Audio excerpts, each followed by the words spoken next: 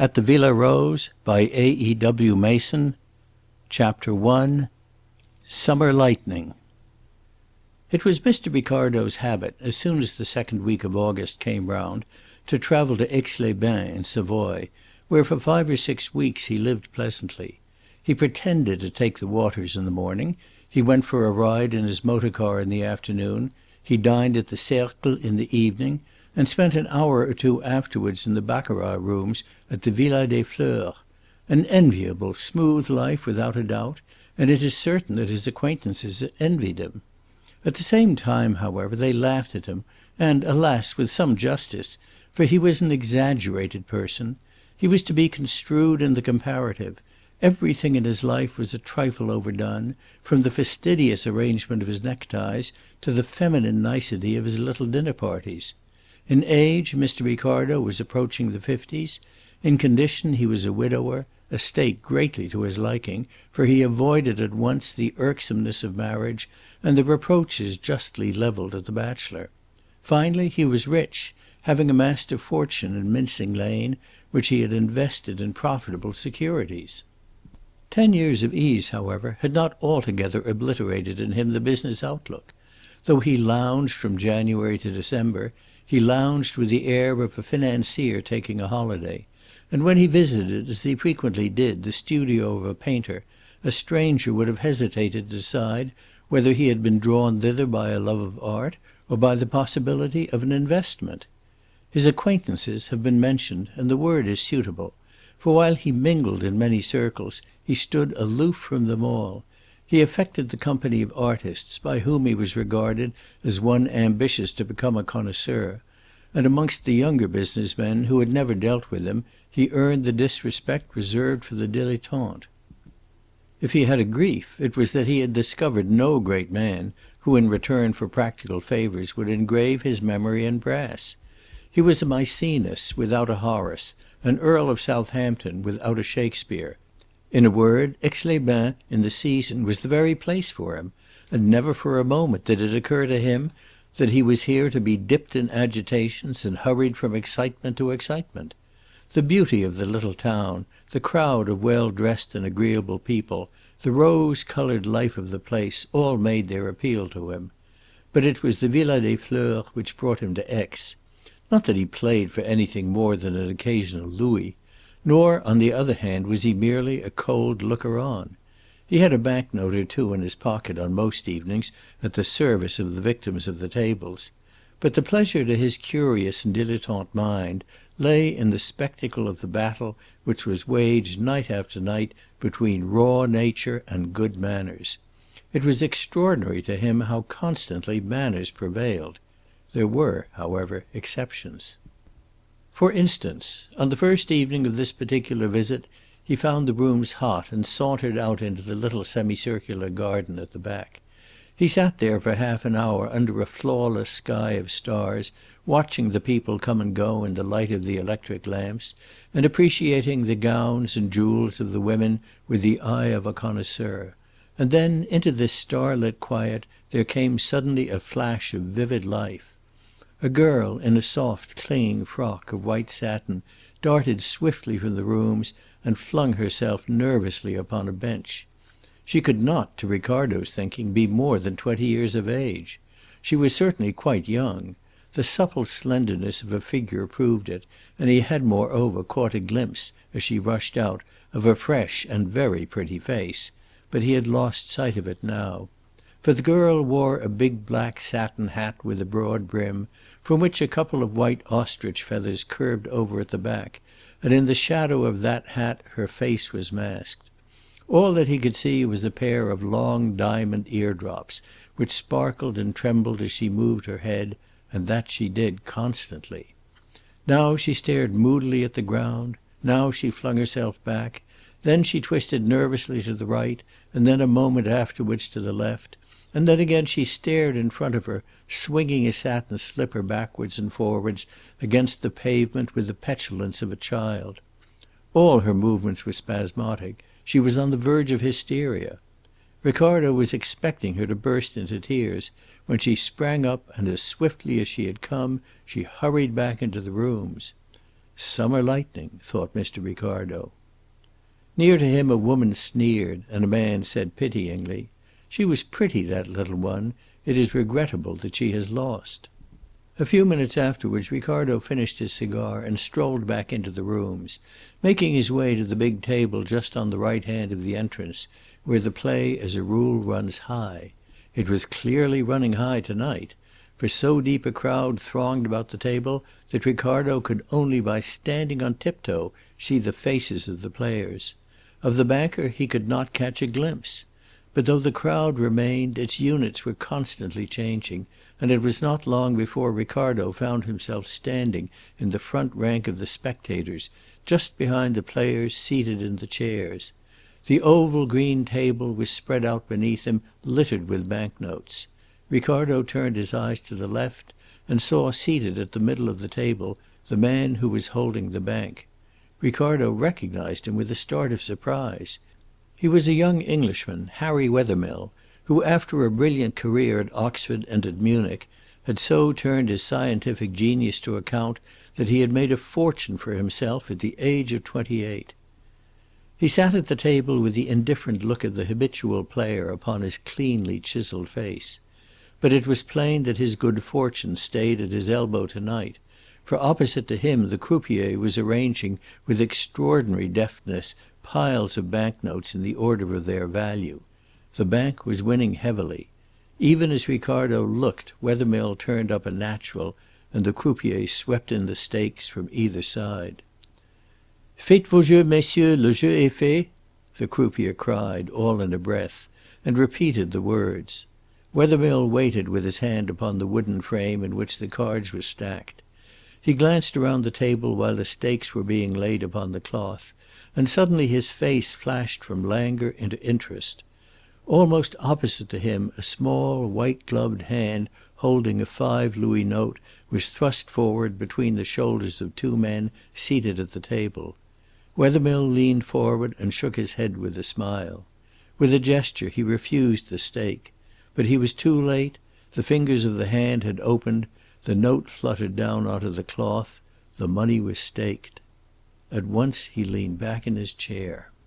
"Il y a une suite," he said quietly. He relinquished the bank rather than play against that 5-louis note. The stakes were taken up by their owners. The croupier began to count Wethermill's winnings, and Ricardo, curious to know whose small, delicately gloved hand it was which had brought the game to so abrupt a termination, leaned forward. He recognized the young girl in the white satin dress and the big black hat, whose nerves had got the better of her a few minutes since in the garden. He saw her now clearly, and thought her of an entrancing loveliness.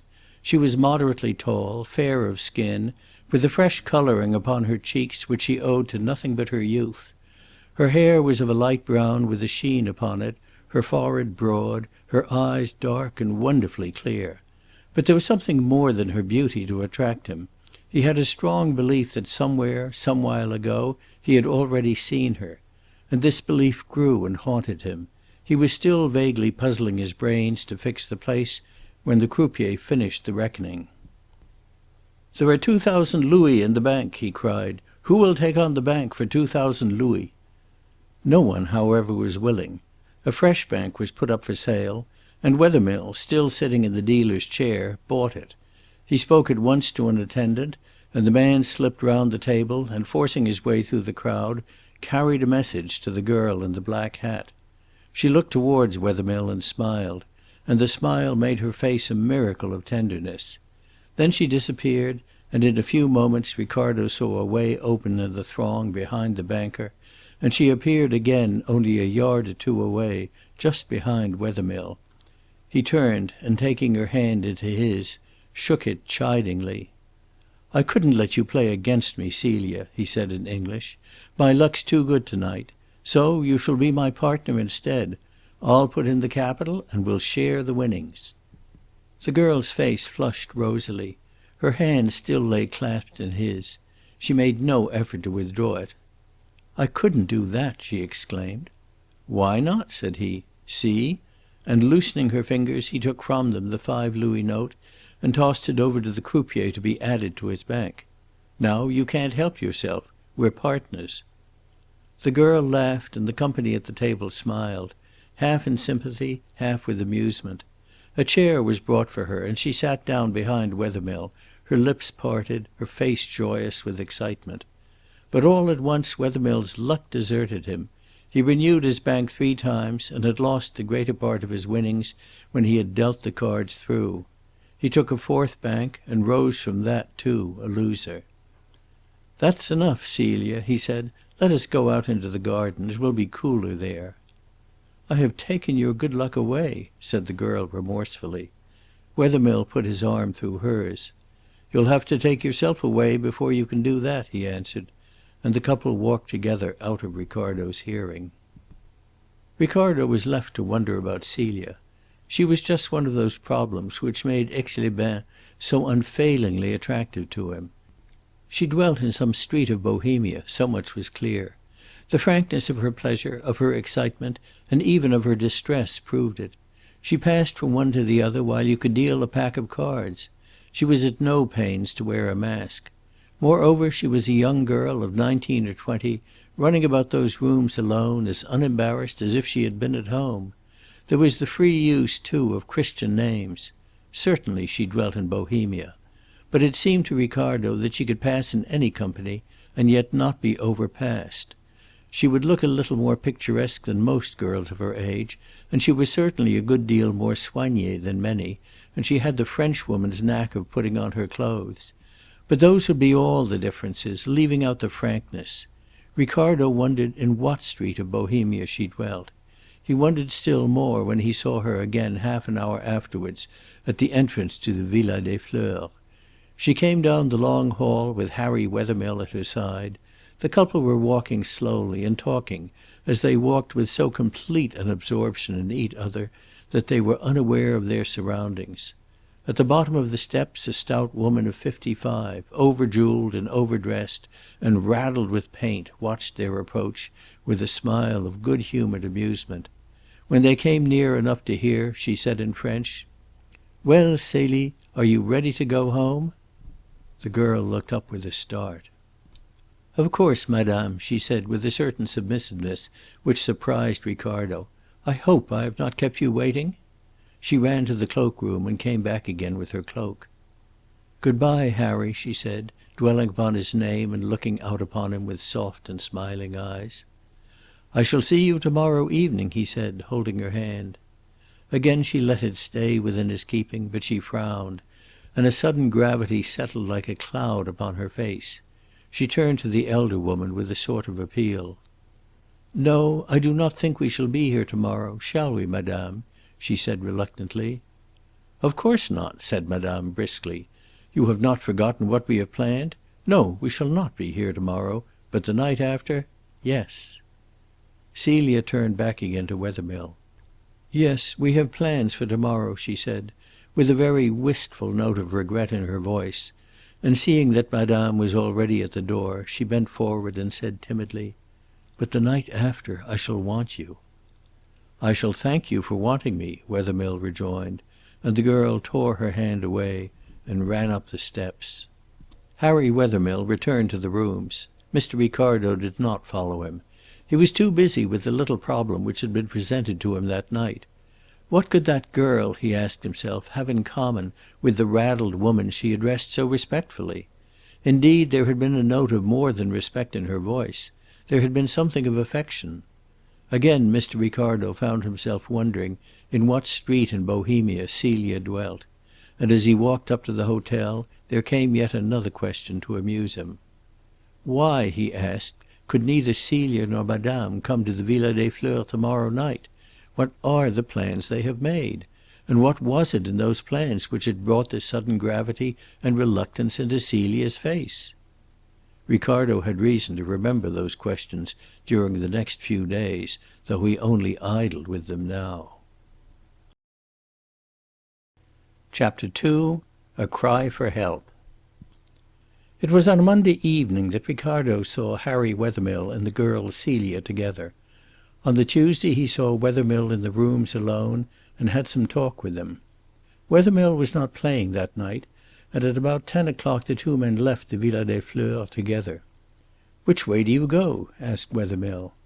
"Up the hill to the Hotel Majestic," said Ricardo.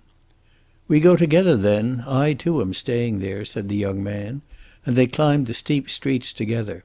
Ricardo was dying to put some questions about Wethermill's young friend of the night before, but discretion kept him reluctantly silent. They chatted for a few moments in the hall upon indifferent topics, and so separated for the night.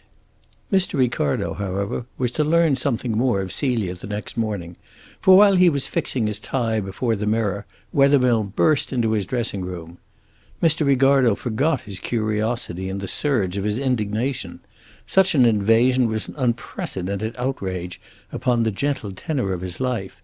The business of the morning toilette was sacred. To interrupt it carried a subtle suggestion of anarchy. Where was his valet? Where was Charles, who should have guarded the door like the custodian of a chapel? "I cannot speak to you for at least another half-hour," said Mr. Ricardo sternly.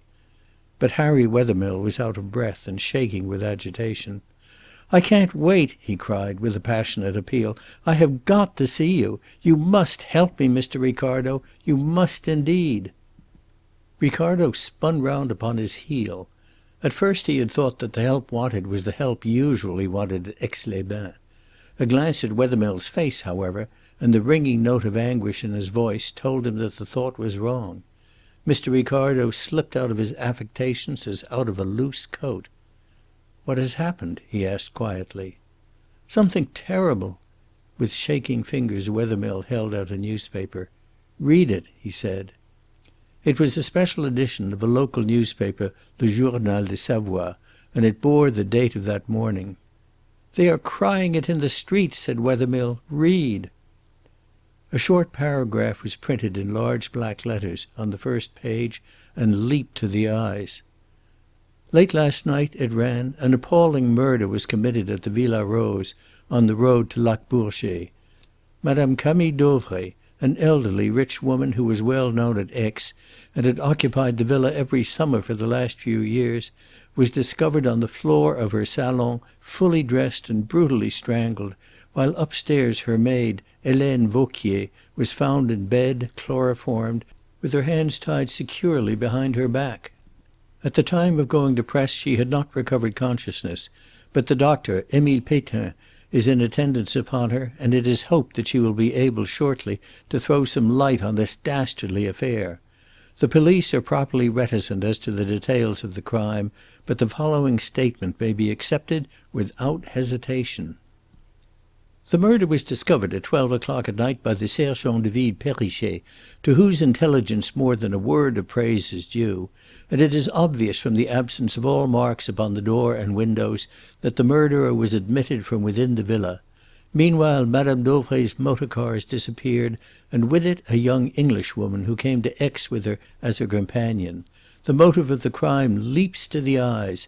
Madame Dauvray was famous in Aix for her jewels, which she wore with too little prudence. The condition of the house shows that a careful search was made for them, and they have disappeared. It is anticipated that a description of the young Englishwoman, with a reward for her apprehension, will be issued immediately. And it is not too much to hope that the citizens of Aix, and indeed of France, will be cleared of all participation in so cruel and sinister a crime. Ricardo read through the paragraph with a growing consternation, and laid the paper upon his dressing-table. "It is infamous!" cried Wethermill passionately. "The young Englishwoman is, I suppose, your friend Miss Celia?" said Ricardo slowly. Wethermill started forward. "You know her, then?" he cried in amazement. "No, but I saw her with you in the rooms. I heard you call her by that name." "You saw us together!" exclaimed Wethermill. "Then you can understand how infamous the suggestion is." But Ricardo had seen the girl half an hour before he had seen her with Harry Wethermill. He could not but vividly remember the picture of her as she flung herself onto the bench in the garden in a moment of hysteria and petulantly kicked a satin slipper backwards and forwards against the stones. She was young, she was pretty, she had a charm of freshness, but, strive against it as he would, this picture in the recollection began more and more to wear a sinister aspect. He remembered some words spoken by a stranger. She is pretty, that little one. It is regrettable that she has lost." Mr. Ricardo arranged his tie with even a greater deliberation than he usually employed. "And Madame Dauvray?" he asked. "She was the stout woman with whom your young friend went away?" "Yes," said Wethermill. Ricardo turned round from the mirror. "What do you want me to do?" "Hanaud is at Aix. He is the cleverest of the French detectives. You know him. He dined with you once." It was Mr. Ricardo's practice to collect celebrities round his dinner table, and at one such gathering Hanaud and Wethermill had been present together. "You wish me to approach him?" "At once." "It is a delicate position," said Ricardo.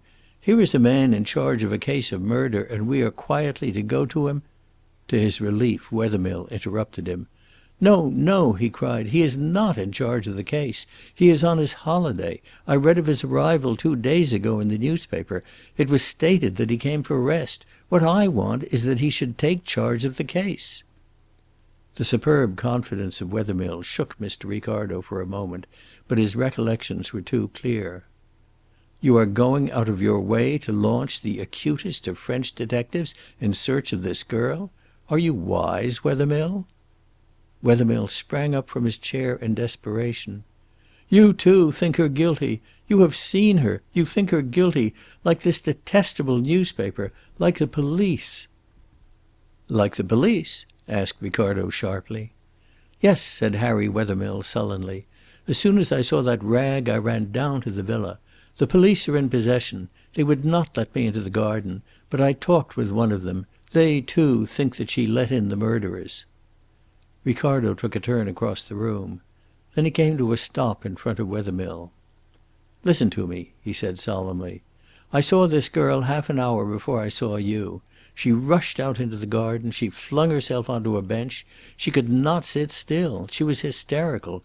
You know what that means. She had been losing. That's point number one." Mr. Ricardo ticked it off upon his finger. "She ran back into the rooms. You asked her to share the winnings of your bank. She consented eagerly, and you lost. That's point number two. A little later, as she was going away, you asked her whether she would be in the rooms the next night, yesterday night, the night when the murder was committed. Her face clouded over. She hesitated. She became more than grave. There was a distinct impression as though she shrank from the contemplation of what it was proposed she should do on the next night. And then she answered you, 'No, we have other plans.' That's number three." And Mr. Ricardo ticked off his third point. "Now," he asked, "do you still ask me to launch Hanaud upon the case?" "Yes, and at once!" cried Wethermill. Ricardo called for his hat and his stick. "You know where Hanaud is staying?" he asked. "Yes," replied Wethermill, and he led Ricardo to an unpretentious little hotel in the centre of the town. Ricardo sent in his name, and the two visitors were immediately shown into a small sitting room where Monsieur Hanaud was enjoying his morning chocolate. He was stout and broad-shouldered, with a full and almost heavy face. In his morning suit at his breakfast table he looked like a prosperous comedian. He came forward with a smile of welcome, extending both his hands to Mr. Ricardo. "Ah, my good friend," he said, "it is pleasant to see you. And Mr. Wethermill!" he exclaimed, holding out a hand to the young inventor. "You remember me, then?" said Wethermill gladly. "It is my profession to remember people," said Hanaud with a laugh.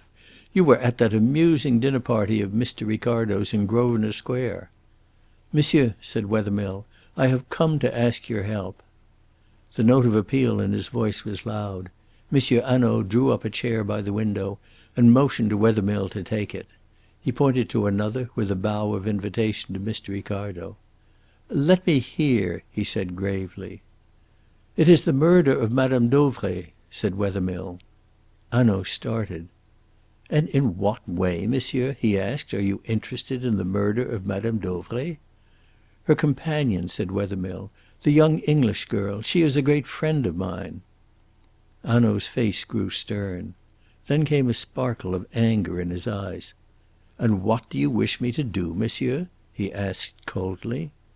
"You are upon your holiday, Monsieur Hanaud. I wish you, no, I implore you," Wethermill cried, his voice ringing with passion, "to take up this case, to discover the truth, to find out what has become of Celia." Hanaud leaned back in his chair with his hands upon the arms. He did not take his eyes from Harry Wethermill, but the anger died out of them. "Monsieur," he said, "I do not know what your procedure is in England, but in France a detective does not take up a case or leave it alone according to his pleasure. We are only servants. This affair is in the hands of Monsieur Fleuriot, the juge d'instruction of Aix." "But if you offered him your help it would be welcomed," cried Wethermill.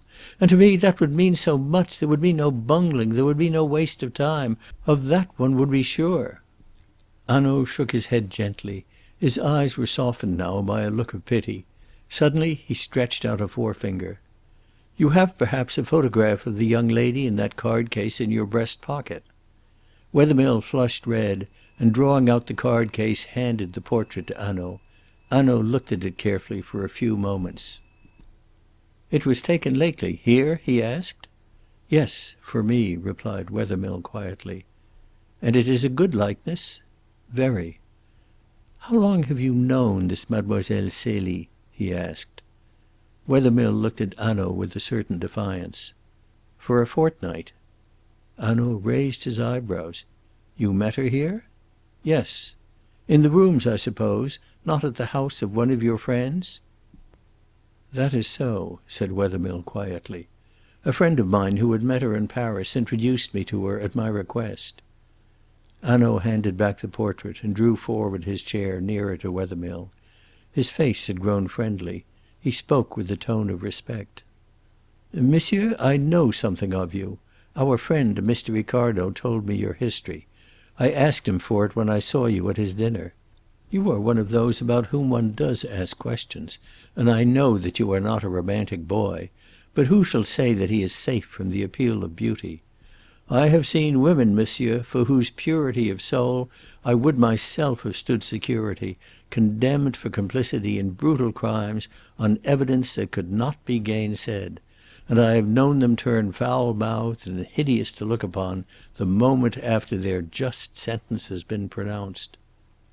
"No doubt, monsieur," said Wethermill with perfect quietude. "But Celia Harland is not one of those women." "I do not now say that she is," said Hanaud. "But the juge d'instruction here has already sent me to ask for my assistance, and I refused. I replied that I was just a good bourgeois enjoying his holiday. Still, it is difficult quite to forget one's profession. It was the commissaire of police who came to me, and naturally I talked with him for a little while. The case is dark, monsieur, I warn you." Wethermill nodded his head sullenly. Ricardo drew his chair up towards the others. But Hanaud was not at that moment interested in Ricardo. "Well, then, let us see who there are in Madame Dauvray's household. The list is not a long one. It was Madame Dauvray's habit to take her luncheon and her dinner at the restaurants, and her maid was all that she required to get ready her petit déjeuner in the morning and her sirop at night. Let us take the members of the household one by one. There is first the chauffeur, Henri Servettaz. He was not at the villa last night. He came back to it early this morning." "Ah!" said Ricardo in a significant exclamation. Wethermill did not stir. He sat still as a stone, with a face as deadly white, and eyes burning on Hanaud's face. "But wait," said Hanaud, holding up a warning hand to Ricardo. "Servettaz was in Chambéry, where his parents live. He travelled to Chambéry by the 2 o'clock train yesterday. He was with them in the afternoon. He went with them to a café in the evening. Moreover, early this morning the maid, Hélène Vauquier, was able to speak a few words in answer to a question. She said Servettaz was in Chambéry. She gave his address.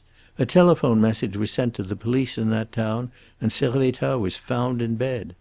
I do not say that it is impossible that Servettaz was concerned in the crime, but it is quite clear, I think, that it was not he who opened the house to the murderers, for he was at Chambéry in the evening, and the murder was already discovered here by midnight. Moreover, it is a small point, he lives, not in the house, but over the garage in a corner of the garden. Then besides the chauffeur there was a charwoman, a woman of Aix, who came each morning at 7 and left in the evening at 7 or 8.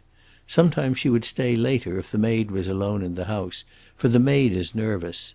But she left last night before 9, there is evidence of that, and the murder did not take place until afterwards. That is also a fact, not a conjecture. We can leave the charwoman, who for the rest has the best of characters, out of our calculations. There remain then the maid, Helene Vauquier, and, he shrugged his shoulders, Mademoiselle Celie. Hanaud reached out for the matches and lit a cigarette. Let us take first the maid, Helene Vauquier. 40 years old, a Normandy peasant woman. They are not bad people, the Normandy peasants, monsieur. Avaricious, no doubt, but on the whole honest and most respectable. We know something of Helene Vauquier, monsieur. See." And he took up a sheet of paper from the table. The paper was folded lengthwise, written upon only on the inside. "I have some details here. Our police system is, I think, a little more complete than yours in England. Helene Vauquier has served Madame Dauvray for 7 years. She has been the confidential friend rather than the maid. And mark this, Mr. Wethermill, during those 7 years how many opportunities has she had of conniving at last night's crime? She was found chloroformed and bound. There is no doubt that she was chloroformed. Upon that point Dr. Pétain is quite certain. He saw her before she recovered consciousness. She was violently sick on awakening. She sank again into unconsciousness. She is only now in a natural sleep. Besides those people, there is Mademoiselle Celie. Of her, monsieur, nothing is known. You yourself know nothing of her. She comes suddenly to Aix as the companion of Madame Dauvray, a young and pretty English girl. How did she become the companion of Madame Dauvray?" Wethermill stirred uneasily in his seat. His face flushed. To Mr. Ricardo that had been from the beginning the most interesting problem of the case. Was he to have the answer now? "I do not know," answered Wethermill, with some hesitation, and then it seemed that he was at once ashamed of his hesitation. His accent gathered strength, and in a low but ringing voice he added, "But I say this. You have told me, Monsieur Hanaud, of women who looked innocent and were guilty, but you know also of women and girls who can live untainted and unspoilt amidst surroundings which are suspicious." Hanaud listened, but he neither agreed nor denied. He took up a second slip of paper. "I shall tell you something now of Madame Dauvray," he said. "We will not take up her early history. It might not be edifying, and, poor woman, she is dead. Let us not go back beyond her marriage 17 years ago, to a wealthy manufacturer of Nancy whom she met in Paris. 7 years ago Monsieur Dauvray died, leaving his widow a very rich woman. She had a passion for jewellery, which she was now able to gratify. She collected jewels. A famous necklace, a well-known stone. She was not, as you say, happy till she got it. She had a fortune in precious stones. Oh, but a large fortune! By the ostentation of her jewels she paraded her wealth here, at Monte Carlo, in Paris. Besides that, she was kind-hearted and most impressionable. Finally, she was, like so many of her class, superstitious to the degree of folly." Suddenly Mr. Ricardo started in his chair. Superstitious! The word was a sudden light upon his darkness. Now he knew what had perplexed him during the last 2 days. Clearly, too clearly, he remembered where he had seen Celia Harland, and when. A picture rose before his eyes, and it seemed to strengthen like a film in a developing dish, as Hanaud continued. "Very well, take Madame Dauvray as we find her, rich, ostentatious, easily taken by a new face, generous and foolishly superstitious. And you have in her a living provocation to every rogue. By 100 instances she proclaimed herself a dupe. She threw down a challenge to every criminal to come and rob her. For 7 years Helene Vauquier stands at her elbow and protects her from serious trouble. Suddenly there is added to her your young friend, and she is robbed and murdered. And, follow this, Mr. Wethermill, our thieves are, I think, more brutal to their victims than is the case with you." Wethermill shut his eyes in a spasm of pain, and the pallor of his face increased. Suppose that Celia were one of the victims, he cried in a stifled voice. Hanaud glanced at him with a look of commiseration. That perhaps we shall see, he said. But what I meant was this. A stranger like Mademoiselle Celie might be the accomplice in such a crime as the crime of the Villa Rose, meaning only robbery. A stranger might only have discovered too late that murder would be added to the theft. Meanwhile, in strong, clear colours, Ricardo's picture stood out before his eyes. He was startled by hearing Wethermill say in a firm voice, "My friend Ricardo has something to add to what you have said." "I?" exclaimed Ricardo. How in the world could Wethermill know of that clear picture in his mind? "Yes, you saw Celia Harland on the evening before the murder." Ricardo stared at his friend. It seemed to him that Harry Wethermill had gone out of his mind. Here he was corroborating the suspicions of the police by facts, damning and incontrovertible facts. "On the night before the murder," continued Wethermill quietly, "Celia Harland lost money at the baccarat table. Ricardo saw her in the garden behind the rooms, and she was hysterical. Later on that same night he saw her again with me, and he heard what she said. I asked her to come to the rooms on the next evening, yesterday, the night of the crime, and her face changed and she said, 'No, we have other plans for tomorrow, but the night after I shall want you.'" Hanaud sprang from his chair. "And you tell me these two things?" he cried. "Yes," said Wethermill. "You were kind enough to say to me I was not a romantic boy. I am not. I can face facts."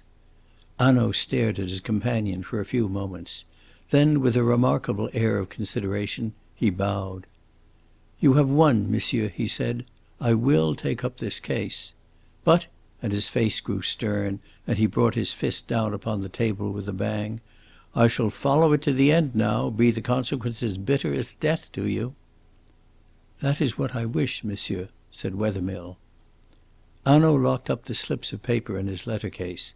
Then he went out of the room and returned in a few minutes. "We will begin at the beginning," he said briskly. "I have telephoned to the depot. Perrichet, the sergent de ville who discovered the crime, will be here at once. We will walk down to the villa with him, and on the way he shall tell us exactly what he discovered and how he discovered it. At the villa we shall find Monsieur Fleuriot, the juge d'instruction, who has already begun his examination, and the commissaire of police. In company with them we will inspect the villa. Except for the removal of Madame Dauvray's body from the salon to her bedroom and the opening of the windows, the house remains exactly as it was." "We may come with you?" cried Harry Wethermill eagerly. "Yes, on one condition, that you ask no questions and answer none unless I put them to you. Listen, watch, examine, but no interruptions." Hanaud's manner had altogether changed. It was now authoritative and alert. He turned to Ricardo. "You will swear to what you saw in the garden and to the words you heard?" he asked. "They are important." "Yes," said Ricardo. But he kept silence about that clear picture in his mind, which seemed to him no less important, no less suggestive. The Assembly Hall at Leamington, a crowded audience chiefly of ladies, a platform at one end on which a black cabinet stood. A man, erect and with something of the soldier in his bearing, led forward a girl, pretty and fair-haired, who wore a black velvet dress with a long sweeping train. She moved like one in a dream. Some half-dozen people from the audience climbed onto the platform, tied the girl's hands with tape behind her back, and sealed the tape. She was led to the cabinet, and in full view of the audience, fastened to a bench. Then the door of the cabinet was closed, the people upon the platform descended into the body of the hall, and the lights were turned very low. The audience sat in suspense, and then abruptly in the silence and the darkness there came the rattle of a tambourine from the empty platform. Rappings and knockings seemed to flicker round the panels of the hall, and in the place where the door of the cabinet should be, there appeared a splash of misty whiteness. The whiteness shaped itself dimly into the figure of a woman. A face, dark and eastern, became visible, and a deep voice spoke in a chant of the Nile and Antony. Then the vision faded, the tambourines and the cymbals rattled again, the lights were turned up, the door of the cabinet thrown open, and the girl in the black velvet dress was seen fastened upon the bench within. It was a spiritualistic performance at which Julius Ricardo had been present 2 years ago. The young, fair-haired girl in black velvet, the medium, was Celia Harland. That was the picture which was in Ricardo's mind, and Hanaud's description of Madame Dauvray made a terrible commentary upon it. Easily taken in by a new face, generous and foolishly superstitious, a living provocation to every rogue. Those were the words, and here was a beautiful girl of 20, versed in those very tricks of imposture which would make Madame Dauvray her natural prey. Ricardo looked at Wethermill, doubtful whether he should tell what he knew of Celia Harland or not, but before he had decided, a knock came upon the door. "Here is Perrichet," said Hanaud, taking up his hat. "We will go down to the Villa Rose." Chapter 3. Perrichet's Story. Perrichet was a young, thick-set man with a red, fair face, and a moustache and hair so pale in colour that they were almost silver. He came into the room with an air of importance. "Aha!" said Hanaud, with a malicious smile. "You went to bed late last night, my friend, yet you were up early enough to read the newspaper. Well, I am to have the honour of being associated with you in this case." Perrichet twirled his cap awkwardly and blushed. "Monsieur is pleased to laugh at me," he said, "but it was not I who called myself intelligent, though indeed I would like to be so, for the good God knows I do not look it." Hanaud clapped him on the shoulder. "Then congratulate yourself. It is a great advantage to be intelligent and not to look it. We shall get on famously. Come."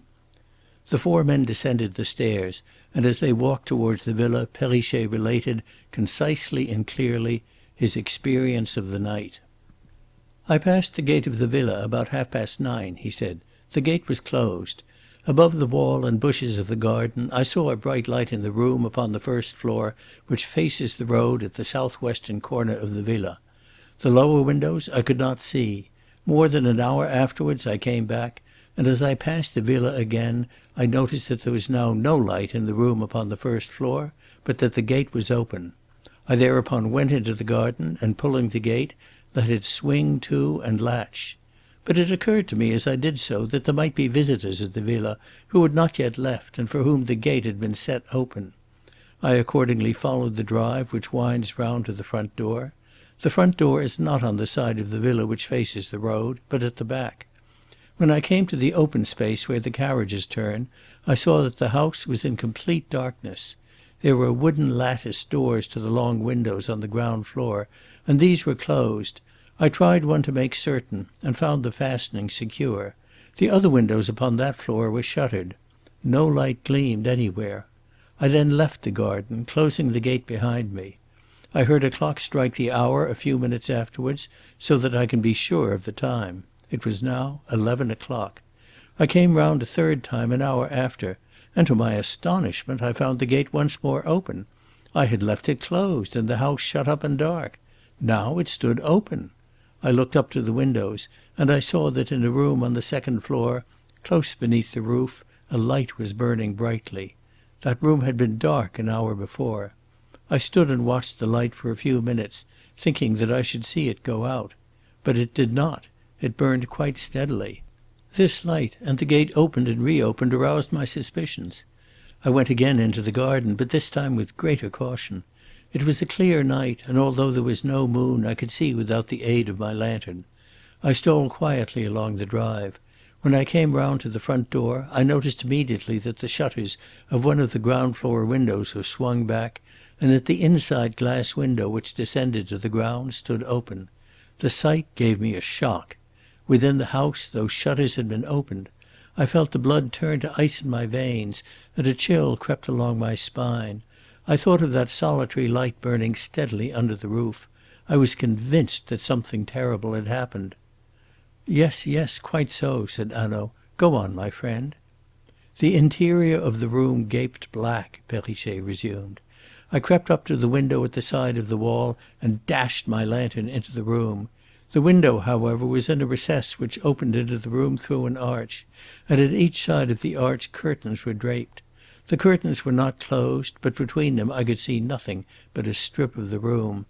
I stepped carefully in, taking heed not to walk on the patch of grass before the window. The light of my lantern showed me a chair overturned upon the floor, and to my right, below the middle one of the three windows in the right-hand side wall, a woman lying huddled on the floor. It was Madame Dauvray. She was dressed. There was a little mud upon her shoes, as though she had walked after the rain had ceased. Monsieur will remember that 2 heavy showers fell last evening, between 6 and 8. "Yes," said Hanaud, nodding his approval. She was quite dead. Her face was terribly swollen and black, and a piece of thin, strong cord was knotted so tightly about her neck and had sunk so deeply into her flesh that at first I did not see it, for Madame Dauvray was stout. "Then what did you do?" asked Hanaud. "I went to the telephone which was in the hall and rang up the police. Then I crept upstairs very cautiously, trying the doors. I came upon no one until I reached the room under the roof where the light was burning. There I found Helene Vauquier, the maid, snoring in bed in a terrible fashion." The 4 men turned a bend in the road. A few paces away a knot of people stood before a gate which a sergent de ville guarded. "But here we are at the villa," said Hanaud. They all looked up, and from a window at the corner upon the first floor a man looked out and drew in his head. "That is Monsieur Besnard, the commissaire of our police in Aix," said Perrichet. "And the window from which he looked," said Hanaud, "must be the window of that room in which you saw the bright light at 9:30 on your first round?" "Yes, monsieur," said Perrichet. "That is the window." They stopped at the gate. Perrichet spoke to the sergent de ville, who at once held the gate open. The party passed into the garden of the villa. Chapter 4. At the Villa. The drive curved between trees and high bushes towards the back of the house, and as the party advanced along it a small, trim, soldier-like man with a pointed beard came to meet them. It was the man who had looked out from the window, Louis Besnard, the commissaire of police. "You are coming, then, to help us, Monsieur Hanaud," he cried, extending his hands. "You will find no jealousy here, no spirit amongst us of anything but good will, no desire except one to carry out your suggestions. All we wish is that the murderers should be discovered. Mon Dieu, what a crime! And so young a girl to be involved in it. But what will you?" "So you have already made up your mind on that point?" said Hanaud sharply. The commissaire shrugged his shoulders. "Examine the villa, and then judge for yourself whether any other explanation is conceivable," he said, and turning, he waved his hand towards the house. Then he cried, "Ah!" and drew himself into an attitude of attention. A tall, thin man of about 45 years, dressed in a frock coat and a high silk hat, had just come round an angle of the drive and was moving slowly towards them. He wore the soft, curling brown beard of one who has never used a razor on his chin, and had a narrow face with eyes of a very light grey and a round, bulging forehead. "This is the juge d'instruction?" asked Hanaud. "Yes, Monsieur Fleuriot," replied Louis Besnard in a whisper. Monsieur Fleuriot was occupied with his own thoughts, and it was not until Besnard stepped forward noisily on the gravel that he became aware of the group in the garden. "This is Monsieur Hanaud of the Sûreté in Paris," said Louis Besnard. Monsieur Fleuriot bowed with cordiality. "You are very welcome, Monsieur Hanaud. You will find that nothing at the villa has been disturbed. The moment the message arrived over the telephone that you were willing to assist us, I gave instructions that all should be left as we found it. I trust that you, with your experience, will see a way where our eyes find none." Hanaud bowed in reply. "I shall do my best, Monsieur Fleuriot. I can say no more," he said. "But who are these gentlemen?" asked Fleuriot, waking, it seemed now for the first time, to the presence of Harry Wethermill and Mr. Ricardo. "They are both friends of mine," replied Hanaud. "If you do not object, I think their assistance may be useful. Mr. Wethermill, for instance, was acquainted with Celia Harland." "Ah!" cried the judge, and his face took on suddenly a keen and eager look. "You can tell me about her, perhaps?"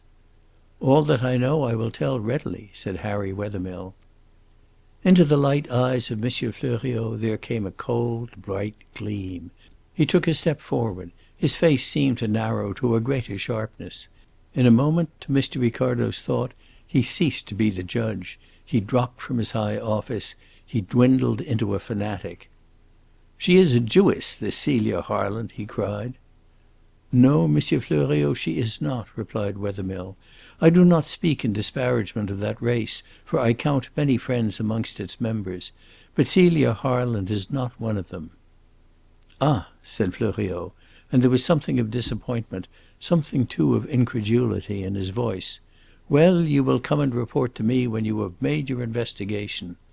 And he passed on without another question or remark. The group of men watched him go, and it was not until he was out of earshot that Besnard turned with a deprecating gesture to Hanaud. "Yes, he is a good judge, Monsieur Hanaud, quick, discriminating, sympathetic, but he has that bee in his bonnet, like so many others. Everywhere he must see l'affaire Dreyfus. He cannot get it out of his head.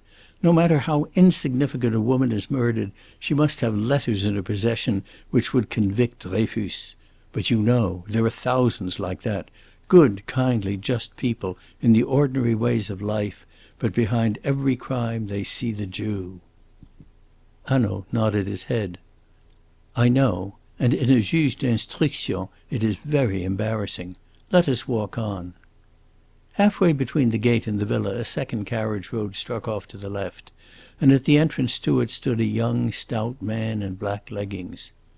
"The chauffeur?" asked Hanaud. "I will speak to him." The Commissaire called the chauffeur forward. "Servettaz," he said, "you will answer any questions which monsieur may put to you." "Certainly, Monsieur le Commissaire," said the chauffeur. His manner was serious, but he answered readily. There was no sign of fear upon his face. "How long have you been with Madame Dauvray?" Hanaud asked. 4 months, monsieur. I drove her to Aix from Paris." "And since your parents live at Chambéry, you wish to seize the opportunity of spending a day with them while you are so near?" "Yes, monsieur." "When did you ask for permission?" "On Saturday, monsieur." "Did you ask particularly that you should have yesterday, the Tuesday?" "No, monsieur. I asked only for a day, whenever it should be convenient to madame." "Quite so," said Hanaud. "Now, when did Madame Dauvray tell you that you might have Tuesday?"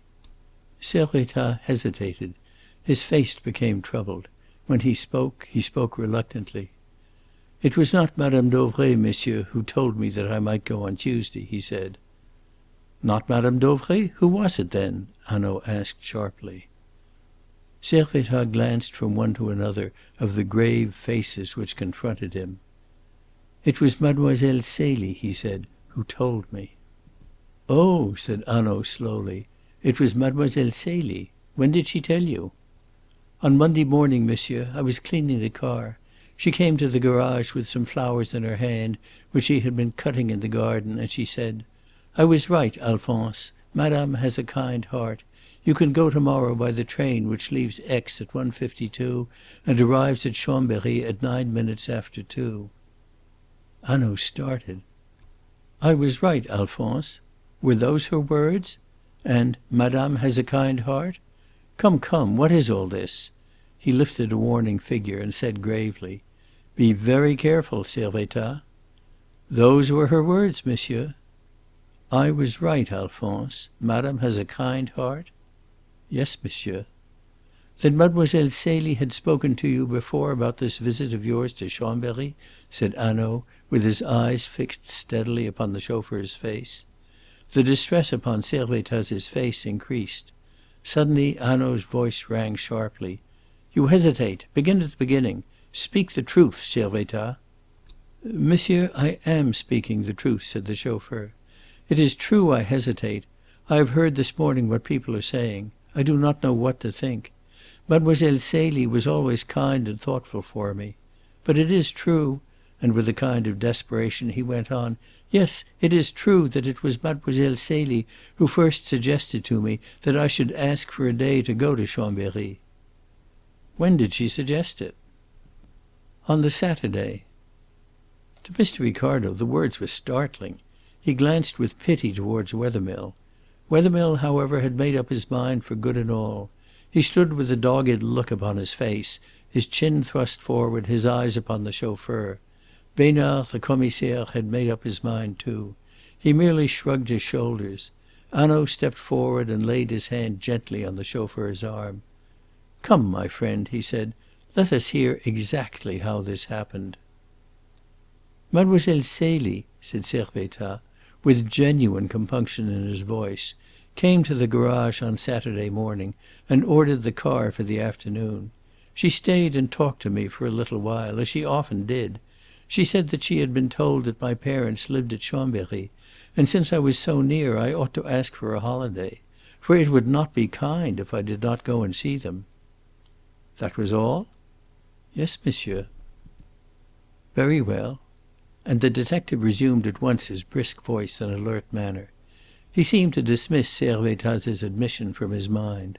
Ricardo had the impression of a man tying up an important document, which for the moment he has done with, and putting it away ticketed in some pigeon-hole in his desk. "Let us see the garage." They followed the road between the bushes until a turn showed them the garage with its doors open. "The doors were found unlocked?" "Just as you see them." Hanaud nodded. He spoke again to Servettaz. "What did you do with the key on Tuesday?" "I gave it to Helene Vauquier, monsieur, after I had locked up the garage, and she hung it on a nail in the kitchen." "I see," said Hanaud. "So anyone could easily have found it last night." "Yes, monsieur, if one knew where to look for it." At the back of the garage a row of petrol tins stood against the brick wall. "Was any petrol taken?" asked Hanaud. "Yes, monsieur. There was very little petrol in the car when I went away. More was taken, but it was taken from the middle tins. These." And he touched the tins. "I see," said Hanaud, and he raised his eyebrows thoughtfully. The commissaire moved with impatience. "From the middle or from the end, what does it matter?" he exclaimed. "The petrol was taken." Hanaud, however, did not dismiss the point so lightly. "But it is very possible that it does matter," he said gently. "For example, if Servettaz had had no reason to examine his tins, it might have been some while before he found out that the petrol had been taken." "Indeed, yes," said Servettaz. "I might even have forgotten that I had not used it myself." "Quite so," said Hanaud, and he turned to Besnard. "I think that may be important. I do not know," he said. "But since the car is gone," cried Besnard, "how could the chauffeur not look immediately at his tins?" The question had occurred to Ricardo, and he wondered in what way Hanaud meant to answer it. Hanaud, however, did not mean to answer it. He took little notice of it at all. He put it aside with a superb indifference to the opinion which his companion might form of him. "Ah, yes," he said carelessly. "Since the car is gone, as you say, that is so." And he turned again to Servettaz. "It was a powerful car?" he asked. 60 horsepower," said Servettaz. Hanaud turned to the commissaire. "You have the number and description, I suppose? It will be as well to advertise for it. It may have been seen. It must be somewhere." The commissaire replied that the description had already been printed, and Hanaud, with a nod of approval, examined the ground. In front of the garage there was a small stone courtyard, but on its surface there was no trace of a footstep. "Yet the gravel was wet," he said, shaking his head. "The man who fetched that car fetched it carefully." He turned and walked back with his eyes upon the ground. Then he ran to the grass border between the gravel and the bushes. "Look," he said to Wethermill. "A foot has pressed the blades of grass down here, but very lightly. Yes, and there again. Some one ran along the border here on his toes. Yes, he was very careful." They turned again into the main drive, and following it for a few yards, came suddenly upon a space in front of the villa. It was a small toy pleasure house, looking on to a green lawn gay with flower beds. It was built of yellow stone, and was almost square in shape. A couple of ornate pillars flanked the door, and a gable roof, topped by a gilt vane, surmounted it.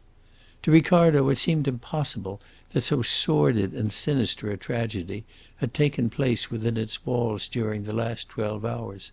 It glistened so gaudily in the blaze of sunlight. Here and there the green outer shutters were closed. Here and there the windows stood open to let in the air and light. Upon each side of the door there was a window lighting the hall, which was large. Beyond those windows again on each side there were glass doors opening to the ground and protected by the ordinary green latticed shutters of wood, which now stood hooked back against the wall. These glass doors opened into rooms oblong in shape, which ran through towards the back of the house, and were lighted in addition by side windows. The room upon the extreme left as the party faced the villa was the dining room, with the kitchen at the back. The room on the right was the salon, in which the murder had been committed. In front of the glass door to this room a strip of what had once been grass stretched to the gravel drive. But the grass had been worn away by constant use, and the black mould showed through. This strip was about 3 yards wide, and as they approached they saw, even at a distance, that since the rain of last night it had been trampled down. "We will go round the house first," said Hanaud, and he turned along the side of the villa and walked in the direction of the road. There were 4 windows just above his head, of which 3 lighted the salon, and the 4th a small writing room behind it. Under these windows there was no disturbance of the ground, and a careful investigation showed conclusively that the only entrance used had been the glass doors of the salon facing the drive. To that spot, then, they returned. There were 3 sets of footmarks upon the soil. One set ran in a distinct curve from the drive to the side of the door, and did not cross the others. "Those," said Hanaud, "are the footsteps of my intelligent friend Perrichet, who was careful not to disturb the ground." Perrichet beamed all over his rosy face, and Besnard nodded at him with condescending approval. "But I wish, Monsieur le Commissaire," and Hanaud pointed to a blur of marks, "that your other officers had been as intelligent. Look, these run from the glass door to the drive, and for all the use they are to us, a harrow might have been dragged across them." Besnard drew himself up.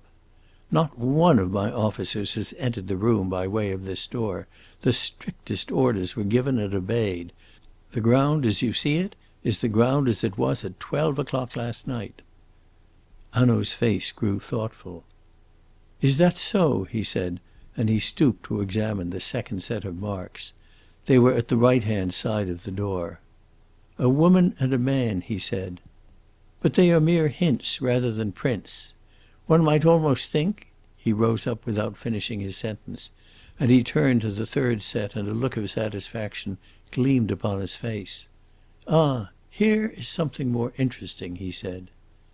There were just 3 impressions, and whereas the blurred marks were at the side, these 3 pointed straight from the middle of the glass doors to the drive. They were quite clearly defined, and all 3 were the impressions made by a woman's small, arched, high-heeled shoe. The position of the marks was at first sight a little peculiar. There was one a good yard from the window, the impression of the right foot, and the pressure of the sole of the shoe was more marked than that of the heel. The second, the impression of the left foot, was not quite so far from the first as the first was from the window, and here again the heel was the more lightly defined. But there was this difference: the mark of the toe, which was pointed in the first instance, was, in this, broader and a trifle blurred. Close beside it the right foot was again visible, only now the narrow heel was more clearly defined in the ball of the foot. It had indeed sunk half an inch into the soft ground. There were no further imprints. Indeed, these 2 were not merely close together. They were close to the gravel of the drive, and on the very border of the grass. Hanaud looked at the marks thoughtfully. Then he turned to the Commissaire. "Are there any shoes in the house which fit those marks?" "Yes, we have tried the shoes of all the women. Celia Harland, the maid, and even Madam Dauvray. The only ones which fit at all are those taken from Celia Harland's bedroom." He called to an officer standing in the drive, and a pair of grey suede shoes were brought to him from the hall. "See, Monsieur Hanaud, it is a pretty little foot which made these clear impressions," he said, with a smile. "A foot arched and slender. Madame Dauvray's foot is short and square, the maid's broad and flat. Neither Madame Dauvray nor Helene Vauquier could have worn these shoes. They were lying, one here, one there, upon the floor of Celia Harland's room, as though she had kicked them off in a hurry. They are almost new, you see. They have been worn once, perhaps, no more, and they fit with absolute precision into these footmarks, except just at the toe of that second one. Hanaud took the shoes and, kneeling down, placed them one after the other over the impressions. To Ricardo it was extraordinary how exactly they covered up the marks and filled the indentations. "I should say," said the commissaire, "that Celia Harland went away wearing a new pair of shoes made on the very same last as those." As though she had left carelessly lying on the floor of her room for the first person to notice, thought Ricardo. It seemed as if the girl had gone out of her way to make the weight of evidence against her as heavy as possible. Yet, after all, it was just through inattention to the small details, so insignificant at the red moment of crime, so terribly instructive the next day, that guilt was generally brought home. Hanaud rose to his feet and handed the shoes back to the officer. "Yes," he said, "so it seems. The shoemaker can help us here. I see the shoes were made in Aix." Besnard looked at the name stamped in gold letters upon the lining of the shoes. "I will have inquiries made," he said. Hanaud nodded, took a measure from his pocket, and measured the ground between the window and the first footstep, and between the first footstep and the other two. "How tall is Mademoiselle Celie?" he asked, and he addressed the question to Wethermill. It struck Ricardo as one of the strangest details in all this strange affair that the detective should ask with confidence for information which might help to bring Celia Harland to the guillotine from the man who had staked his happiness upon her innocence. "About 5 feet 7", he answered. Hanaud replaced his measure in his pocket. He turned with a grave face to Wethermill. "I warned you fairly, didn't I?" he said. Wethermill's white face twitched. "Yes," he said, "I am not afraid." But there was more of anxiety in his voice than there had been before. Hanaud pointed solemnly to the ground. "Read the story those footprints write in the mould there. A young and active girl of about Mademoiselle Celie's height, and wearing a new pair of Mademoiselle Celie's shoes, springs from that room where the murder was committed, where the body of the murdered woman lies. She is running. She is wearing a long gown. At the second step the hem of the gown catches beneath the point of her shoe. She stumbles. To save herself from falling, she brings up the other foot sharply and stamps the heel down into the ground. She recovers her balance. She steps onto the drive. It is true the gravel here is hard and takes no mark, but you will see that some of the mould which has clung to her shoes has dropped off. She mounts into the motor car with the man and the other woman and drives off sometime between 11 and 12. "Between 11 and 12? Is that sure?" asked Besnard. "Certainly," replied Hanaud. "The gate is open at 11 and Perrichet closes it. It is open again at 12. Therefore the murderers had not gone before 11. No, the gate was open for them to go, but they had not gone. Else why should the gate again be open at midnight?" Besnard nodded in assent, and suddenly Perrichet started forward, with his eyes full of horror. "Then, when I first closed the gate," he cried, "and came into the garden and up to the house, they were there, in that room. Oh, my God!" He stared at the window with his mouth open. "I am afraid, my friend, that it is so," said Hanaud gravely. "But I knocked upon the wooden door. I tried the bolts, and they were within, in the darkness within, holding their breath not 3 yards from me." He stood transfixed. "That we shall see," said Hanaud. He stepped in Perrichet's footsteps to the sill of the room. He examined the green wooden doors which opened outwards, and the glass doors which opened inwards, taking a magnifying glass from his pocket. He called Besnard to his side. "See," he said, pointing to the woodwork. "Finger marks?" asked Besnard eagerly. "Yes, of hands in gloves," returned Hanaud. "We shall learn nothing from these marks except that the assassins knew their trade." Then he stooped down to the sill where some traces of steps were visible. He rose with a gesture of resignation. "Rubber shoes," he said, and so stepped into the room, followed by Wethermill and the others. They found themselves in a small recess which was panelled with wood painted white, and here and there delicately carved into festoons of flowers. The recess ended in an arch, supported by two slender pillars, and on the inner side of the arch thick curtains of pink silk were hung. These were drawn back carelessly, and through the opening between them the party looked down the length of the room beyond. They passed within. Chapter 5. In the Salon. Julius Ricardo pushed aside the curtains with a thrill of excitement. He found himself standing within a small oblong room which was prettily, even daintily furnished. On his left, close by the recess, was a small fireplace with the ashes of a burnt-out fire in the grate. Beyond the grate, a long settee covered in pink damask, with a crumpled cushion at each end, stood a foot or two away from the wall, and beyond the settee the door of the room opened into the hall. At the end a long mirror was let into the panelling, and a writing-table stood by the mirror. On the right were the three windows, and between the two nearest to Mr. Ricardo was the switch of the electric light. A chandelier hung from the ceiling, an electric lamp stood upon the writing-table, a couple of electric candles on the mantel-shelf. A round satin-wood table stood under the windows, with three chairs about it, of which one was overturned, one was placed with its back to the electric switch, and the third on the opposite side facing it. Ricardo could hardly believe that he stood actually upon the spot where, within 12 hours, a cruel and sinister tragedy had taken place. There was so little disorder. The three windows on his right showed him the blue sunlit sky and a glimpse of flowers and trees. Behind him the glass doors stood open to the lawn, where birds piped cheerfully and the trees murmured of summer.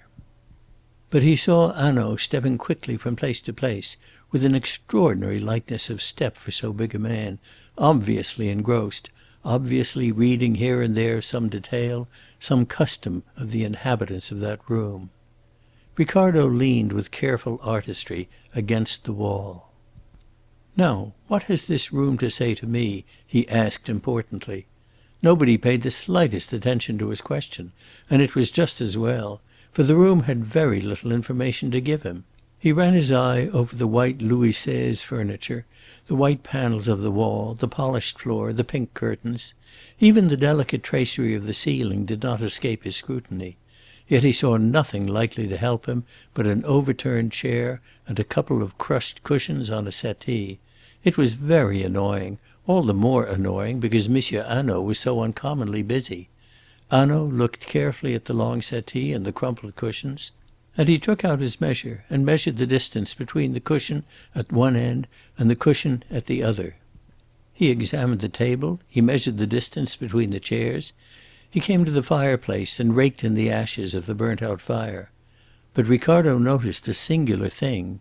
In the midst of his search, Hanaud's eyes were always straying back to the settee, and always with a look of extreme perplexity, as if he read there something, definitely something, but something which he could not explain.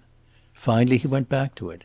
He drew it farther away from the wall, and suddenly, with a little cry, he stooped and went down on his knees. When he rose, he was holding some torn fragments of paper in his hand. He went over to the writing-table and opened the blotting-book. Where it fell open there were some sheets of notepaper, and one particular sheet of which half had been torn off.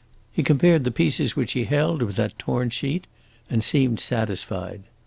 There was a rack for notepaper upon the table, and from it he took a stiff card. "Get me some gum or paste, and quickly," he said. His voice had become brusque, the politeness had gone from his address. He carried the card and the fragments of paper to the round table. There he sat down, and with infinite patience gummed the fragments onto the card, fitting them together like the pieces of a Chinese puzzle. The others over his shoulders could see spaced words, written in pencil, taking shape as a sentence upon the card. Hanaud turned abruptly in his seat toward Wethermill. "You have, no doubt, a letter written by Mademoiselle Celie?" Wethermill took his letter-case from his pocket, and a letter out of the case. He hesitated for a moment as he glanced over what was written.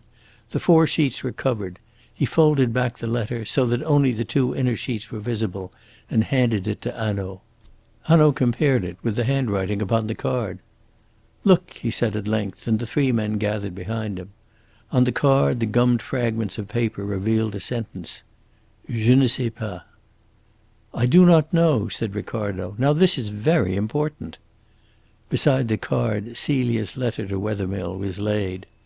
"What do you think?" asked Hanaud. Besnard, the commissaire of police, bent over Hanaud's shoulder. "There are strong resemblances," he said guardedly.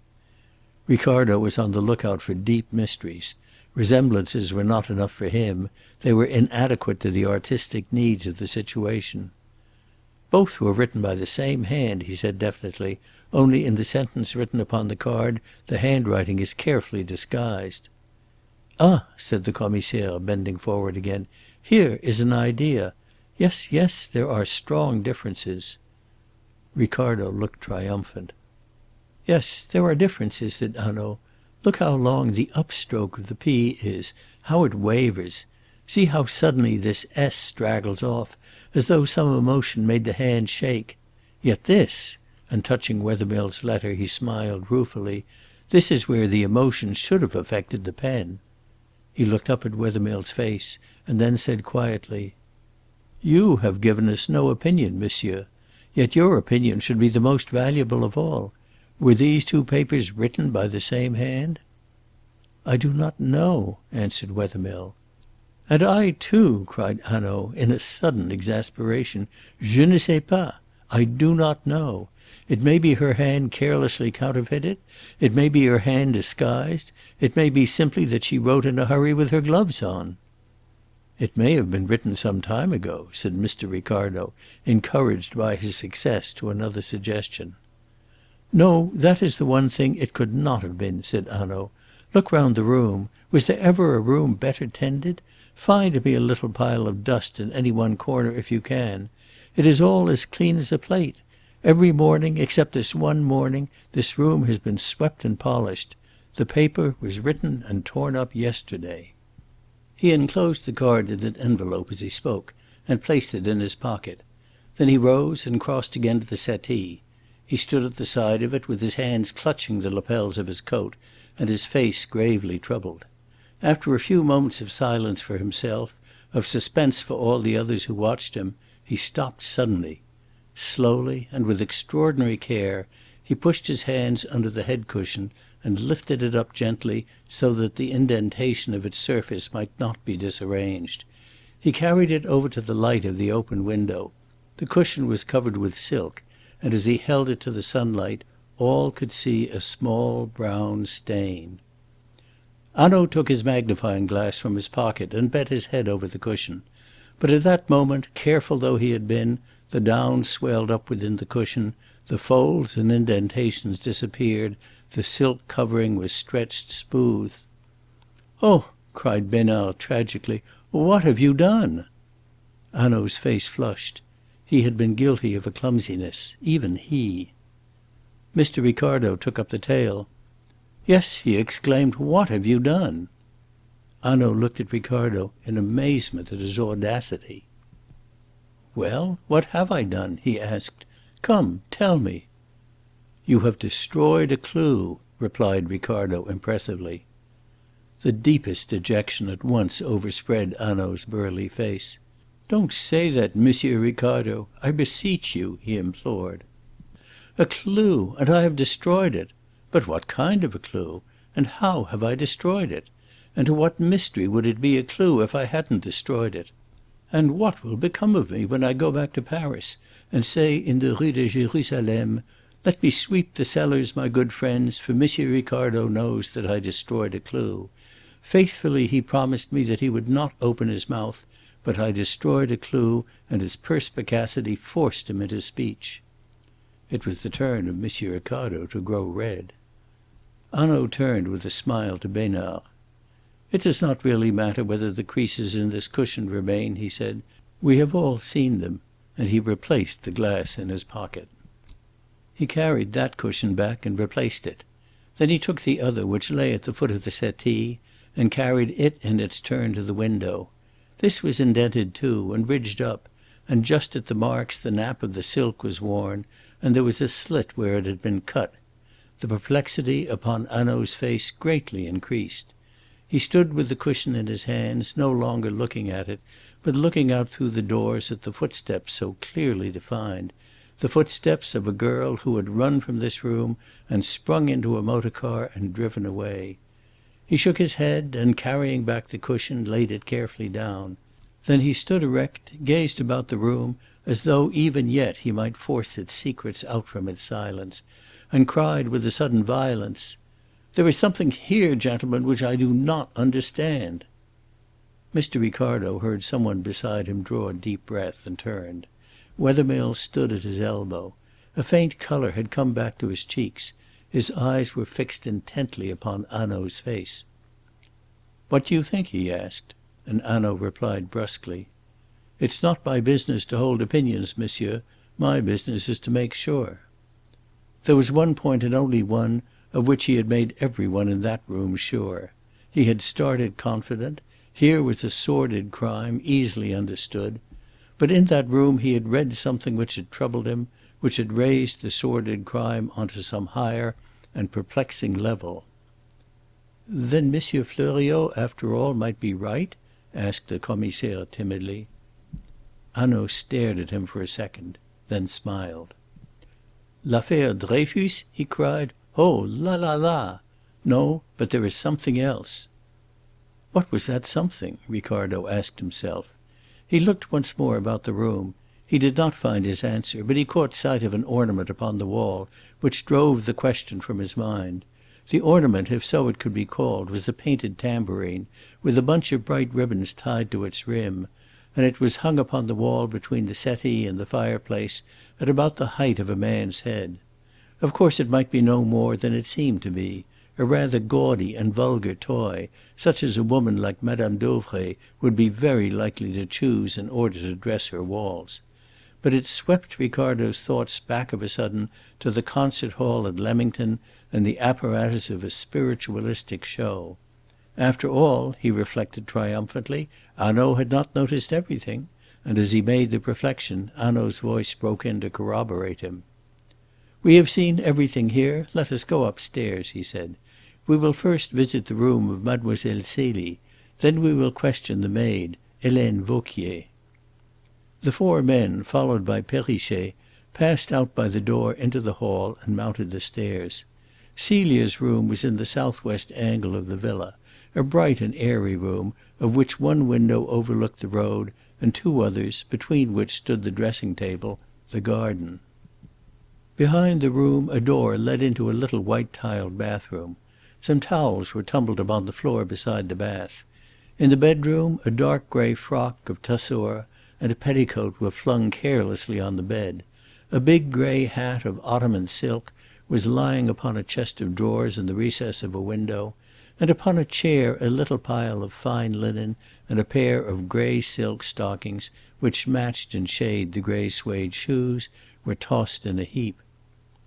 "It was here that you saw the light at 9:30?" Hanaud said, turning to Perrichet. "Yes, monsieur," replied Perrichet. "We may assume, then, that Mademoiselle Celie was changing her dress at that time?" Besnard was looking about him, opening a drawer here, a wardrobe there. "Mademoiselle Celie," he said with a laugh, "was a particular young lady, and fond of her fine clothes, if one may judge from the room and the order of the cupboards. She must have changed her dress last night in an unusual hurry." There was about the whole room a certain daintiness, almost, it seemed to Mr. Ricardo, a fragrance, as though the girl had impressed something of her own delicate self upon it. Wethermill stood upon the threshold, watching with a sullen face the violation of this chamber by the officers of the police. No such feelings, however, troubled Hanaud. He went over to the dressing-room and opened a few small leather cases which held Celia's ornaments. In one or two of them a trinket was visible. Others were empty. One of these latter Hanaud held open in his hand, and for so long that Besnard moved impatiently. "You see it is empty, monsieur," he said, and suddenly Wethermill moved forward into the room. "Yes, I see that," said Hanaud dryly. It was a case made to hold a couple of long eardrops, those diamond eardrops, doubtless, which Mr. Ricardo had seen twinkling in the garden. "Will monsieur let me see?" asked Wethermill, and he took the case in his hands. "Yes," he said, "Mademoiselle Celie's eardrops," and he handed the case back with a thoughtful air. It was the first time he had taken a definite part in the investigation. To Ricardo the reason was clear. Harry Wethermill had himself given those eardrops to Celia. Hanaud replaced the case and turned round. "There is nothing more for us to see here," he said. "I suppose that no one has been allowed to enter the room?" And he opened the door. "No one except Helene Vauquier," replied the Commissaire. Ricardo felt indignant at so obvious a piece of carelessness. Even Wethermill looked surprised. Hanaud merely shut the door again. "Oh ho, the maid!" he said. "Then she has recovered." "She is still weak," said the Commissaire.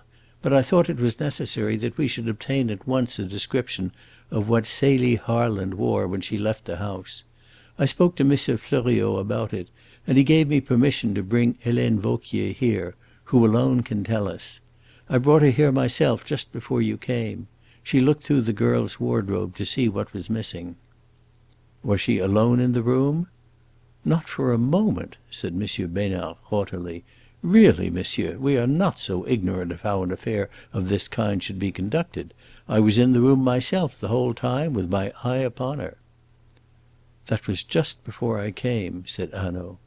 He crossed carelessly to the open window which overlooked the road, and leaning out of it looked up the road to the corner round which he and his friends had come, precisely as the Commissaire had done. Then he turned back into the room. "Which was the last cupboard or drawer that Helene Vauquier touched?" he asked. "This one." Besnard stooped and pulled open the bottom drawer of a chest which stood in the embrasure of the window. A light-coloured dress was lying at the bottom. "I told her to be quick," said Besnard, "since I had seen that you were coming. She lifted this dress out and said that nothing was missing there. So I took her back to her room and left her with the nurse."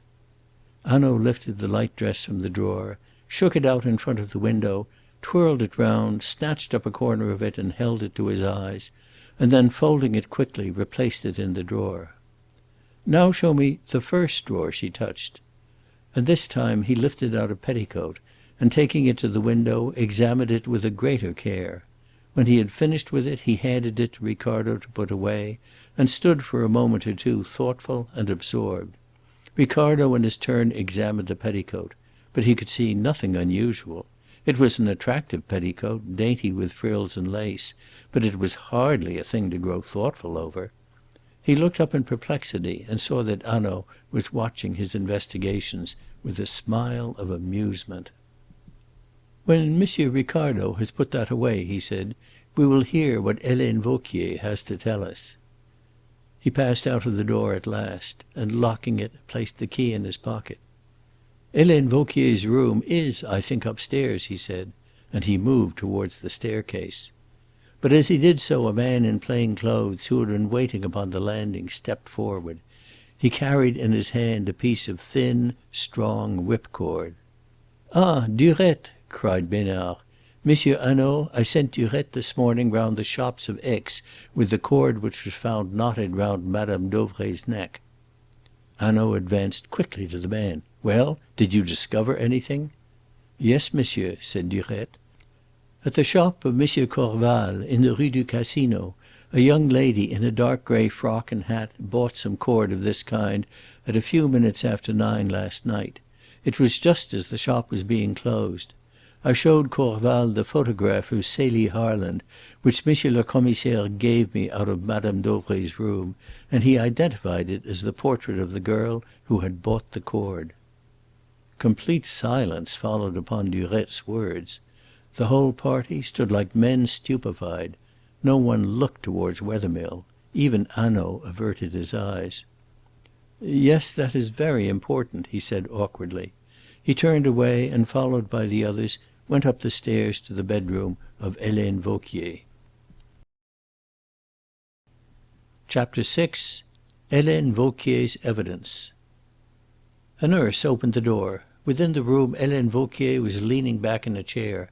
She looked ill, and her face was very white. On the appearance of Hanaud, the Commissaire, and the others, however, she rose to her feet. Ricardo recognized the justice of Hanaud's description. She stood before them, a hard-featured, tall woman of 35 or 40, in a neat black stuff dress, strong with the strength of a peasant, respectable, reliable. She looked what she had been, the confidential maid of an elderly woman. On her face there was now an aspect of eager appeal. "Oh, monsieur," she began, "let me go from here, anywhere, into prison if you like. But to stay here, where in years past we were so happy, and with madame lying in the room below, no, it is insupportable." She sank into a chair, and Hanaud came over to her side. "Yes, yes," he said in a soothing voice. "I can understand your feelings, my poor woman. We will not keep you here. You have perhaps friends in Aix with whom you could stay?" "Oh, yes, monsieur," Helene cried gratefully. "Oh, but I thank you. That I should have to sleep here to-night, oh, how the fear of that has frightened me!" "You need have had no such fear. After all, we are not the visitors of last night," said Hanaud, drawing a chair close to her and patting her hand sympathetically.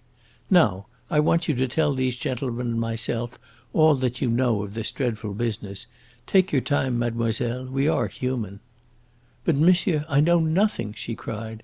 "I was told that I might go to bed as soon as I had dressed Mademoiselle Celie for the séance." "Séance!" cried Ricardo, startled into speech. The picture of the Assembly Hall at Leamington was again before his mind. But Hanaud turned towards him, and though Hanaud's face retained its benevolent expression, there was a glitter in his eyes which sent the blood into Ricardo's face. "Did you speak again, Monsieur Ricardo?" the detective asked. "No, I thought it was not possible." He turned back to Helene Vauquier. "So Mademoiselle Celie practised séances. That is very strange. We will hear about them. Who knows what thread may lead us to the truth?" Helene Vauquier shook her head. "Monsieur, it is not right that you should seek the truth from me. For, consider this, I cannot speak with justice of Mademoiselle Celie. No, I cannot. I did not like her. I was jealous, yes, jealous. Monsieur, you want the truth. I hated her." And the woman's face flushed, and she clenched her hand upon the arm of her chair. "Yes, I hated her. How could I help it?" she asked. "Why?" asked Hanaud gently. "Why could you not help it?" Helene Vauquier leaned back again, her strength exhausted, and smiled languidly. "I will tell you. But remember it is a woman speaking to you, and things which you will count silly and trivial mean very much to her. There was one night last June, only last June. To think of it! So little while ago there was no Mademoiselle Celie." And as Hanaud raised his hand, she said hurriedly, "Yes, yes, I will control myself. But to think of Madame Dauvray now!" And thereupon she blurted out her story, and explained to Mr. Ricardo the question which had so perplexed him: how a girl of so much distinction as Celia Harland came to be living with a woman of so common a type as Madame Dauvray. "Well, one night in June," said Helene Vauquier, "Madame went with a party to supper at the Abbaye Restaurant in Montmartre, and she brought home for the first time Mademoiselle Celie. But you should have seen her. She had on a little plaid skirt and a coat which was falling to pieces, and she was starving, yes, starving. Madame told me the story that night as I undressed her. Mademoiselle Celie was there dancing amidst the tables for a supper with any one who would be kind enough to dance with her." The scorn of her voice rang through the room. She was the rigid, respectable peasant woman speaking out her contempt. And Wethermill must needs listen to it. Ricardo dared not glance at him. "But hardly any one would dance with her in her rags, and no one would give her supper except Madame. Madame did. Madame listened to her story of hunger and distress. Madame believed it and brought her home. Madame was so kind, so careless in her kindness. And now she lies murdered for a reward." A hysterical sob checked the woman's utterances. Her face began to work, her hands to twitch. "Come, come," said Hanaud gently. "Calm yourself, mademoiselle." Helene Vauquier paused for a moment or two to recover her composure. "I beg your pardon, monsieur, but I have been so long with madame. Oh, the poor woman! Yes, yes, I will calm myself. Well, madame brought her home, and in a week there was nothing too good for Mademoiselle Celie. Madame was like a child. Always she was being deceived and imposed upon. Never she learnt prudence. But no one so quickly made her way to Madame's heart as Mademoiselle Celie. Mademoiselle must live with her. Mademoiselle must be dressed by the first modistes. Mademoiselle must have lace petticoats and the softest linen, long white gloves and pretty ribbons for her hair, and hats from Caroline Reboux at 1,200 francs. And Madame's maid must attend upon her and deck her out in all these dainty things. Bah! Vauquier was sitting erect in her chair, violent, almost rancorous with anger. She looked around upon the company and shrugged her shoulders. "I told you not to come to me," she said. "I cannot speak impartially or even gently of mademoiselle. Consider, for years I had been more than Madame's maid. Her friend, yes, so she was kind enough to call me. She talked to me about everything, consulted me about everything, took me with her everywhere. Then she brings home at 2 o'clock in the morning a young girl with a fresh pretty face from a Montmartre restaurant, and in a week I am nothing at all. Oh, but nothing, and mademoiselle is queen." "Yes, it is quite natural," said Hanaud sympathetically.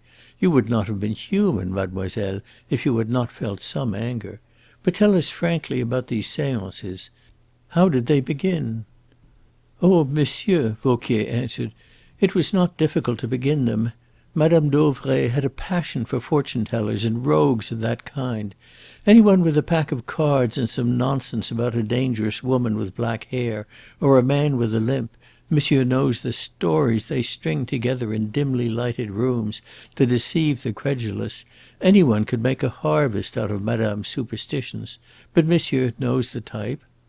"Indeed I do," said Hanaud with a laugh. "Well, after mademoiselle had been with us 3 weeks, she said to me one morning when I was dressing her hair that it was a pity madame was always running round the fortune-tellers, that she herself could do something much more striking and impressive, and that if only I would help her we could rescue madame from their clutches. Sir, I did not think what power I was putting into Mademoiselle Celie's hands, or assuredly I would have refused. And I did not wish to quarrel with Mademoiselle Celie. So for once I consented, and having once consented, I could never afterwards refuse, for if I had, mademoiselle would have made some fine excuse about the psychic influence not being en rapport, and meanwhile we would have had me sent away.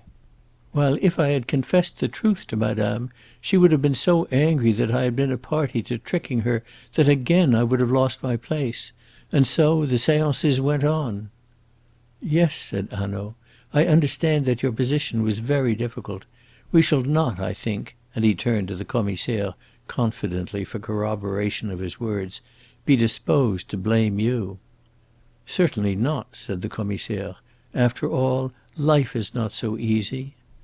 "Thus, then, the séances began," said Hanaud, leaning forward with a keen interest. "This is a strange and curious story you are telling me, Mademoiselle Vauquier. Now, how were they conducted? How did you assist? What did Mademoiselle Celie do? Rap on the tables in the dark and rattle tambourines like that one with the knot of ribbons which hangs upon the wall of the salon?" There was a gentle and inviting irony in Hanaud's tone. Monsieur Ricardo was disappointed. Hanaud had, after all, not overlooked the tambourine. Without Ricardo's reason to notice it, he had none the less observed it and borne it in his memory. "Well?" he asked. "Oh, monsieur, the tambourines and the rapping on the table!" cried Helene. "That was nothing, oh, but nothing at all. Mademoiselle Celie would make spirits appear and speak." "Really? And she was never caught out. But Mademoiselle Celie must have been a remarkably clever girl." "Oh, she was of an address which was surprising. Sometimes madame and I were alone. Sometimes there were others whom madame in her pride had invited. For she was very proud, monsieur, that her companion could introduce her to the spirits of dead people. But never was Mademoiselle Celie caught out. She told me that for many years, even when quite a child, she had travelled through England giving these exhibitions." "Oh, ho!" said Hanaud, and he turned to Wethermill. "Did you know that?" he asked in English. "I did not," he said. "I do not now." Hanaud shook his head. "To me this story does not seem invented," he replied. And then he spoke again in French to Helene Vauquier. "Well, continue, mademoiselle, Assume that the company is assembled for our séance." Then Mademoiselle Celie, dressed in a long gown of black velvet, which set off her white arms and shoulders well. Oh, Mademoiselle did not forget these little trifles. Helene Vauquier interrupted her story with a return of her bitterness to interpolate. Mademoiselle would sail into the room with her velvet train flowing behind her, and perhaps for a little while she would say there was a force working against her, and she would sit silent in a chair while Madame gaped at her with open eyes. At last Mademoiselle would say that the powers were favourable, and the spirits would manifest themselves to-night. Then she would be placed in a cabinet, perhaps with a string tied across the door outside. You will understand it was my business to see after the string. And the lights would be turned down, or perhaps out altogether. Or at other times we would sit holding hands round a table, Mademoiselle Celie between Madame Dauvray and myself. But in that case the lights would be turned out first, and it would be really my hand which held Madame Dauvray's. And whether it was the cabinet or the chairs, in a moment Mademoiselle would be creeping silently about the room in a little pair of soft-soled slippers without heels, which she wore so that she might not be heard, and tambourines would rattle, as you say, and fingers touch the forehead and the neck, and strange voices would sound from corners of the room, and dim apparitions would appear, the spirits of great ladies of the past, who would talk with Madame Dauvray. Such ladies as Madame de Castiglione, Marie Antoinette, Madame de Medici. I do not remember all the names, and very likely I do not pronounce them properly. Then the voices would cease and the lights be turned up, and Mademoiselle Celie would be found in a trance, just in the same place and attitude as she had been when the lights were turned out. Imagine, messieurs, the effect of such séances upon a woman like Madame Dauvray. She was made for them. She believed in them implicitly. The words of the great ladies from the past. She would remember and repeat them, and be very proud that such great ladies had come back to the world merely to tell her, Madame Dauvray, about their lives. She would have had séances all day, but Mademoiselle Celie pleaded that she was left exhausted at the end of them. But Mademoiselle Celie was of an address.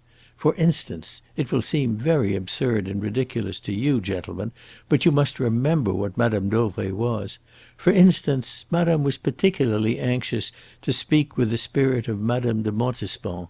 Yes, yes, she had read all the memoirs about that lady. Very likely Mademoiselle Celie had put the notion into Madame Dauvray's head, for Madame was not a scholar. But she was dying to hear that famous woman's voice, and to catch a dim glimpse of her face. Well, she was never gratified. Always she hoped. Always Mademoiselle Celie tantalized her with the hope. But she would not gratify it. She would not spoil her fine affairs by making these treats too common. And she acquired, how should she not, a power over Madame Dauvray which was unassailable. The fortune-tellers had no more to say to Madame Dauvray. She did nothing but felicitate herself upon the happy chance which had sent her Mademoiselle Celie. And now she lies in her room murdered. Once more Helene's voice broke upon the words, but Hanaud poured her out a glass of water and held it to her lips. Helene drank it eagerly. "There, that is better, is it not?" he said. "Yes, monsieur," said Helene Vauquier, recovering herself. "Sometimes, too," she resumed, "messages from the spirits would flutter down in writing on the table." "In writing?" exclaimed Hanaud quickly.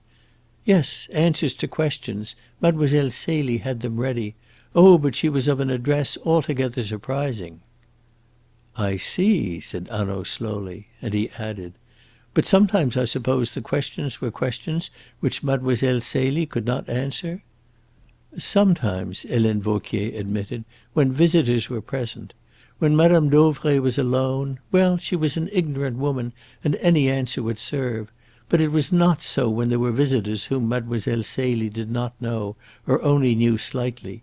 These visitors might be putting questions to test her, of which they knew the answers, while Mademoiselle Celie did not." "Exactly," said Hanaud. "What happened then?" All who were listening understood to what point he was leading Helene Vauquier. All waited intently for her answer. She smiled. "It was all one to Mademoiselle Celie." She was prepared with an escape from the difficulty? Perfectly prepared. Hanaud looked puzzled. "I can think of no way out of it except the one," and he looked round to the Commissaire and to Ricardo, as though he would inquire of them how many ways they had discovered. "I can think of no escape except that a message in writing should flutter down from the spirit appealed to, saying frankly," and Hanaud shrugged his shoulders, "I do not know." "Oh, no, no, monsieur," replied Helene Vauquier, in pity for Hanaud's misconception. "I see that you are not in the habit of attending séances. It would never do for a spirit to admit that it did not know. At once its authority would be gone, and with it Mademoiselle Celie's as well. But on the other hand, for inscrutable reasons, the spirit might not be allowed to answer." "I understand," said Hanaud, meekly accepting the correction. "The spirit might reply that it was forbidden to answer, but never that it did not know." "No, never that," agreed Helene. So it seemed that Hanaud must look elsewhere for the explanation of that sentence. "I do not know." Helene continued: "Oh, Mademoiselle Celie, it was not easy to baffle her, I can tell you. She carried a lace scarf which she could drape about her head, and in a moment she would be, in the dim light, an old, old woman, with a voice so altered that no one could know it. Indeed, you said rightly, monsieur, she was clever." To all who listened, Helene Vauquier's story carried its conviction. Madame Dauvray rose vividly before their minds as a living woman. Celie's trickeries were so glibly described that they could hardly have been invented, and certainly not by this poor peasant woman whose lips so bravely struggled with Medici and Montespan and the names of the other great ladies. How indeed should she know of them at all? She could never have had the inspiration to concoct the most convincing item of her story, the queer craze of Madame Dauvray for an interview with Madame de Montespan. These details were assuredly the truth. Ricardo, indeed, knew them to be true. Had he not himself seen the girl in her black velvet dress, shut up in a cabinet, and a great lady of the past dimly appearing in the darkness? Moreover, Helene Vauquier's jealousy was so natural and inevitable a thing. Her confession of it corroborated all her story. "Well, then," said Hanaud, "we come to last night. There was a séance held in the salon last night." "No, monsieur," said Vauquier, shaking her head. "There was no séance last night." "But already you have said," interrupted the Commissaire, and Hanaud held up his hand. "Let her speak, my friend." "Yes, monsieur shall hear," said Vauquier. It appeared that at 5 o'clock in the afternoon Madame Dauvray and Mademoiselle Celie prepared to leave the house on foot. It was their custom to walk down at this hour to the Villa des Fleurs, pass an hour or so there, dine in a restaurant, and return to the rooms to spend the evening. On this occasion, however, Madame Dauvray informed Helene that they should be back early and bring with them a friend who was interested in, but entirely sceptical of, spiritualistic manifestations. "But we shall convince her to night, Celie," she said confidently, and the two women then went out. Shortly before 8, Helene closed the shutters both of the upstair and the downstair windows, and of the glass doors in the garden, and returned to the kitchen, which was at the back of the house, that is, on the side facing the road. There had been a fall of rain at 7, which had lasted for the greater part of the hour, and soon after she had shut the windows the rain fell again in a heavy shower, and Helene, knowing that Madame felt the chill, lighted a small fire in the salon. The shower lasted until nearly 9, when it ceased altogether, and the night cleared up. It was close upon 9:30 when the bell rang from the salon. Vauquier was sure of the hour, for the charwoman called her attention to the clock. "I found Madame Dauvray, Mademoiselle Celie, and another woman in the salon," continued Helene Vauquier. Madame had let them in with her latchkey. "Ah, the other woman!" cried Besnard. "Had you seen her before?" "No, monsieur." "What was she like?" "She was sallow, with black hair and bright eyes like beads. She was short and about 45 years old, though it is difficult to judge of these things. I noticed her hands, for she was taking her gloves off, and they seemed to me to be unusually muscular for a woman." "Ah!" cried Louis Besnard, "that is important." Madame Dauvray was, as she always was before a séance, in a feverish flutter. "You will help Mademoiselle Celie to dress, Helene, and be very quick," she said, and with an extraordinary longing she added, "Perhaps we shall see her to night." Her, you understand, was Madame de Montespan. And she turned to the stranger and said, "You will believe, Adèle, after to night." "Adèle," said the Commissaire wisely. "Then Adèle was the strange woman's name?" "Perhaps," said Hanaud dryly. Helene Vauquier reflected. "I think Adèle was the name," she said in a more doubtful tone. "It sounded like Adèle." The irrepressible Mr. Ricardo was impelled to intervene. "What Monsieur Hanaud means," he explained, with the pleasant air of a man happy to illuminate the dark intelligence of a child, "is that Adèle was probably a pseudonym." Hanaud turned to him with a savage grin. "Now that is sure to help her," he cried. "A pseudonym! Helene Vauquier is sure to understand that simple and elementary word.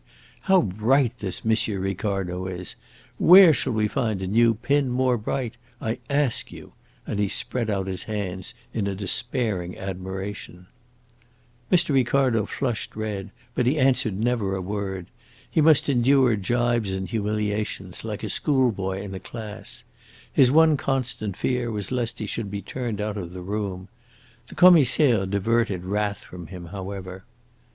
"What he means by pseudonym," he said to Helene Vauquier, explaining Mr. Ricardo to her as Mr. Ricardo had presumed to explain Hanaud, "is a false name.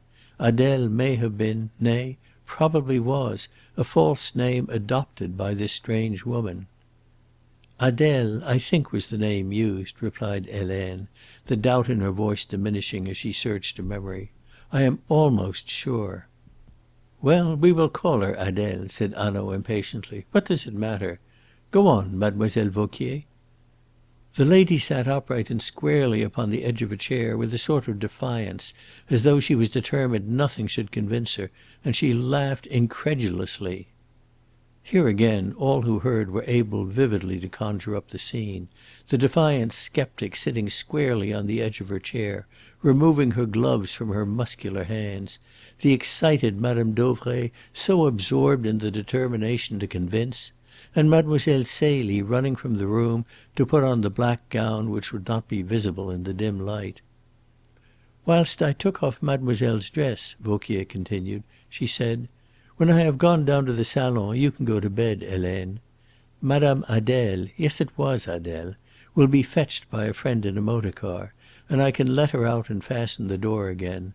So if you hear the car you will know that it has come for her.'" "Oh, she said that?" said Hanaud quickly. "Yes, monsieur." Hanaud looked gloomily towards Wethermill. Then he exchanged a sharp glance with the Commissaire, and moved his shoulders in an almost imperceptible shrug. But Mr. Ricardo saw it and construed it into one word. He imagined a jury uttering the word "guilty." Helene Vauquier saw the movement too. "Do not condemn her too quickly, monsieur," she said, with an impulse of remorse, "and not upon my words, for, as I say, I hated her." Hanaud nodded reassuringly, and she resumed. "I was surprised, and I asked mademoiselle what she would do without her confederate. But she laughed and said there would be no difficulty. That is partly why I think there was no séance held last night. Monsieur, there was a note in her voice that evening which I did not as yet understand. Mademoiselle then took her bath, while I laid out her black dress and the slippers with the soft, noiseless soles. And now I tell you why I am sure there was no séance last night, why Mademoiselle Celie never meant there should be one." "Yes, let us hear that," said Hanaud curiously, and leaning forward with his hands upon his knees. "You have here, monsieur, a description of how mademoiselle was dressed when she went away." Helene Vauquier picked up a sheet of paper from the table at her side. "I wrote it out at the request of Monsieur le Commissaire." She handed the paper to Hanaud, who glanced through it as she continued. "Well, except for the white lace coat, monsieur, I dressed Mademoiselle Celie just in that way. She would have none of her plain black robe. No, Mademoiselle Celie must wear her fine new evening frock of pale reseda green chiffon, over a soft clinging satin, which set off her fair beauty so prettily. It left her white arms and shoulders bare, and it had a long train, and it rustled as she moved. And with that she must have put on her pale green silk stockings, her new little satin slippers to match, with the large paste buckles, and a sash of green satin looped through another glittering buckle at the side of the waist, with long ends loosely knotted together at the knee. I must tie her fair hair with a silver ribbon, and pin upon her curls a large hat of reseda green, with a golden brown ostrich feather drooping behind. I warned mademoiselle that there was a tiny fire burning in the salon. Even with the fire screen in front of it there would still be a little light upon the floor, and the glittering buckles on her feet would betray her, even if the rustle of her dress did not. But she said she would kick her slippers off. Ah, gentlemen, it is, after all, not so that one dresses for a séance, she cried, shaking her head, but it is just so, is it not, that one dresses to go to meet a lover. The suggestion startled every one who heard it. It fairly took Mr. Ricardo's breath away. Wethermill stepped forward with a cry of revolt. The commissaire exclaimed admiringly, "But here is an idea!" Even Hanaud sat back in his chair, though his expression lost nothing of its impassivity, and his eyes never moved from Helene Vauquier's face. "Listen," she continued, "I will tell you what I think. It was my habit to put out some sirop and lemonade and some little cakes in the dining room, which, as you know, is at the other side of the house, across the hall. I think it possible, messieurs, that while Mademoiselle Celie was changing her dress, Madame Dauvray and the stranger Adèle went into the dining room. I know that Mademoiselle Celie, as soon as she was dressed, ran downstairs to the salon. Well, then, suppose Mademoiselle Celie had a lover waiting with whom she meant to run away. She hurries through the empty salon, opens the glass doors, and is gone, leaving the doors open. And the thief, an accomplice of Adèle, finds the doors open and hides himself in the salon until Madame Dauvray returns from the dining room. You see, that leaves Mademoiselle Celie innocent." Vauquier leaned forward eagerly, her white face flushing. There was a moment's silence, and then Hanaud said, "That is all very well, Mademoiselle Vauquier, but it does not account for the lace coat in which the girl went away. She must have returned to her room to fetch that after you had gone to bed." Helene Vauquier leaned back with an air of disappointment. "That is true. I had forgotten the coat. I did not like Mademoiselle Celie, but I am not wicked." "Nor for the fact that the sirop and the lemonade had not been touched in the dining room," said the commissaire, interrupting her. Again the disappointment overspread Vauquier's face. "Is that so?" she asked. "I did not know. I have been kept a prisoner here." The commissaire cut her short with a cry of satisfaction. "Listen, listen!" he exclaimed excitedly. "Here is a theory which accounts for all, which combines Vauquier's idea with ours, and Vauquier's idea is, I think, very just, up to a point. Suppose, Monsieur Hanaud, that the girl was going to meet her lover, but the lover is the murderer. Then all becomes clear. She does not run away to him. She opens the door for him and lets him in." Both Hanaud and Ricardo stole a glance at Wethermill. How did he take the theory? Wethermill was leaning against the wall, his eyes closed, his face white and contorted with a spasm of pain. But he had the air of a man silently enduring an outrage rather than struck down by the conviction that the woman he loved was worthless. "It is not for me to say, monsieur," Helene Vauquier continued. "I only tell you what I know. I am a woman, and it would be very difficult for a girl who was eagerly expecting her lover so to act that another woman would not know it. However uncultivated and ignorant the other woman was, that, at all events, she would know. The knowledge would spread to her of itself, without a word. Consider, gentlemen." And suddenly Helene Vauquier smiled. "A young girl, tingling with excitement from head to foot, eager that her beauty just at this moment should be more fresh, more sweet than ever it was, careful that her dress should set it exquisitely off. Imagine it! Her lips ready for the kiss! Oh, how should another woman not know? I saw Mademoiselle Celie, her cheeks rosy, her eyes bright. Never had she looked so lovely. The pale green hat upon her fair head, heavy with its curls. From head to foot she looked herself over, and then she sighed. She sighed with pleasure because she looked so pretty. That was Mademoiselle Celie last night, monsieur. She gathered up her train, took her long white gloves in the other hand, and ran down the stairs, her heels clicking on the wood, her buckles glittering. At the bottom she turned and said to me, 'Remember, Helene, you can go to bed.' That was it, monsieur." And now violently the rancour of Helene Vauquier's feelings burst out once more. "For her the fine clothes, the pleasure and the happiness. For me, I could go to bed." Hanaud looked again at the description which Helene Vauquier had written out, and read it through carefully. Then he asked a question of which Ricardo did not quite see the drift. "So," he said, "when this morning you suggested to Monsieur the Commissaire that it would be advisable for you to go through Mademoiselle Celie's wardrobe, you found that nothing more had been taken away except the white lace coat?" "That is so." "Very well. Now, after Mademoiselle Celie had gone down the stairs?" "I put the lights out in her room, and as she had ordered me to do, I went to bed. The next thing that I remember but no, it terrifies me too much to think of it." Helene shuddered and covered her face spasmodically with her hands. Hanaud drew her hands gently down. "Courage! You are safe now, mademoiselle. Calm yourself." She lay back with her eyes closed. "Yes, yes, it is true I am safe now. But oh, I feel I shall never dare to sleep again." And the tears swam in her eyes. "I woke up with the feeling of being suffocated.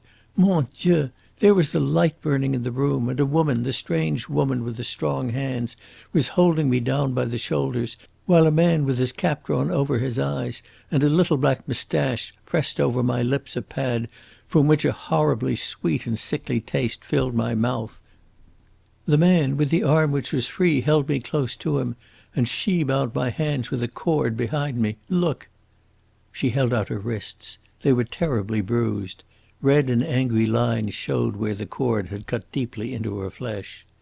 "Then they flung me down again upon my back, and the next thing I remember is the doctor standing over me, and this kind nurse supporting me." She sank back exhausted in her chair and wiped her forehead with her handkerchief.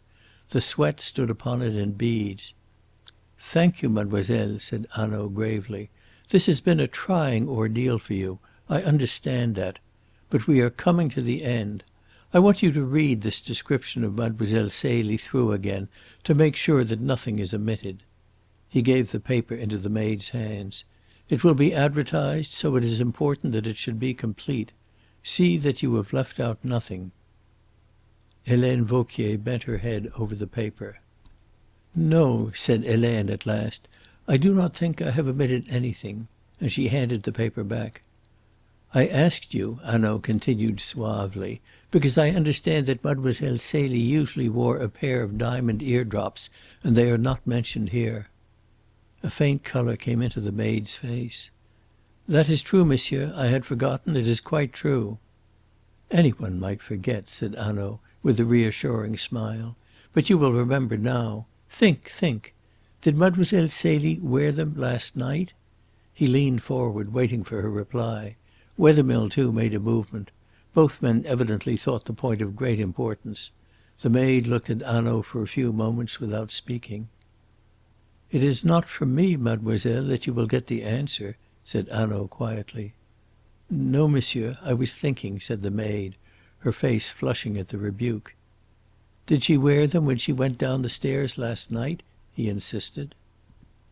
"I think she wore them," she said doubtfully. "Yes, yes," and the words came now firm and clear. "I remember well. Mademoiselle Celie had taken them off before her bath, and they lay on the dressing table. She put them into her ears while I dressed her hair and arranged the bow of the ribbon in it." "Then we will add the earrings to your description," said Hanaud, as he rose from his chair with the paper in his hand.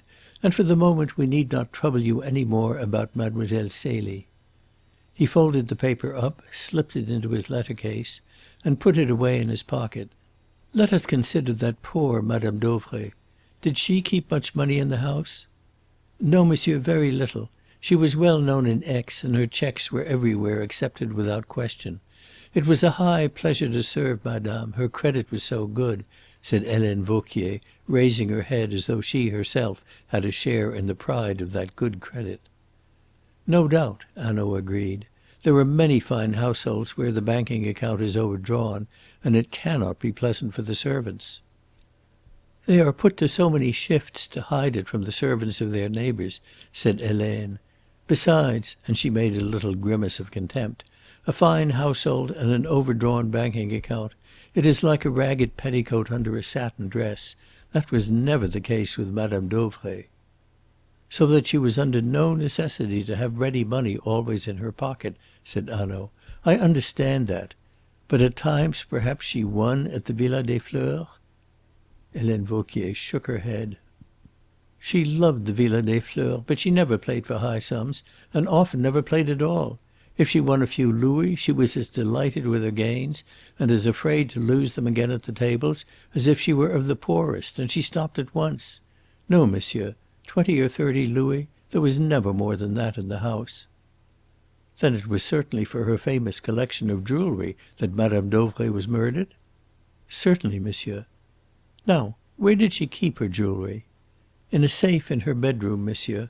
Every night she took off what she had been wearing and locked it up with the rest. She was never too tired for that."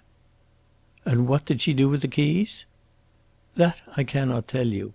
Certainly she locked her rings and necklaces away whilst I undressed her, and she laid the keys upon the dressing table or the mantel-shelf, anywhere. But in the morning the keys were no longer where she had left them. She had put them secretly away." Hanaud turned to another point. "I suppose that Mademoiselle Celie knew of the safe, and that the jewels were kept there?" "Oh, yes. Mademoiselle indeed was often in Madame Dauvray's room when she was dressing or undressing. She must often have seen madame take them out and lock them up again. But then, monsieur, so did I." Hanaud nodded to her with a friendly smile. "Thank you once more, mademoiselle," he said. "The torture is over. But of course Monsieur Fleuriot will require your presence." Helene Vauquier looked anxiously towards him. "But meanwhile I can go from this villa, monsieur?" she pleaded, with a trembling voice. "Certainly. You shall go to your friends at once."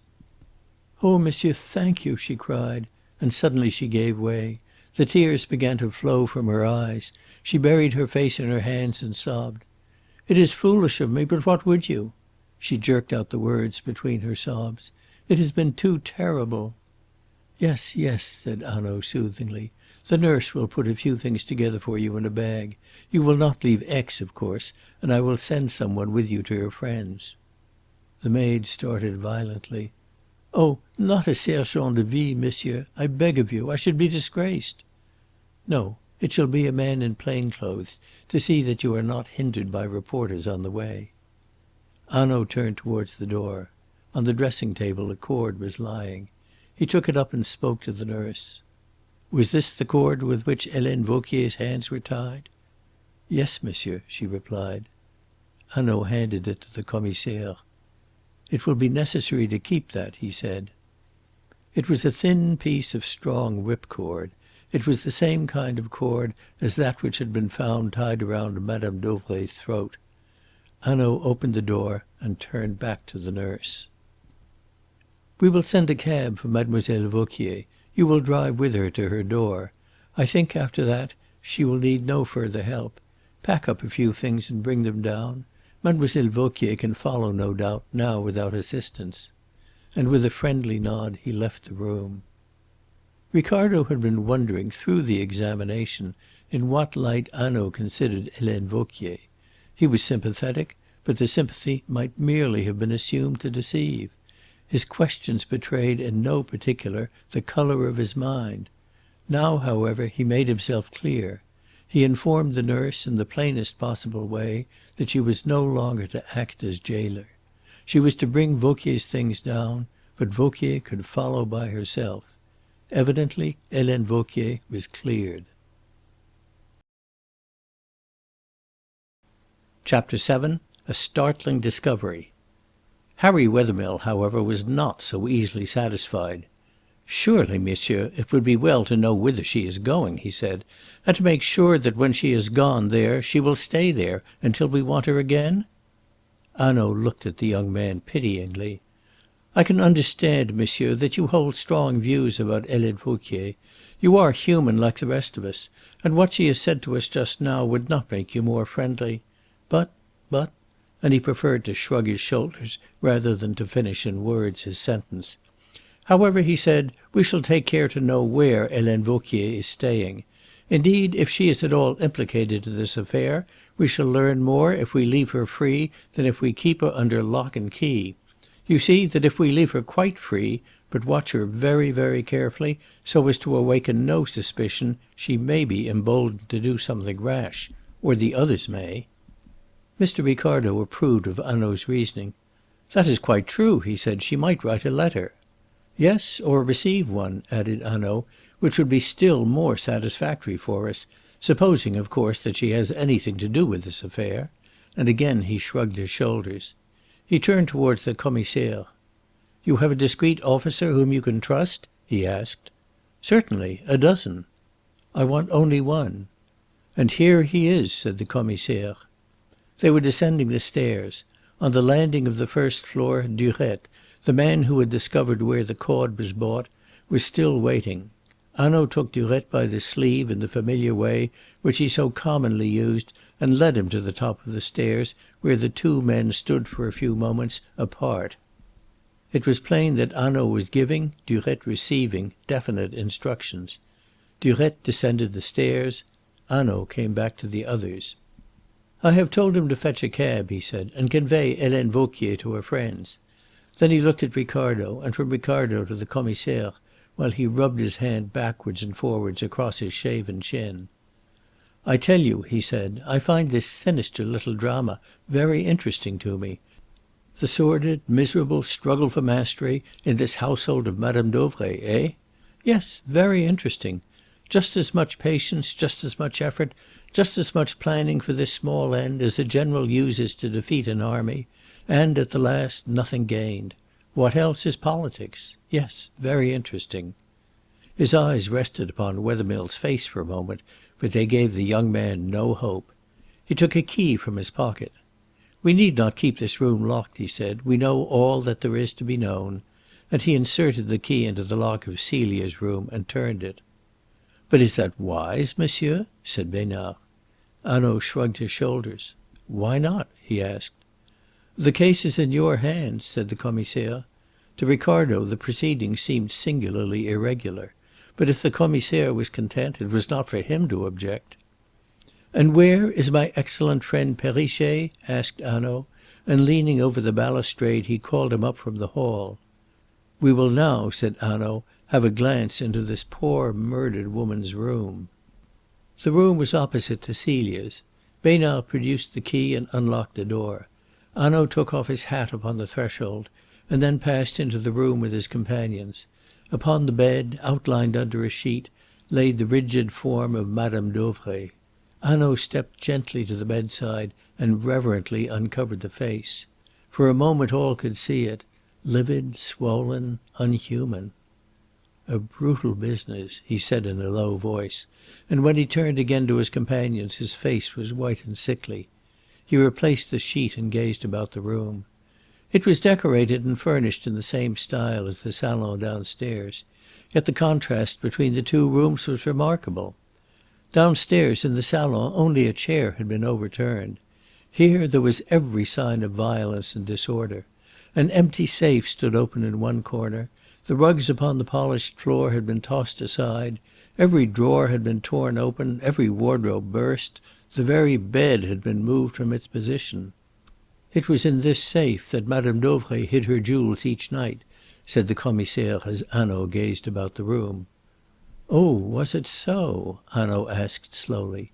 It seemed to Ricardo that he read something in the aspect of this room, too, which troubled his mind and increased his perplexity. "Yes," said Besnard confidently. "Every night Madame Dauvray locked her jewels away in this safe. Vauquier told us so this morning. Every night she was never too tired for that. Besides, here," and putting his hand into the safe he drew out a paper, "here is the list of Madame Dauvray's jewellery." Plainly, however, Hanaud was not satisfied. He took the list and glanced through the items, but his thoughts were not concerned with it. "If that is so," he said slowly, "Madame Dauvray kept her jewels in this safe. Why has every drawer been ransacked? Why was the bed moved? Perrichet, lock the door, quietly, from the inside. That is right. Now lean your back against it." Hanaud waited until he saw Perrichet's broad back against the door. Then he went down upon his knees, and tossing the rugs here and there, examined with minutest care the inlaid floor. By the side of the bed a Persian mat of blue silk was spread. This in its turn he moved quickly aside. He bent his eyes to the ground, lay prone, moved this way and that to catch the light upon the floor. Then with a spring he rose to his knees. He lifted his finger to his lips. In a dead silence he drew a penknife quickly from his pocket and opened it. He bent down again and inserted the blade between the cracks of the blocks. The three men in the room watched him with an intense excitement. A block of wood rose from the floor. He pulled it out, laid it noiselessly down, and inserted his hand into the opening. Wethermill, at Ricardo's elbow, uttered a stifled cry. "Hush!" whispered Hanaud angrily. He drew out his hand again. It was holding a green leather jewel case. He opened it, and a diamond necklace flashed its thousand colours in their faces. He thrust in his hand again and again and again, and each time that he withdrew it, it held a jewel case. Before the astonished eyes of his companions he opened them. Ropes of pearls, collars of diamonds, necklaces of emeralds, rings of pigeon-blood rubies, bracelets of gold studded with opals. Madame Dauvray's various jewellery was disclosed. "But that is astounding," said Besnard in an awestruck voice. "Then she was never robbed at all!" cried Ricardo. Hanaud rose to his feet. "What a piece of irony!" he whispered. "The poor woman is murdered for her jewels, the rooms turned upside down, and nothing is found. For all the while they lay safe in this cache. Nothing is taken except what she wore. Let us see what she wore."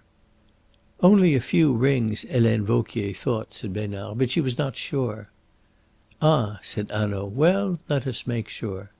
And taking the list from the safe, he compared it with the jewellery and the cases on the floor, ticking off the items one by one. When he had finished, he knelt down again, and thrusting his hand into the hole, felt carefully about. "There is a pearl necklace missing," he said, "a valuable necklace from the description in the list, and some rings. She must have been wearing them." And he sat back upon his heels. "We will send the intelligent Perrichet for a bag," he said, "and we will counsel the intelligent Perrichet not to breathe a word to any living soul of what he has seen in the room. Then we will seal up in the bag the jewels, and we will hand it over to Monsieur le Commissaire, who will convey it with the greatest secrecy out of this villa. For the list, I will keep it." And he placed it carefully in his pocket-book. He unlocked the door and went out himself onto the landing. He looked down the stairs and up the stairs, and then he beckoned Perrichet to him. "Go," he whispered. "Be quick, and when you come back hide the bag carefully under your coat." Perrichet went down the stairs with pride written upon his face. Was he not assisting the great Monsieur Hanaud from the Sûreté in Paris? Hanaud returned to Madame Dauvray's room and closed the door. He looked into the eyes of his companions. "Can't you see the scene?" he asked, with a queer smile of excitement. He had forgotten Wethermill. He had forgotten even the dead woman shrouded beneath the sheet. He was absorbed. His eyes were bright, his whole face vivid with life.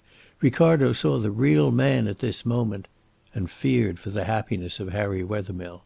For nothing would Hanaud now turn aside until he had reached the truth and set his hands upon the quarry. Of that Ricardo felt sure. He was trying now to make his companions visualize just what he saw and understood. "Can't you see it? The old woman locking up her jewels in this safe every night before the eyes of her maid or her companion, and then, as soon as she was alone, taking them stealthily out of the safe and hiding them in this secret place? But I tell you, this is human. Yes, it is interesting just because it is so human. Then picture to yourselves last night the murderers opening this safe and finding nothing, oh, but nothing, and ransacking the room in deadly haste, kicking up the rugs, forcing open the drawers, and always finding nothing, nothing, nothing. Think of their rage, their stupefaction, and finally their fear. They must go, and with one pearl necklace, when they had hoped to reap a great fortune. Oh, but this is interesting. Yes, I tell you, I who have seen many strange things, this is interesting." Perrichet returned with the canvas bag into which Hanaud placed the jewel cases. He sealed the bag in the presence of the four men and handed it to Besnard. He replaced the block of wood in the floor, covered it over again with the rug, and rose to his feet. "Listen," he said in a low voice, and with a gravity which impressed them all. "There is something in this house which I do not understand. I have told you so. I tell you something more now. I am afraid, I am afraid." And the word startled his hearers like a thunderclap, though it was breathed no louder than a whisper. "Yes, my friends," he repeated, nodding his head, "terribly afraid." And upon the others fell a discomfort, an awe, as though something sinister and dangerous were present in the room and close to them. So vivid was the feeling, instinctively they drew nearer together. "Now I warn you solemnly. There must be no whisper that these jewels have been discovered. No newspaper must publish a hint of it. No one must suspect that here in this room we have found them. Is that understood?" "Certainly," said the Commissaire. "Yes," said Mr. Ricardo. "To be sure, monsieur," said Perrichet. As for Harry Wethermill, he made no reply. His burning eyes were fixed upon Hanaud's face, and that was all. Hanaud, for his part, asked for no reply from him. Indeed, he did not look towards Harry Wethermill's face at all. Ricardo understood. Hanaud did not mean to be deterred by the suffering written there. He went down again into the little gay salon lit with flowers and August sunlight, and stood beside the couch gazing at it with troubled eyes. And as he gazed he closed his eyes and shivered. He shivered like a man who has taken a sudden chill. Nothing in all this morning's investigations, not even the rigid body beneath the sheet, nor the strange discovery of the jewels, had so impressed Ricardo. For there he had been confronted with facts, definite and complete. Here was the suggestion of unknown horrors, a hint, not a fact, compelling the imagination to dark conjecture. Hanaud shivered. That he had no idea why Hanaud shivered made the action still more significant, still more alarming. And it was not Ricardo alone who was moved by it. A voice of despair rang through the room. The voice was Harry Wethermill's, and his face was ashy white. "Monsieur," he cried, "I do not know what makes you shudder, but I am remembering a few words you used this morning." Hanaud turned upon his heel. His face was drawn and grey, and his eyes blazed. "My friend, I also am remembering those words," he said. Thus the two men stood confronting one another, eye to eye, with awe and fear in both their faces. Ricardo was wondering to what words they both referred, when the sound of wheels broke in upon the silence. The effect upon Hanaud was magical. He thrust his hands into his pockets. "Helene Vauquier's cab," he said lightly. He drew out his cigarette case and lighted a cigarette. "Let us see that poor woman safely off. It is a closed cab, I hope." It was a closed landau. It drove past the open door of the salon to the front door of the house. In Hanaud's wake they all went into the hall. The nurse came down alone, carrying Helene Vauquier's bag. She placed it in the cab and waited in the doorway. "Perhaps Helene Vauquier has fainted," she said anxiously. "She does not come." And she moved towards the stairs. Hanaud took a singularly swift step forward and stopped her. "Why should you think that?" he asked, with a queer smile upon his face. And as he spoke a door closed gently upstairs. "See," he continued, "you are wrong. She is coming." Ricardo was puzzled. It had seemed to him that the door which had closed so gently was nearer than Helene Vauquier's door. It seemed to him that the door was upon the first, not the second landing. But Hanaud had noticed nothing strange, so it could not be. He greeted Helene Vauquier with a smile as she came down the stairs. "You are better, mademoiselle," he said politely. "One can see that. There is more colour in your cheeks. A day or two and you will be yourself again." He held the door open while she got into the cab. The nurse took her seat beside her. Durette mounted on the box. The cab turned and went down the drive. "Good bye, mademoiselle," cried Hanaud, and he watched until the high shrubs hid the cab from his eyes. Then he behaved in an extraordinary way. He turned and sprang like lightning up the stairs. His agility amazed Ricardo. The others followed upon his heels. He flung himself at Celia's door and opened it. He burst into the room, stood for a second, then ran to the window.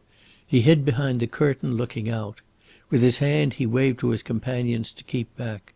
The sound of wheels creaking and rasping rose to their ears. The cab had just come out into the road. Durette upon the box turned and looked towards the house. Just for a moment Hanaud leaned from the window, as Besnard the commissaire had done, and like Besnard again he waved his hand.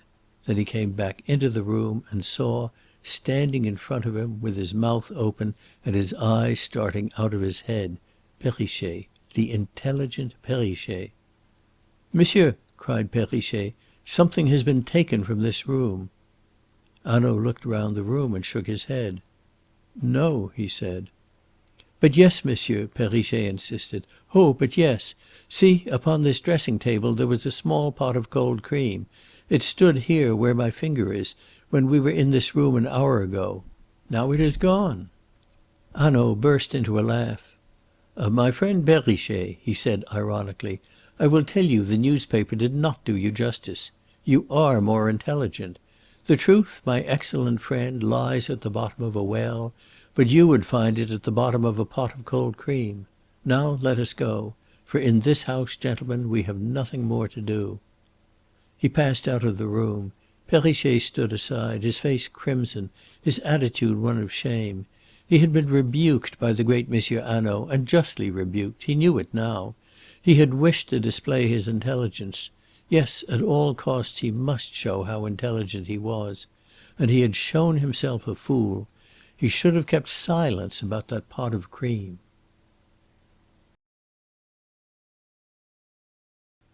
Chapter 8. The Captain of the Ship. Hanaud walked away from the Villa Rose in the company of Wethermill and Ricardo. "We will go in and lunch," he said. "Yes, come to my hotel," said Harry Wethermill. But Hanaud shook his head. "No, come with me to the Villa des Fleurs," he replied. "We may learn something there, and in a case like this every minute is of importance. We have to be quick." "I may come too?" cried Mr. Ricardo eagerly. "By all means," replied Hanaud with a smile of extreme courtesy. "Nothing could be more delicious than monsieur's suggestions." And with that remark he walked on silently. Mr. Ricardo was in a little doubt as to the exact significance of the words, but he was too excited to dwell long upon them. Distressed though he sought to be at his friend's grief, he could not but assume an air of importance. All the artist in him rose joyfully to the occasion. He looked upon himself from the outside. He fancied, without the slightest justification, that people were pointing him out. "That man has been present at the investigation at the Villa Rose," he seemed to hear people say. "What strange things he could tell us if he would!" And suddenly Mr. Ricardo began to reflect. What, after all, could he have told them? And that question he turned over in his mind while he ate his luncheon. Hanaud wrote a letter between the courses. They were sitting at a corner table, and Hanaud was in the corner with his back to the wall. He moved his plate, too, over the letter as he wrote it. It would have been impossible for either of his guests to see what he had written, even if they had wished. Ricardo, indeed, did wish. He rather resented the secrecy with which the detective, under a show of openness, shrouded his thoughts and acts. Hanaud sent the waiter out to fetch an officer in plain clothes who was in attendance at the door, and he handed the letter to this man. Then he turned with an apology to his guests. "It is necessary that we should find out," he explained, "as soon as possible, the whole record of Mademoiselle Celie." He lighted a cigar, and over the coffee he put a question to Ricardo. "Now tell me what you make of the case. What Monsieur Wethermill thinks, that is clear, is it not? Helene Vauquier is the guilty one. But you, Monsieur Ricardo, what is your opinion?"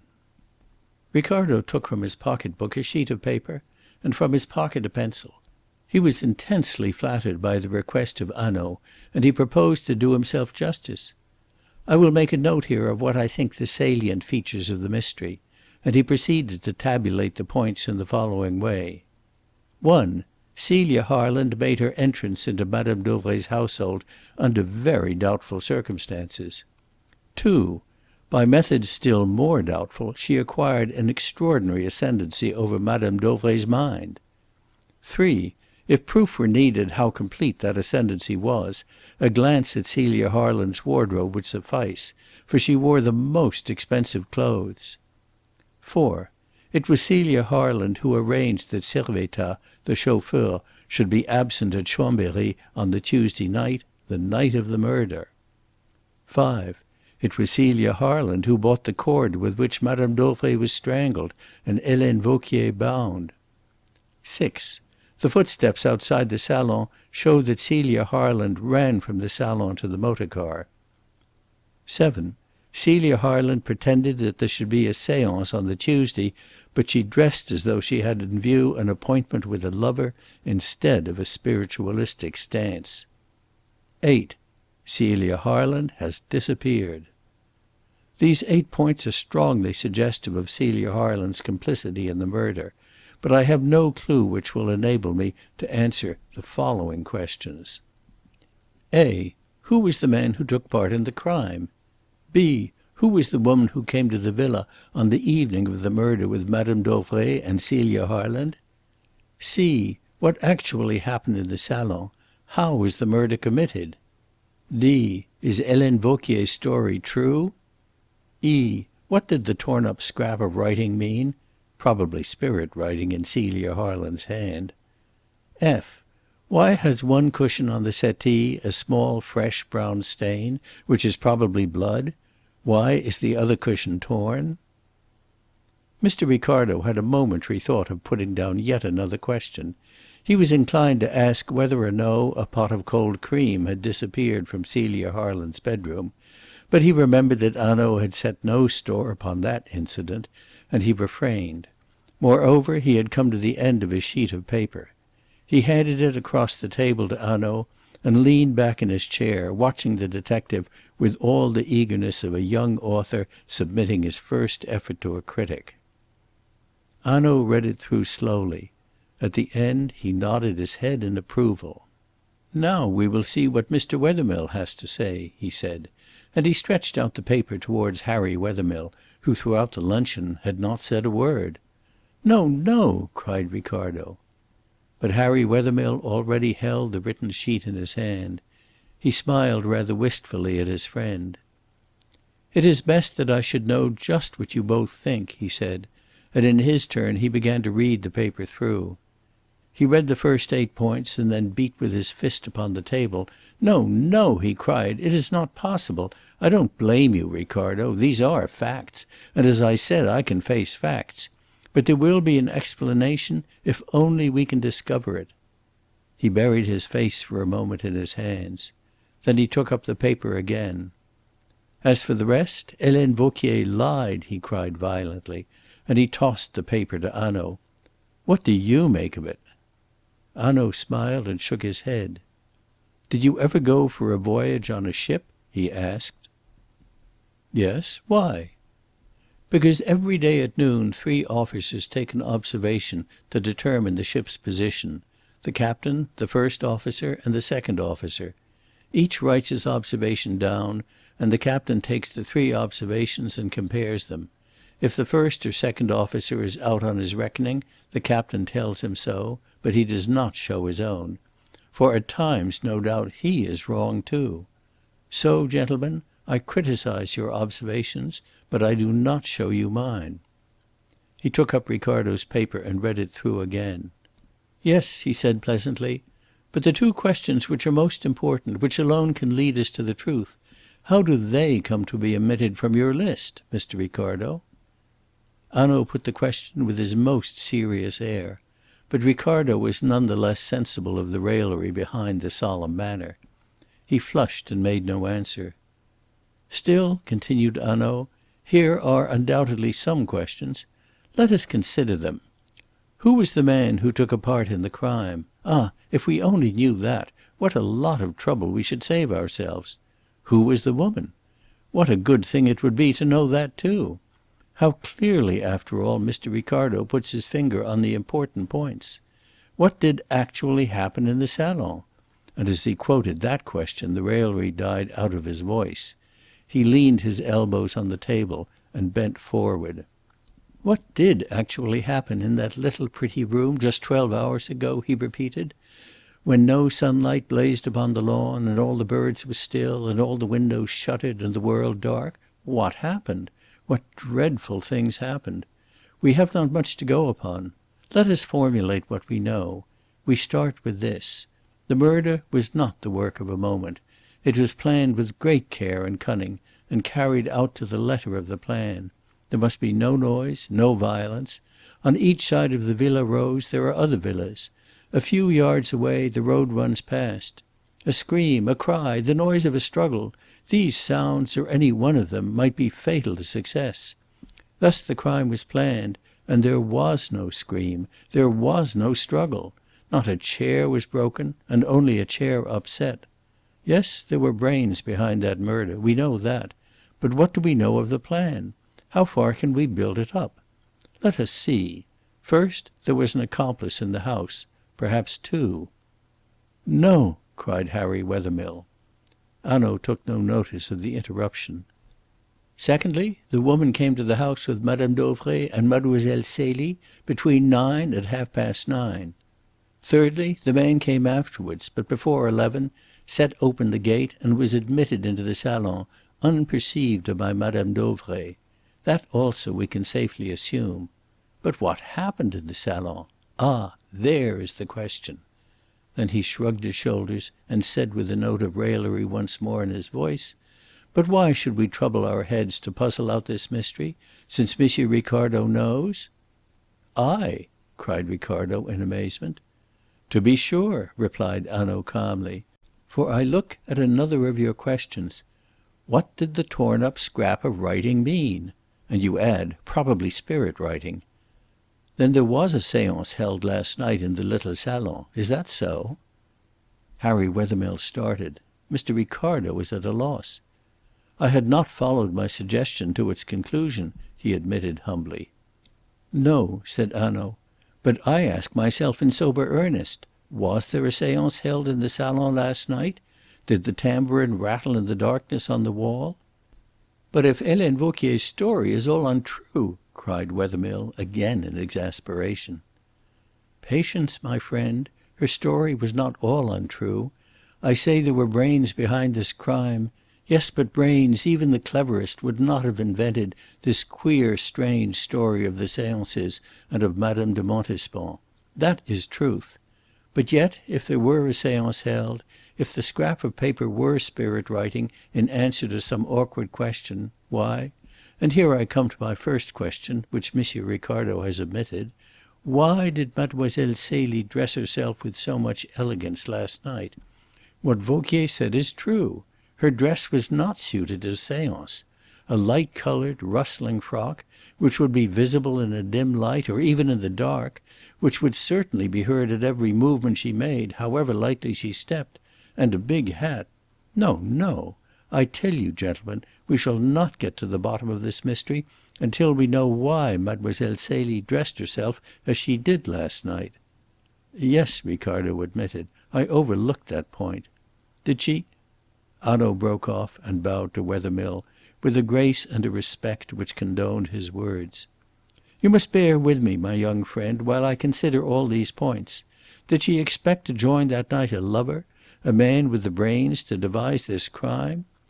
But if so, and here I come to the second question omitted from Monsieur Ricardo's list, why, on the patch of grass outside the door of the salon, were the footsteps of the man and woman so carefully erased, and the footsteps of Mademoiselle Celie, those little footsteps so easily identified, left for all the world to see and recognize?" Ricardo felt like a child in the presence of his schoolmaster. He was convicted of presumption. He had set down his questions with the belief that they covered the ground. And here were two of the utmost importance, not forgotten, but never even thought of. Did she go, before the murder, to join a lover, or after it? At some time, you will remember, according to Vauquier's story, she must have run upstairs to fetch her coat. Was the murder committed during the interval when she was upstairs? Was the salon dark when she came down again? Did she run through it quickly, eagerly, noticing nothing amiss? And indeed, how should she notice anything if the salon were dark, and Madame Dauvray's body lay under the windows at the side? Ricardo leaned forward eagerly. "That must be the truth!" he cried, and Wethermill's voice broke hastily in. "It is not the truth, and I will tell you why. Celia Harland was to have married me this week." There was so much pain and misery in his voice that Ricardo was moved as he had seldom been. Wethermill buried his face in his hands. Hanaud shook his head and gazed across the table at Ricardo with an expression which the latter was at no loss to understand. Lovers were impracticable people, but he, Hanaud, he knew the world. Women had fooled men before today. Wethermill snatched his hands away from before his face. "We talk theories," he cried desperately, "of what may have happened at the villa. But we are not by 1 inch nearer to the man and woman who committed the crime.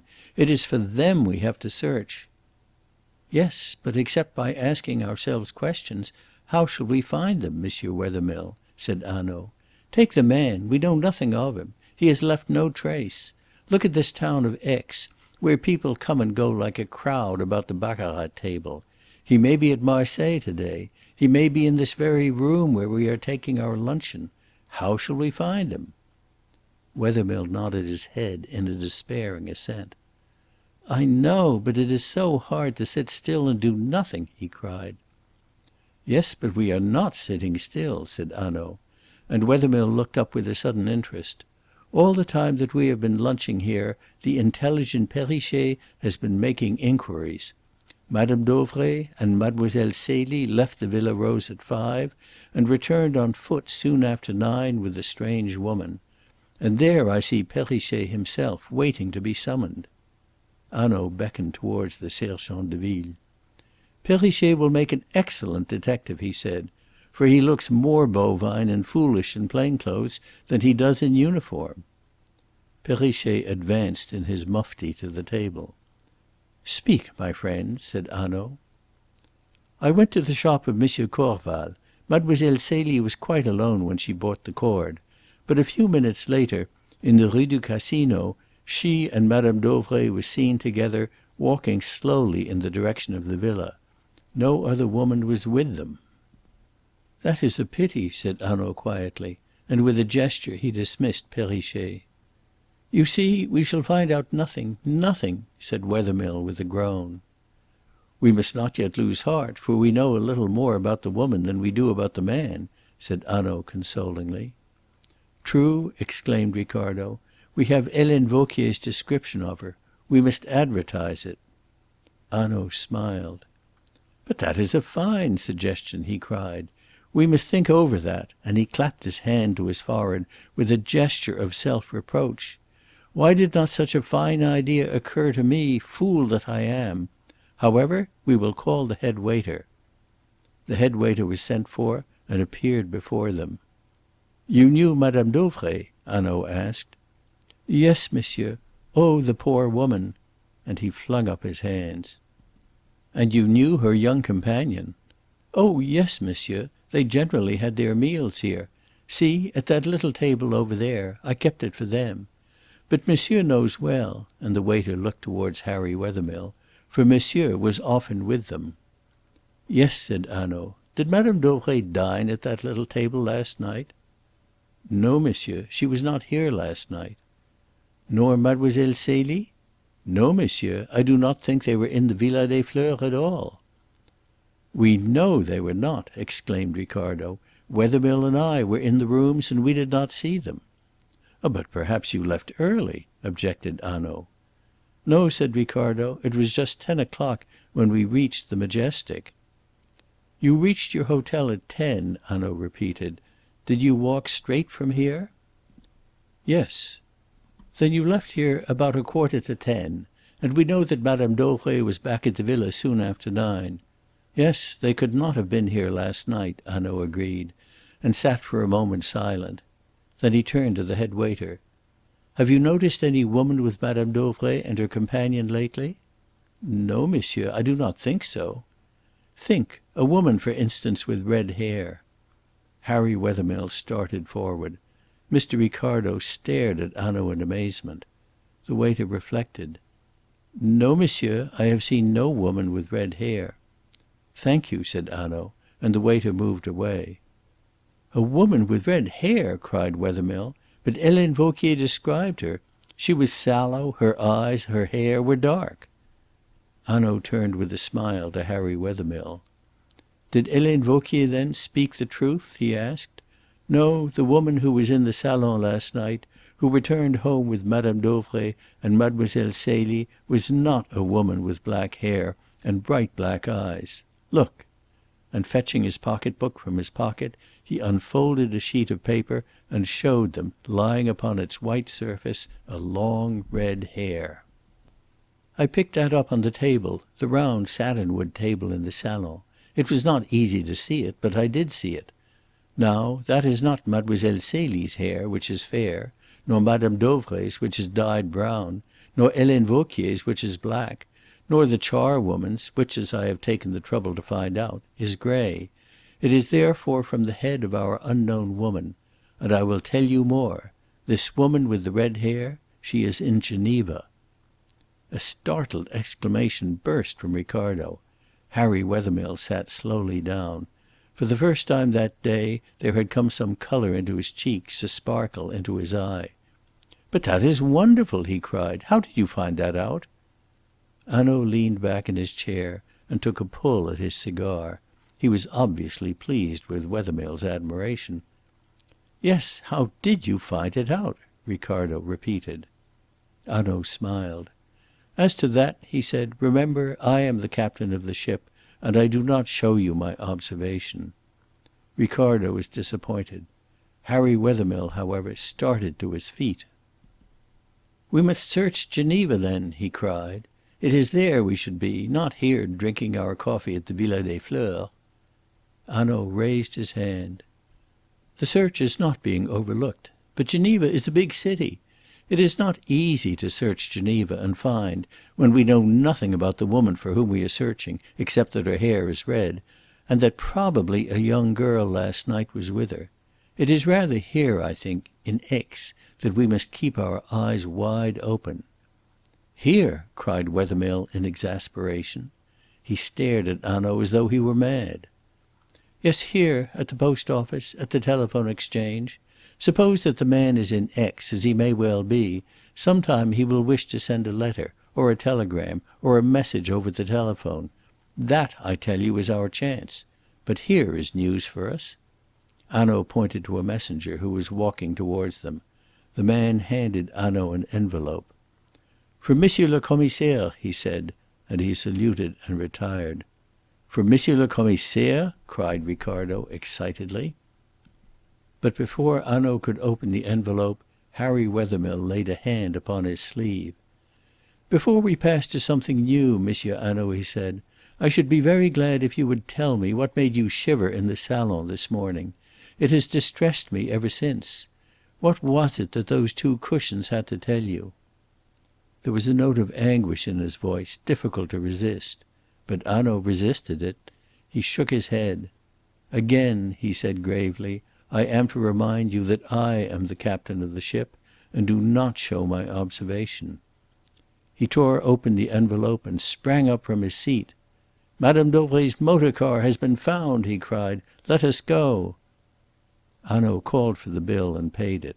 The three men left the Villa des Fleurs together. Chapter 9. Madame Dauvray's motor car. They got into a cab outside the door. Perrichet mounted the box, and the cab was driven along the upward winding road past the Hôtel Bernascon.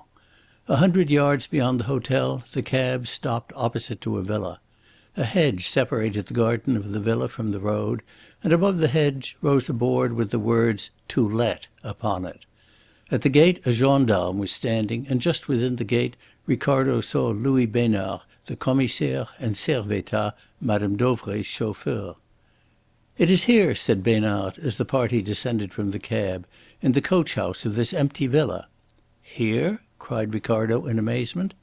The discovery upset all his theories. He had expected to hear that it had been found 50 leagues away. But here, within a couple of miles of the Villa Rose itself, the idea seemed absurd. Why take it away at all, unless it was taken away as a blind? That supposition found its way into Ricardo's mind and gathered strength as he thought upon it. For Hanaud had seemed to lean to the belief that one of the murderers might still be in Aix. Indeed, a glance at him showed that he was not discomposed by their discovery. "When was it found?" Hanaud asked. "This morning. A gardener comes to the villa on 2 days a week to keep the grounds in order. Fortunately, Wednesday is one of his days. Fortunately, too, there was rain yesterday evening.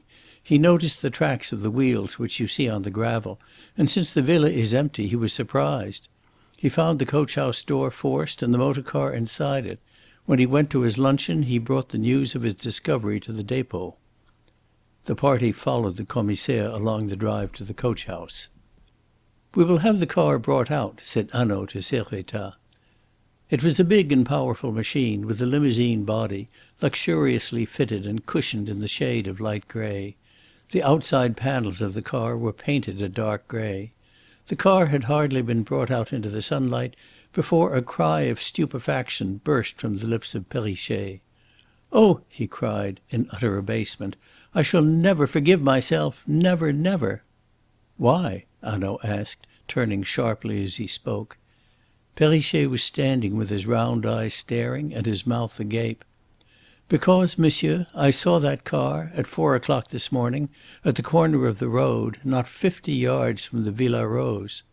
"What!" cried Ricardo. "You saw it!" exclaimed Wethermill. Upon their faces was reflected now the stupefaction of Perrichet. "But you must have made a mistake," said the Commissaire. "No, no, monsieur," Perrichet insisted. "It was that car. It was that number. It was just after daylight. I was standing outside the gate of the villa on duty where Monsieur le Commissaire had placed me. The car appeared at the corner and slackened speed.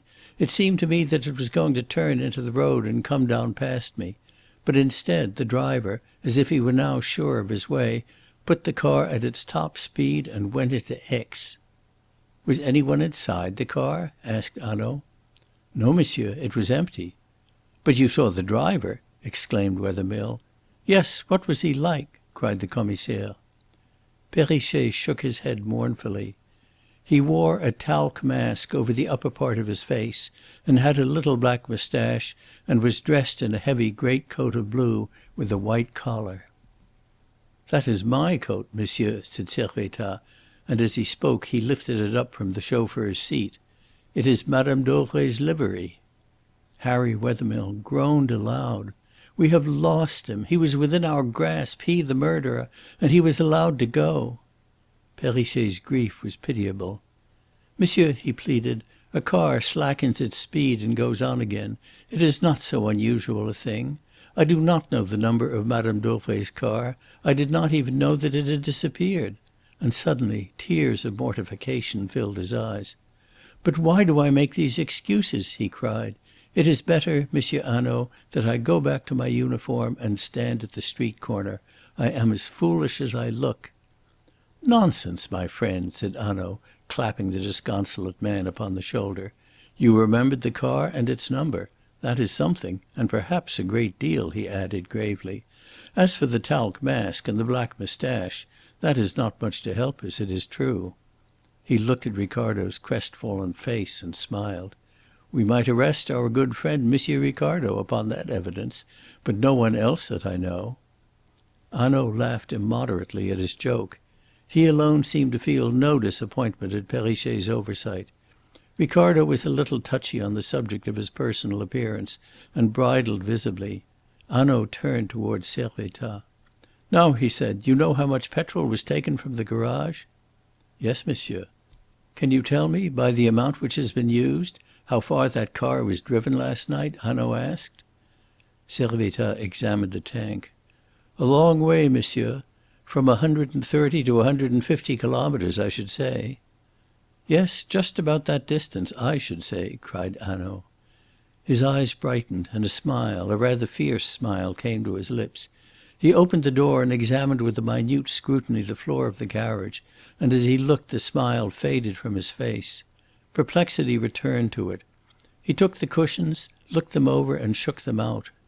"I see no sign," he began, and then he uttered a little shrill cry of satisfaction.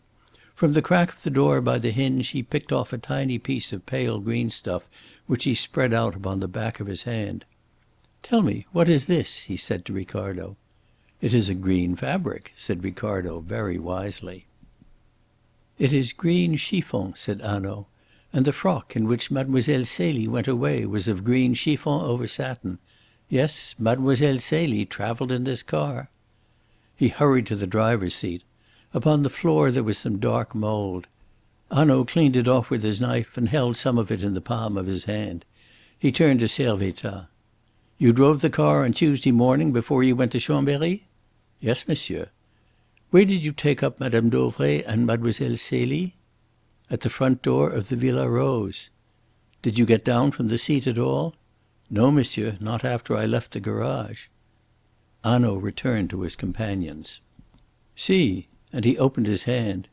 "This is black soil, moist from last night's rain, soil like the soil in front of Madame Dauvray's salon. Look, here is even a blade or two of the grass," and he turned the mould over in the palm of his hand. Then he took an empty envelope from his pocket and poured the soil into it and gummed the flap down. He stood and frowned at the motor car. "Listen," he said, "how I am puzzled. There was a man last night at the Villa Rose. There were a man's blurred footmarks in the mould before the glass door.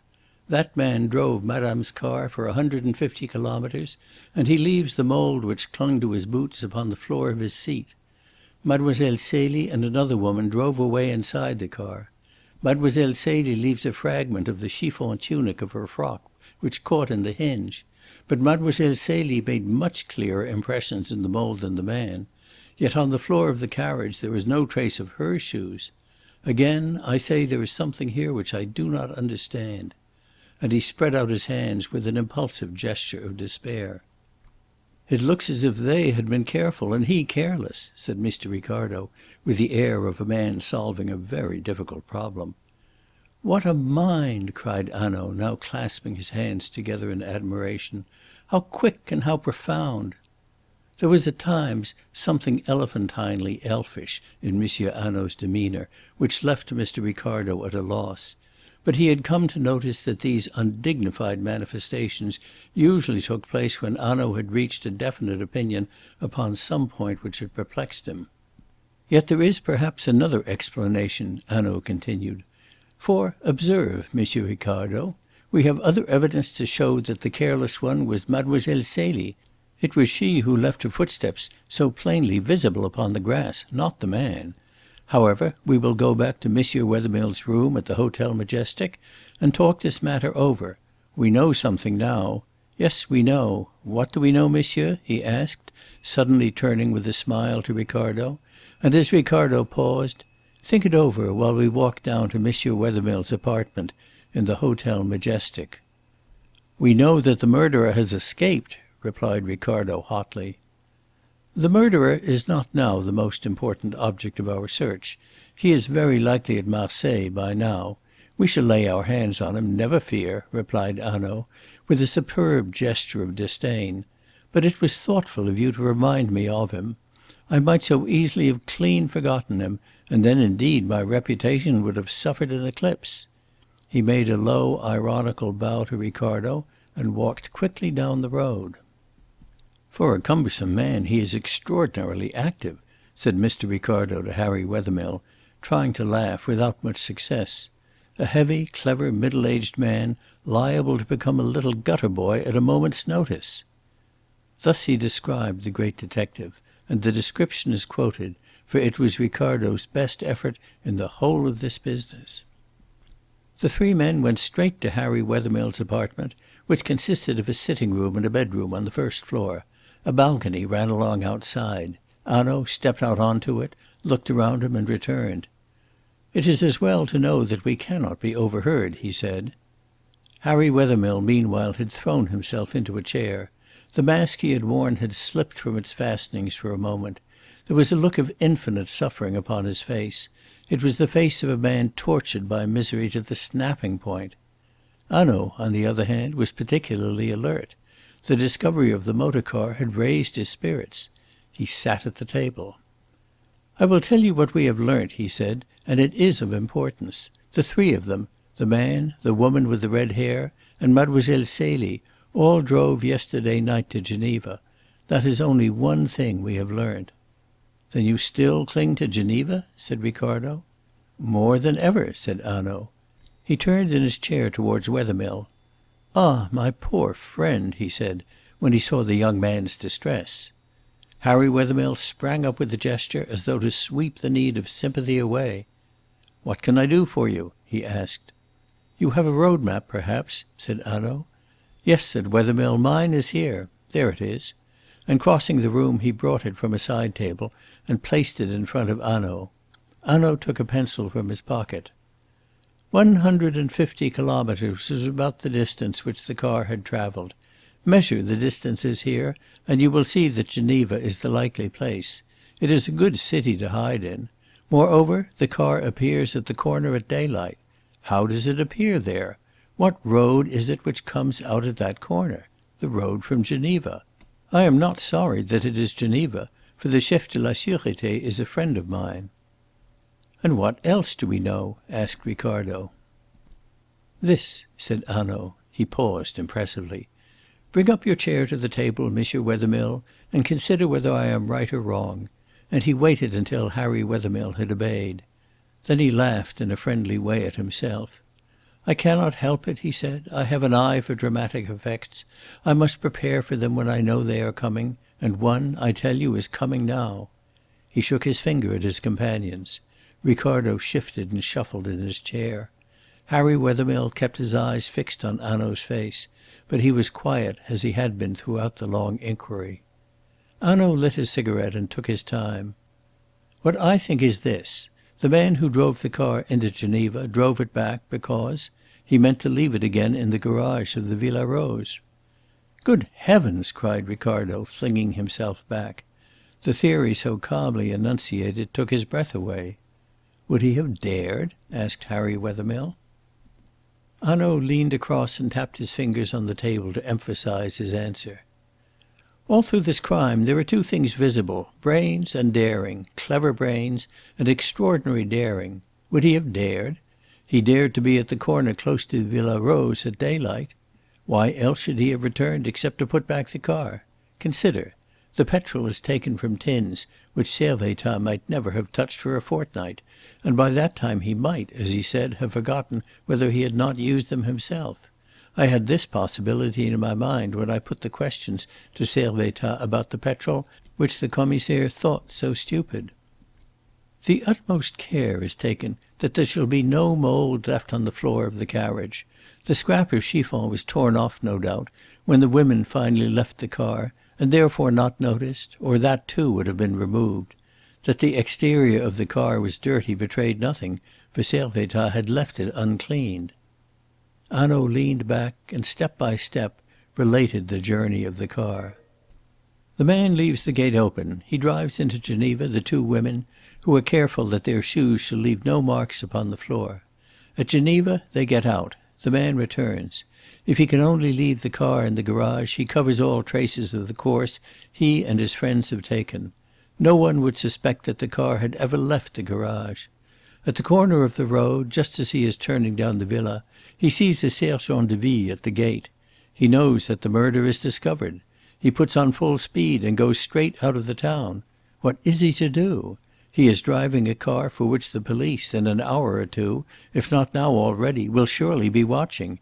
He is driving in broad daylight. He must get rid of it, and at once, before people are about to see it, and to see him in it. Imagine his feelings. It is almost enough to make one pity him. Here he is in a car which convicts him as a murderer, and he has nowhere to leave it. He drives through Aix. Then on the outskirts of the town he finds an empty villa. He drives in at the gate, forces the door of the coach-house, and leaves his car there. Now, observe. It is no longer any use for him to pretend that he and his friends did not disappear in that car. The murder is already discovered, and with the murder the disappearance of the car. So he no longer troubles his head about it. He does not remove the traces of mould from the place where his feet rested, which otherwise no doubt he would have done. It no longer matters. He has to run to earth now before he is seen. That is all his business. And so the state of the car is explained. It was a bold step to bring that car back. Yes, a bold and desperate step, but a clever one. For if it had succeeded, we should have known nothing of their movements. Oh, but nothing, nothing. Ah, I tell you, this is no ordinary blundering affair. They are clever people who devised this crime. Clever, and of an audacity which is surprising. Then Hanaud lit another cigarette. Mr. Ricardo, on the other hand, could hardly continue to smoke for excitement. "I cannot understand your calmness," he exclaimed. "No?" said Hanaud. "Yet it is so obvious. You are the amateur. I am the professional. That is all." He looked at his watch and rose to his feet. "I must go," he said, and as he turned towards the door a cry sprang from Mr. Ricardo's lips. "It is true. I am the amateur. Yet I have knowledge, Monsieur Hanaud, which the professional would do well to obtain." Hanaud turned a guarded face towards Ricardo. There was no longer any raillery in his manner. He spoke slowly, coldly. "Let me have it, then." "I have driven in my motor car from Geneva to Aix," Ricardo cried excitedly. "A bridge crosses a ravine high up amongst the mountains. At the bridge there is a custom house. There, at the Pont de la Caille, your car is stopped. It is searched. You must sign your name in a book. And there is no way round. You would find sure and certain proof whether or no Madame Dauvray's car travelled last night to Geneva. Not so many travellers pass along that road at night. You would find certain proof, too, of how many people were in the car, for they search carefully at the Pont de la Caille." A dark flush overspread Hanaud's face. Ricardo was in the seventh heaven. He had at last contributed something to the history of this crime. He had repaired an omission. He had supplied knowledge to the omniscient. Wethermill looked up drearily, like one who has lost heart. "Yes, you must not neglect that clue," he said. Hanaud replied testily. "It is not a clue. Monsieur Ricardo tells that he travelled from Geneva into France and that his car was searched." "Well, we know already that the officers are particular at the customs houses of France. But travelling from France into Switzerland is a very different affair. In Switzerland, hardly a glance, hardly a word." That was true. Monsieur Ricardo, crestfallen, recognized the truth. But his spirits rose again at once. "But the car came back from Geneva into France!" he cried. "Yes, but when the car came back the man was alone in it," Hanaud answered. "I have more important things to attend to. For instance, I must know whether by any chance they have caught our man at Marseilles." He laid his hand on Wethermill's shoulder. "And you, my friend, I should counsel you to get some sleep. We may need all our strength to-morrow. I hope so." He was speaking very bravely. "Yes, I hope so." Wethermill nodded. "I shall try," he said. "That's better," said Hanaud cheerfully. "You will both stay here this evening, for if I have news I can then ring you up." Both men agreed, and Hanaud went away. He left Mr. Ricardo profoundly disturbed. "That man will take advice from no one," he declared. "His vanity is colossal. It is true they are not particular at the Swiss frontier. Still, the car would have to stop there. At the custom house they would know something. Hanaud ought to make inquiries." But neither Ricardo nor Harry Wethermill heard a word more from Hanaud that night. Chapter 10. News from Geneva. The next morning, however, before Mr. Ricardo was out of his bed, Monsieur Hanaud was announced. He came stepping gaily into the room, more elephantinely elfish than ever.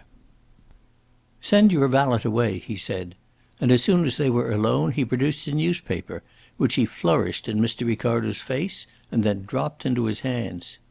Ricardo saw staring him in the face a full description of Celia Harland, of her appearance and her dress, of everything except her name, coupled with an intimation that a reward of 4,000 francs would be paid to anyone who could give information leading to the discovery of her whereabouts to Mr. Ricardo, the Hotel Majestic, Aix-les-Bains. Mr. Ricardo sat up in his bed with a sense of outrage. "You have done this?" he asked. "Yes." "Why have you done it?" Mr. Ricardo cried. Hanaud advanced to the bed mysteriously, on the tips of his toes. "I will tell you," he said in his most confidential tones, "only it must remain a secret between you and me. I did it because I have a sense of humour." "I hate publicity," said Mr. Ricardo acidly. "On the other hand, you have 4,000 francs," protested the detective. "Besides, what else should I do? If I name myself, the very people we are seeking to catch, who, you may be sure, will be the first to read this advertisement, will know that I, the great, the incomparable Hanaud, am after them, and I do not want them to know that. Besides," and he spoke now in a gentle and most serious voice, "why should we make life more difficult for Mademoiselle Celie by telling the world that the police want her? It will be time enough for that when she appears before the juge d'instruction." Mr. Ricardo grumbled inarticulately and read through the advertisement again. "Besides, your description is incomplete," he said. "There is no mention of the diamond earrings which Celia Harland was wearing when she ran away." "Ah, so you noticed that!" exclaimed Hanaud. "A little more experience, and I should be looking very closely to my laurels. But as for the earrings, I will tell you, Mademoiselle Celie was not wearing them when she went away from the Villa Rose." But," stammered Ricardo, "the case upon the dressing-room table was empty."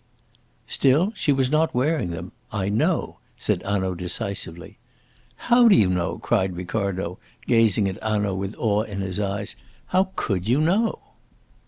"Because," and Hanaud struck a majestic attitude, like a king in a play, "because I am the captain of the ship." Upon that Mr. Ricardo suffered a return of his ill humour. "I do not like to be trifled with," he remarked, with as much dignity as his ruffled hair and the bedclothes allowed him. He looked sternly at the newspaper, turning it over, and then he uttered a cry of surprise. "But this is yesterday's paper," he said. "Yesterday evening's paper," Hanaud corrected. "Printed at Geneva." "Printed and published and sold at Geneva," said Hanaud. "When did you send the advertisement in, then?" "I wrote a letter while we were taking our luncheon," Hanaud explained. "The letter was to Besnard, asking him to telegraph the advertisement at once." "But you never said a word about it to us," Ricardo grumbled. "No. And was I not wise?" said Hanaud with complacency. "For you would have forbidden me to use your name." "Oh, I don't go so far as that," said Ricardo reluctantly. His indignation was rapidly evaporating, for there was growing up in his mind a pleasant perception that the advertisement placed him in the limelight. He rose from his bed. "You will make yourself comfortable in the sitting-room while I have my bath." "I will indeed," replied Hanaud cheerily. "I have already ordered my morning chocolate. I have hopes that you may have a telegram very soon. This paper was cried last night through the streets of Geneva." Ricardo dressed for once in a way with some approach to ordinary celerity, and joined Hanaud. "Has nothing come?" he asked. "No. This chocolate is very good. It is better than that which I get in my hotel." "Good heavens!" cried Ricardo, who was fairly twittering with excitement. "You sit there talking about chocolate while my cup shakes in my fingers." "Again I must remind you that you are the amateur, I the professional, my friend." As the morning drew on, however, Hanaud's professional quietude deserted him. He began to start at the sound of footsteps in the corridor, to glance every other moment from the window, to eat his cigarettes rather than to smoke them. At 11 o'clock Ricardo's valet brought a telegram into the room. Ricardo seized it. "Calmly, my friend," said Hanaud. With trembling fingers Ricardo tore it open. He jumped in his chair. Speechless, he handed the telegram to Hanaud. It had been sent from Geneva, and it ran thus: "Expect me soon after 3, Marthe Gobin." Hanaud nodded his head. "I told you I had hopes." All his levity had gone in an instant from his manner. He spoke very quietly. "I had better send for Wethermill?" asked Ricardo. Hanaud shrugged his shoulders. "As you like. But why raise hopes in that poor man's breast, which an hour or two may dash for ever to the ground? Consider, Marthe Gobin has something to tell us. Think over those 8 points of evidence which you drew up yesterday in the Villa des Fleurs, and say whether what she has to tell us is more likely to prove Mademoiselle Celie's innocence than her guilt. Think well, for I will be guided by you, Monsieur Ricardo," said Hanaud solemnly. "If you think it better that your friend should live in torture until Marthe Gobin comes, and then perhaps suffer worse torture from the news she brings, be it so. You shall decide. If, on the other hand, you decide it will be best to leave Monsieur Wethermill in peace until we know her story, be it so. You shall decide." Ricardo moved uneasily. The solemnity of Hanaud's manner impressed him. He had no wish to take the responsibility of the decision upon himself, but Hanaud sat with his eyes strangely fixed upon Ricardo, waiting for his answer. "Well," said Ricardo at length, "good news will be none the worse for waiting a few hours. Bad news will be a little the better." "Yes," said Hanaud, "so I thought you would decide." He took up a Continental Bradshaw from a bookshelf in the room. "From Geneva she will come through Culoz. Let us see." He turned over the pages. "There is a train from Culoz which reaches Aix at 7 minutes past 3. It is by that train she will come. You have a motor car?" "Yes." "Very well. Will you pick me up in it at 3 at my hotel? We will drive down to the station and see the arrivals by that train. It may help us to get some idea of the person with whom we have to deal. That is always an advantage. Now I will leave you, for I have much to do, but I will look in upon Monsieur Wethermill as I go down and tell him that there is as yet no news." He took up his hat and stick and stood for a moment staring out the window. Then he roused himself from his reverie with a start. "You look out upon Mont Revard, I see. I think Monsieur Wethermill's view over the garden and the town is the better one," he said, and went out of his room. At 3 o'clock Ricardo called in his car, which was an open car of high power, at Hanaud's hotel, and the two men went to the station. They waited outside the exit while the passengers gave up their tickets. Amongst them a middle-aged, short woman of a plethoric tendency attracted their notice. She was neatly but shabbily dressed in black. Her gloves were darned, and she was obviously in a hurry. As she came out, she asked a commissionaire, "How far is it to the Hotel Majestic?" The man told her the hotel was at the very top of the town, and the way was steep.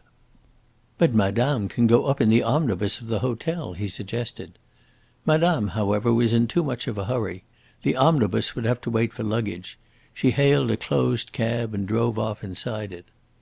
"Now, if we go back in the car, we shall be all ready for her when she arrives," said Hanaud.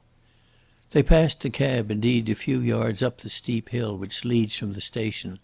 The cab was moving at a walk. "She looks honest," said Hanaud with a sigh of relief. "She is some good bourgeoise anxious to earn 4,000 francs." They reached the hotel in a few minutes. "We may need your car again the moment Marthe Gobin has gone," said Hanaud. "It shall wait here," said Ricardo. "No," said Hanaud, "let it wait in the little street at the back of my hotel. It will not be so noticeable there. You have petrol for a long journey?" Ricardo gave the order quietly to his chauffeur, and followed Hanaud into the hotel. Through a glass window they could see Wethermill smoking a cigar over his coffee. "He looks as if he had not slept," said Ricardo. Hanaud nodded sympathetically and beckoned Ricardo past the window. "But we are nearing the end. These 2 days have been for him days of great trouble, one can see that very clearly, and he has done nothing to embarrass us. Men in distress are apt to be a nuisance. I am grateful to Monsieur Wethermill. But we are nearing the end. Who knows? Within an hour or two we may have news for him." He spoke with great feeling, and the two men ascended the stairs to Ricardo's rooms. For the second time that day Hanaud's professional calm deserted him. The window overlooked the main entrance to the hotel. Hanaud arranged the room, and even while he arranged it, ran every other second and leaned from the window to watch for the coming of the cab. "Put the bank notes upon the table," he said hurriedly. "They will persuade her to tell us all that she has to tell. Yes, that will do. She is not in sight yet? No." "She could not be. It is a long way from the station," said Ricardo, "and the whole distance is uphill." "Yes, that is true," Hanaud replied. "We will not embarrass her by sitting round the table like a tribunal. You will sit in that arm chair." Ricardo took his seat, crossed his knees, and joined the tips of his fingers. "So! Not too judicial," said Hanaud. "I will sit here at the table. Whatever you do, do not frighten her." Hanaud sat down in the chair which he had placed for himself. "Marthe Gobin shall sit opposite with the light upon her face. So!" And springing up, he arranged a chair for her. "Whatever you do, do not frighten her," he repeated. "I am nervous. So much depends upon this interview." And in a second he was back at the window. Ricardo did not move. He arranged in his mind the interrogatory which was to take place. He was to conduct it. He was the master of the situation. All the limelight was to be his. Startling facts would come to light elicited by his deft questions. Hanaud need not fear. He would not frighten her. He would be gentle, he would be cunning. Softly and delicately he would turn this good woman inside out like a glove. Every artistic fibre in his body vibrated to the dramatic situation. Suddenly Hanaud leaned out of the window. "It comes, it comes," he said in a quick, feverish whisper. "I can see the cab between the shrubs of the drive." "Let it come," said Mr. Ricardo superbly. Even as he sat he could hear the grating of the wheels upon the drive. He saw Hanaud lean farther from the window and stamp impatiently upon the floor. "There it is at the door," he cried, and for a few seconds he spoke no more. He stood looking downwards, craning his head, with his back towards Ricardo. Then, with a wild and startled cry, he staggered back into the room. His face was white as wax, his eyes full of horror, his mouth open. "What is the matter?" exclaimed Ricardo, springing to his feet. "They are lifting her out. She doesn't move. They are lifting her out." For a moment he stared into Ricardo's face, paralyzed by fear. Then he sprang down the stairs. Ricardo followed him.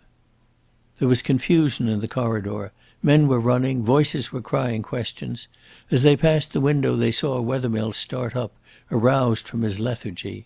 They knew the truth before they reached the entrance of the hotel. A cab had driven up to the door from the station. In the cab was an unknown woman, stabbed to the heart. "She should have come by the omnibus," Hanaud repeated, and repeated stupidly. For the moment he was off his balance. Chapter 11. The Unopened Letter. The hall of the hotel had been cleared of people. At the entrance from the corridor a porter barred the way. "No one can pass," said he. "I think that I can," said Hanaud, and he produced his card. "From the Sûreté at Paris." He was allowed to enter with Ricardo at his heels. On the ground lay Marthe Gobin. The manager of the hotel stood at her side. A doctor was on his knees. Hanaud gave his card to the manager. "You have sent word to the police?" "Yes," said the manager. "And the wound?" asked Hanaud, kneeling on the ground beside the doctor. It was a very small wound, round and neat and clean, and there was very little blood. "It was made by a bullet," said Hanaud. "Some tiny bullet from an air pistol." "No," answered the doctor. "No knife made it," Hanaud asserted. "That is true," said the doctor. "Look!" And he took up from the floor by his knee the weapon which had caused Marthe Gobin's death. It was nothing but an ordinary skewer with a ring at one end and a sharp point at the other, and a piece of common white firewood for a handle. The wood had been split, the ring inserted and spliced in position with strong twine. It was a rough enough weapon, but an effective one. The proof of its effectiveness lay stretched upon the floor beside them. Hanaud gave it to the manager of the hotel. "You must be very careful of this, and give it as it is to the police." Then he bent once more over Marthe Gobin. "Did she suffer?" he asked in a low voice. "No, death must have been instantaneous," said the doctor. "I am glad of that," said Hanaud, as he rose again to his feet. In the doorway the driver of the cab was standing. "What has he to say?" Hanaud asked. The man stepped forward instantly. He was an old, red-faced, stout man, with a shiny white tall hat like 1,000 drivers of cabs. "What have I to say, monsieur?" he grumbled in a husky voice. "I take up the poor woman at the station, and I drive her where she bids me, and I find her dead, and my day is lost. Who will pay my fare, monsieur?" "I will," said Hanaud. "There it is," and he handed the man a 5-franc piece. "Now answer me. Do you tell me that this woman was murdered in your cab, and that you knew nothing about it?" "But what should I know? I take her up at the station, and all the way up the hill her head is every moment out of the window, crying, 'Faster, faster!' Oh, the good woman was in a hurry. But for me, I take no notice. The more she shouts, the less I hear. I bury my head between my shoulders, and I look ahead of me, and I take no notice. One cannot expect cab horses to run up these hills. It is not reasonable." "So you went at a walk," said Hanaud. He beckoned to Ricardo and said to the manager, "Monsieur Besnard will, no doubt, be here in a few minutes, and he will send for the Juge d'Instruction. There is nothing that we can do." He went back to Ricardo's sitting room and flung himself into a chair.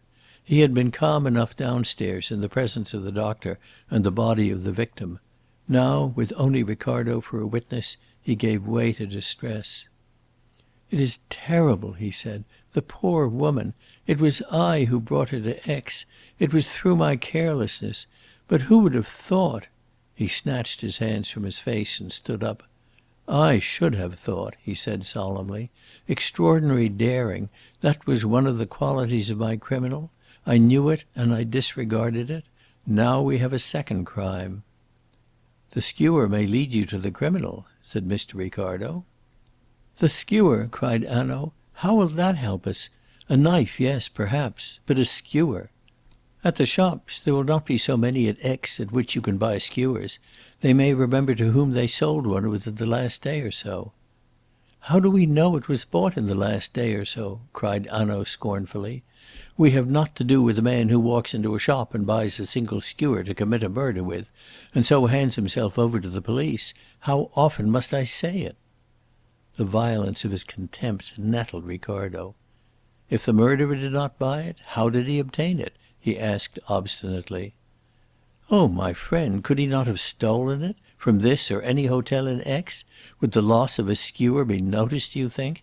How many people in Aix to-day have had rognons à la brochette for their luncheon? Besides, it is not merely the death of this poor woman which troubles me.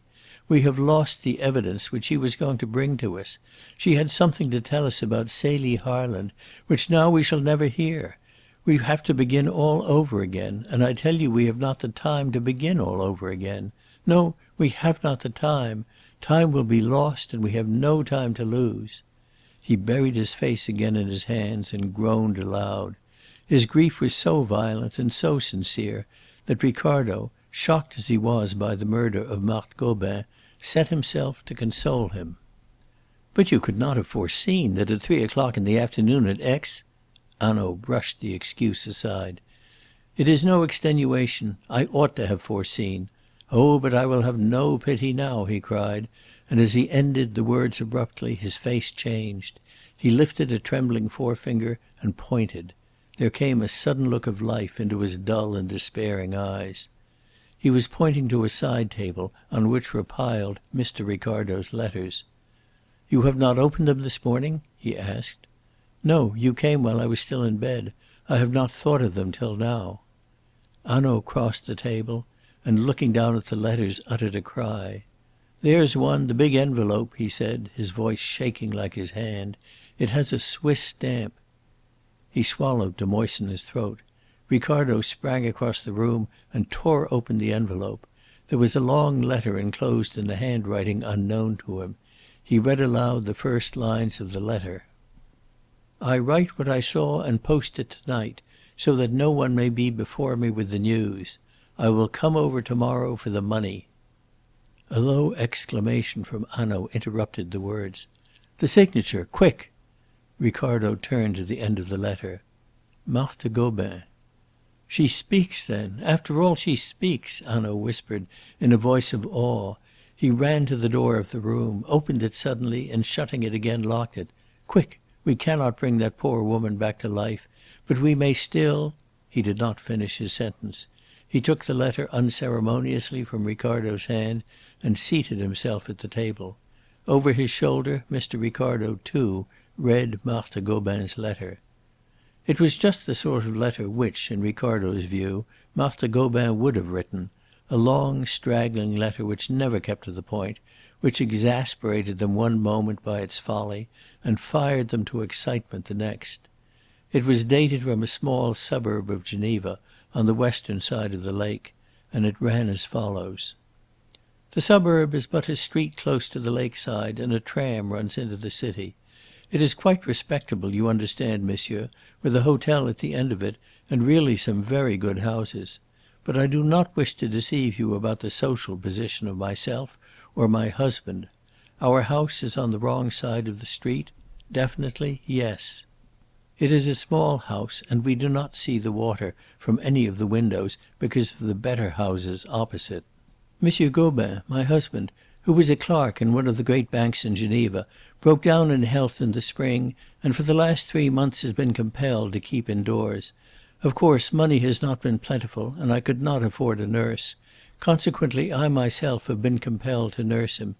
Monsieur, if you were a woman, you would know what men are when they are ill, how fretful, how difficult. There is not much distraction for the woman who nurses them. So, as I am in the house most of the day, I find what amusement I can in watching the doings of my neighbours. You will not blame me.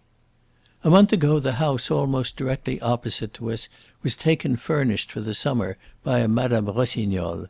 She is a widow, but during the last fortnight a young gentleman has come several times in the afternoon to see her, and it is said in the street that he is going to marry her. But I cannot believe it myself. Monsieur is a young man of perhaps 30, with smooth black hair. He wears a moustache, a little black moustache, and is altogether captivating. Madame Rossignol is 5 or 6 years older, I should think, a tall woman, with red hair and a bold sort of coarse beauty. I was not attracted by her. She seemed not quite of the same world as that charming monsieur who was said to be going to marry her. No, I was not attracted by Adèle Rossignol." And when he had come to that point, Hanaud looked up with a start. "So the name was Adèle," he whispered. "Yes," said Ricardo. "Helene Vauquier spoke the truth." Hanaud nodded with a queer smile upon his lips. "Yes, there she spoke the truth. I thought she did." "But she said Adèle's hair was black," interposed Mr. Ricardo. "Yes, there she didn't," said Hanaud dryly, and his eyes dropped again to the paper.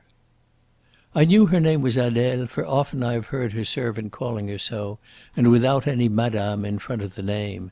That is strange, is it not, to hear an elderly servant woman calling after her mistress, Adèle, just simple Adèle? It was that which made me think monsieur and madame were not of the same world. But I do not believe that they are going to be married. I have an instinct about it. Of course one never knows with what extraordinary women the nicest men will fall in love. So that after all these two may get married. But if they do, I do not think they will be happy." Besides the old woman, there was another servant, a man, Hippolyte, who served in the house and drove the carriage when it was wanted, a respectable man. He always touched his hat when Madame Rossignol came out of the house. He slept in the house at night, although the stable was at the end of the street. I thought he was probably the son of Jeanne, the servant woman. He was young, and his hair was plastered down upon his forehead, and he was altogether satisfied with himself and a great favourite amongst the servants of the street. The carriage and the horse were hired from Geneva. That is the household of Madame Rossignol." So far Mr. Ricardo read in silence. Then he broke out again. "But we have them. The red-haired woman called Adèle, the man with the little black moustache. It was he who drove the motor car." Hanaud held up his hand to check the flow of words, and both read on again. "At 3 o'clock on Tuesday afternoon Madame was driven away in the carriage, and I did not see it return all that evening. Of course it may have returned to the stables by another road. But it was not unusual for the carriage to take her into Geneva and wait a long time. I went to bed at 11, but in the night Monsieur Gobin was restless, and I rose to get him some medicine. We slept in the front of the house, monsieur, and while I was searching for the matches upon the table in the middle of the room, I heard the sound of carriage wheels in the silent street. I went to the window, and raising a corner of the curtains, looked out. Monsieur Gobin called to me fretfully from the bed to know why I did not light the candle and get him what he wanted. I have already told you how fretful sick men can be, always complaining if just for a minute one distracts oneself by looking out of the window. But there, one could do nothing to please them. Yet how right I was to raise the blind and look out of the window, for if I had obeyed my husband I might have lost 4,000 francs, and 4,000 francs are not to be sneezed at by a poor woman whose husband lies in bed. I saw the carriage stop at Madame Rossignol's house. Almost at once the house door was opened by the old servant, although the hall of the house and all the windows in the front were dark. That was the first thing that surprised me. For when Madame came home late and the house was dark, she used to let herself in with a latch-key. Now, in the dark house in the early morning, a servant was watching for them. It was strange. As soon as the door of the house was opened, the door of the carriage opened too, and a young lady stepped quickly out onto the pavement. The train of her dress caught in the door, and she turned round, stooped, freed it with her hand, and held it up off the ground. The night was clear, and there was a lamp in the street close by the door of Madame Rossignol's house. As she turned, I saw her face under the big green hat. It was very pretty and young, and the hair was fair. She wore a white coat, but it was open in front, and showed her evening frock of pale green. When she lifted her skirt, I saw the buckles sparkling on her satin shoes. It was the young lady for whom you are advertising, I am sure. She remained standing just for a moment without moving, while Madame Rossignol got out. I was surprised to see a young lady of such distinction in Madame Rossignol's company. Then, still holding her skirt up, she ran very lightly and quickly across the pavement into the dark house. I thought, monsieur, that she was very anxious not to be seen. So when I saw your advertisement, I was certain that this was the young lady for whom you are searching. I waited for a few moments and saw the carriage drive off towards the stable at the end of the street. But no light went up in any of the rooms in front of the house. And Monsieur Gobin was so fretful that I dropped the corner of the blind, lit the candle, and gave him his cooling drink. His watch was on the table at the bedside, and I saw that it was 5 minutes to 3. I will send you a telegram tomorrow, as soon as I am sure at what hour I can leave my husband. Accept, monsieur, I beg you, my most distinguished salutations. Marthe Gobin. Hanaud leant back with an extraordinary look of perplexity upon his face. But to Ricardo the whole story was now clear. Here was an independent witness, without the jealousy or rancours of Helene Vauquier. Nothing could be more damning than her statement. It corroborated those footmarks upon the soil in front of the glass door of the salon. There was nothing to be done except to set about arresting Mademoiselle Celie at once. The facts work with your theory, Monsieur Hanaud. The young man with the black moustache did not return to the house at Geneva, for somewhere upon the road close to Geneva he met the carriage. He was driving back the car to Aix. And then another thought struck him. "But no," he cried, "we are altogether wrong. See, they did not reach home until 5 minutes to 3. 5 minutes to 3? But this demolished the whole of Hanaud's theory about the motor car. The murderers had left the villa between 11 and 12, probably before 11:30. The car was a machine of 60 horsepower, and the roads were certain to be clear. Yet the travellers only reached their home at 3. Moreover, the car was back in Aix at 4. It was evident they did not travel by the car. "Geneva time is an hour later than French time," said Hanaud shortly. It seemed as if the corroboration of this letter disappointed him. 3:15 in Madame Gobin's house would be 2:45 by our watches here. Hanaud folded up the letter and rose to his feet. "We will go now, and we will take this letter with us." Hanaud looked about the room and picked up a glove lying upon a table. "I left this behind me," he said, putting it into his pocket. "By the way, where is the telegram from Marthe Gobin?" "You put it in your letter case." "Oh, did I?" Hanaud took out his letter case and found the telegram within it. His face lightened. "Good," he said emphatically. For since we have this telegram, there must have been another message sent from Adèle Rossignol to Aix, saying that Marthe Gobin, that busybody, that inquisitive neighbour, who had no doubt seen M. Ricardo's advertisement, was on her way hither. Oh, it will not be put as crudely as that, but that is what the message will mean. We shall have him." And suddenly his face grew very stern. "I must catch him. For Marthe Gobin's death I cannot forgive. A poor woman meaning no harm, and murdered like a sheep under our noses. No, that I cannot forgive." Ricardo wondered whether it was the actual murder of Marthe Gobin, or the fact that he had been beaten and outwitted, which Hanaud could not forgive. But discretion kept him silent. "Let us go," said Hanaud. "By the lift, if you please. It will save time." They descended into the hall close by the main door. The body of Marthe Gobin had been removed to the mortuary of the town. The life of the hotel had resumed its course. "Monsieur Besnard has gone, I suppose?" Hanaud asked of the porter; and receiving an assent, he walked quickly out of the front door. "But there is a shorter way," said Ricardo, running after him. "Across the garden at the back and down the steps." "It will make no difference now," said Hanaud. They hurried along the drive and down the road which circled round the hotel and dipped to the town. Behind Hanaud's hotel Ricardo's car was waiting. "We must go first to Besnard's office. The poor man will be at his wits' end to know who was Madame Gobin and what brought her to Aix. Besides, I wish to send a message over the telephone." Hanaud descended and spent a quarter of an hour with the Commissaire. As he came out he looked at his watch. "We shall be in time, I think," he said. He climbed into the car. "The murder of Marthe Gobin on her way from the station will put our friends at their ease. It will be published, no doubt, in the evening papers, and those good people over there in Geneva will read it with amusement.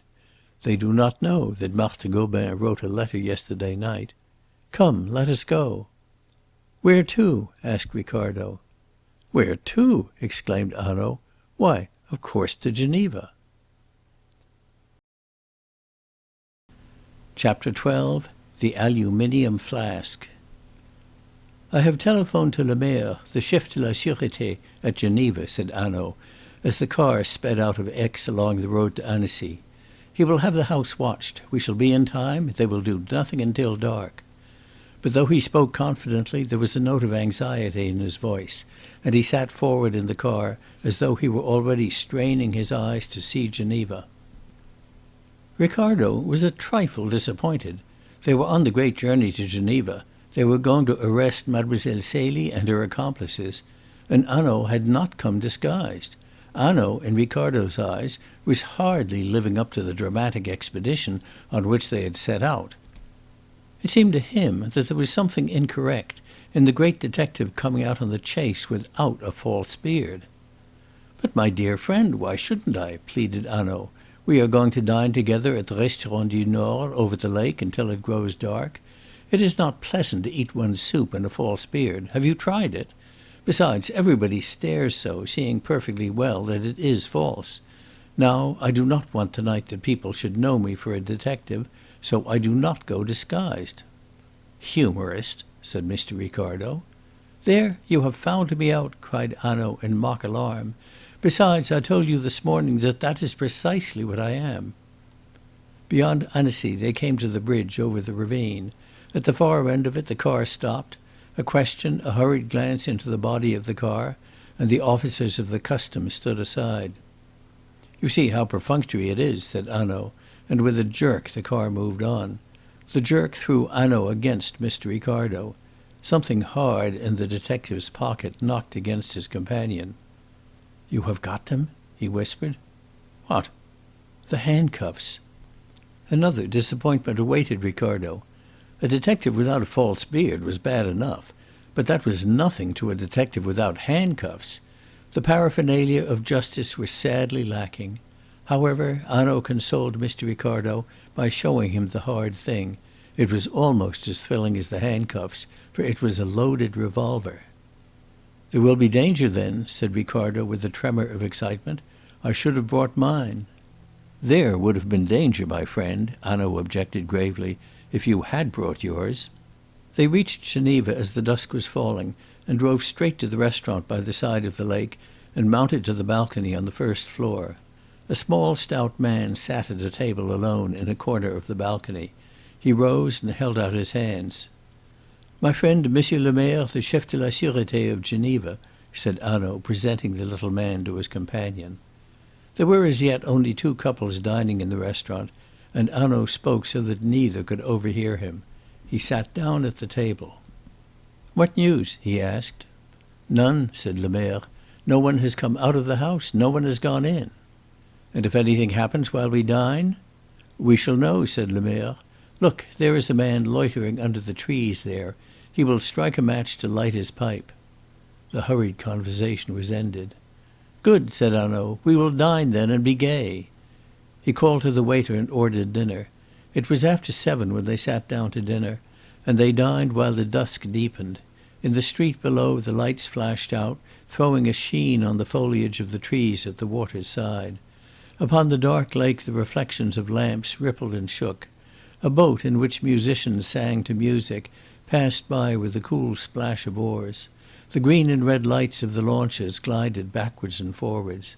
Hanaud alone, of the party on the balcony, tried to keep the conversation upon a light and general level, but it was plain that even he was overdoing his gaiety. There were moments when a sudden contraction of the muscles would clench his hands and give a spasmodic jerk to his shoulders. He was waiting uneasily, uncomfortably, until darkness should come. "Eat," he cried, "eat, my friends," playing with his own barely tasted food.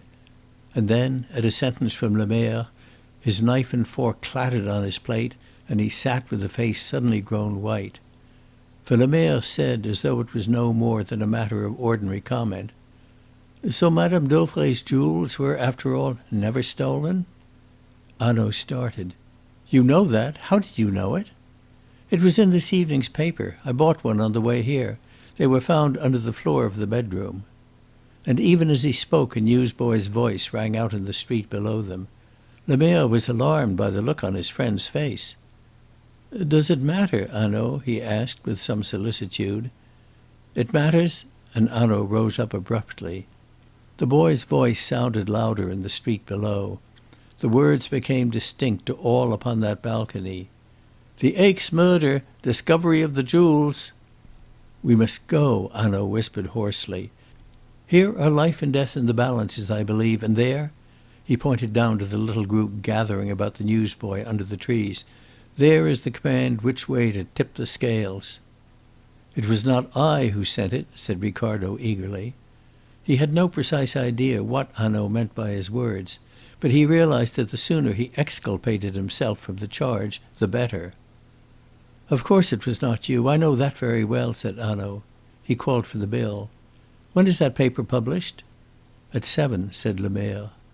"They have been crying it in the streets of Geneva, then, for more than half an hour." He sat drumming impatiently upon the table until the bill should be brought. "By heaven, that's clever!" he muttered savagely. "There's a man who gets ahead of me at every turn. See, le Maire, I take every care, every precaution, that no message shall be sent.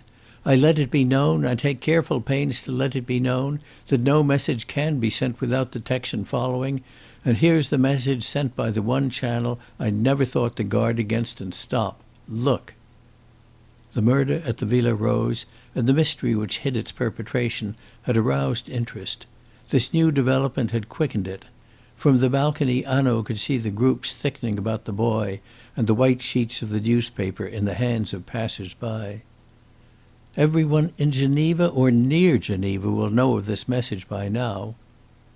"Who could have told?" asked Ricardo blankly. And Hanaud laughed in his face, but laughed without any merriment. "At last!" he cried, as the waiter brought the bill, and just as he had paid it the light of a match flared up under the trees. "The signal," said le Maire. "Not too quickly," whispered Hanaud. With as much unconcern as each could counterfeit, the three men descended the stairs and crossed the road. Under the trees a fourth man joined them, he who had lighted his pipe. "The coachman, Hippolyte," he whispered, "bought an evening paper at the front door of the house from a boy who came down the street shouting the news. The coachman ran back into the house." "When was this?" asked Le Maire. The man pointed to a lad who leaned against the balustrade above the lake, hot and panting for breath. "He came on his bicycle. He has just arrived." "Follow me," said Le Maire. 6 yards from where they stood a couple of steps led down from the embankment onto a wooden landing stage where boats were moored. Le Maire, followed by the others, walked briskly down onto the landing stage. An electric launch was waiting. It had an awning and was of the usual type which one hires at Geneva. There were 2 sergeants in plain clothes on board, and a third man whom Ricardo recognized.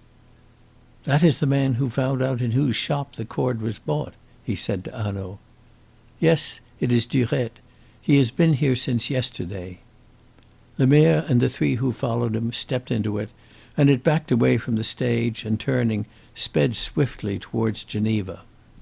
The gay lights of the shops and the restaurants were left behind. The cool darkness enveloped them. A light breeze blew over the lake. A trail of white and tumbled water lengthened out behind and overhead. In a sky of deepest blue the bright stars shone like gold. "If only we are in time," said Hanaud, catching his breath. "Yes," answered Le Maire, and in both their voices there was a strange note of gravity. Le Maire gave a signal after a while, and the boat turned to the shore and reduced its speed. They had passed the big villas.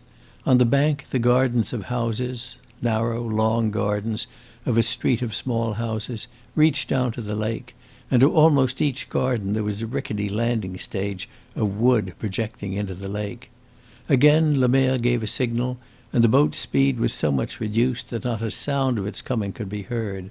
It moved over the water like a shadow, with not so much as a curl of white at its bows. Le Maire touched Hanaud on the shoulder and pointed to a house and a row of houses. All the windows except 2 upon the second floor and 1 upon the ground floor were in absolute darkness, and over those upper 2 the wooden shutters were closed. But in the shutters there were diamond-shaped holes, and from these holes 2 yellow beams of light, like glowing eyes upon the watch, streamed out and melted in the air. "You are sure that the front of the house is guarded?" asked Hanaud anxiously. "Yes," replied Le Maire. Ricardo shivered with excitement. The launch slid noiselessly into the bank and lay hidden under its shadow. Hanaud turned to his associates with his finger to his lips. Something gleamed darkly in his hand. It was the barrel of his revolver. Cautiously the men disembarked and crept up the bank. First came Le Maire, then Hanaud. Ricardo followed him, and the 4th man, who had struck the match under the trees, brought up the rear. The other 3 officers remained in the boat. Stooping under the shadow of the side wall of the garden, the invaders stole towards the house. When a bush rustled or a tree whispered in the light wind, Ricardo's heart jumped to his throat. Once Le Maire stopped, as though his ears heard a sound which warned him of danger. Then cautiously he crept on again. The garden was a ragged place of unmown lawn and straggling bushes. Behind each one Mr. Ricardo seemed to feel an enemy. Never had he been in so strait a predicament. He, the cultured host of Grosvenor Square, was creeping along under a wall with continental policemen. He was going to raid a sinister house by the Lake of Geneva. It was thrilling. Fear and excitement gripped him in turn and let him go, but always he was sustained by the pride of the man doing an out-of-the-way thing. If only my friends could see me now! The ancient vanity was loud in his bosom. Poor fellows, they were upon yachts in the Solent, or on grouse moors in Scotland, or on golf links at North Berwick. He alone of all of them was tracking malefactors to their doom by Leman's Lake. From these agreeable reflections Ricardo was shaken. Le Maire stopped. The raiders had reached the angle made by the side wall of the garden and the house. A whisper was exchanged, and the party turned and moved along the house wall towards the lighted window on the ground floor. As Le Maire reached it he stooped. Then slowly his forehead and his eyes rose above the sill and glanced this way and that into the room.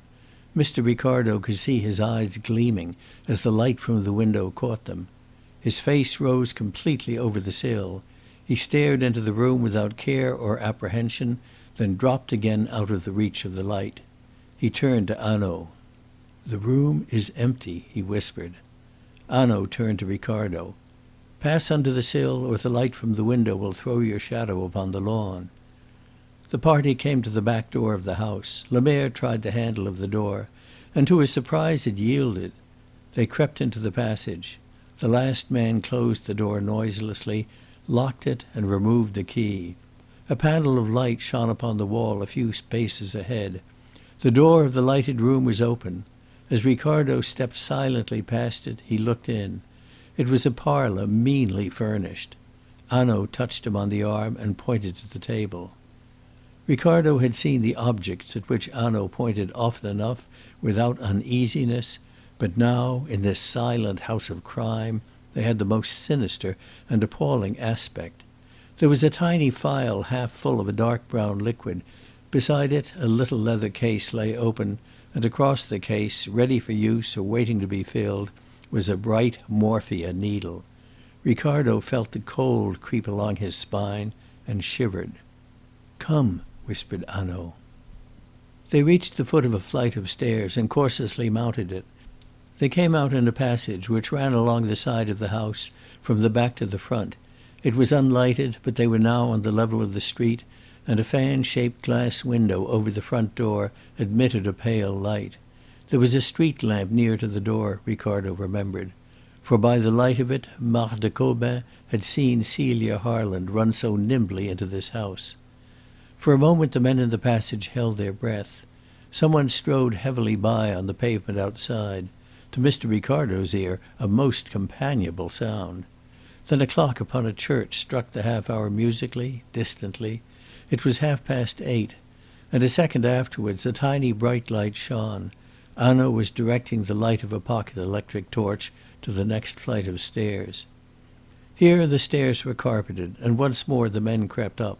One after another they came out upon the next landing. It ran, like those below it, along the side of the house from the back to the front, and the doors were all upon their left hand. From beneath the door nearest to them a yellow line of light streamed out.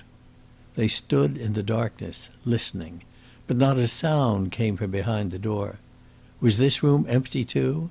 In each one's mind was the fear that the birds had flown. Le Maire carefully took the handle of the door and turned it. Very slowly and cautiously he opened the door.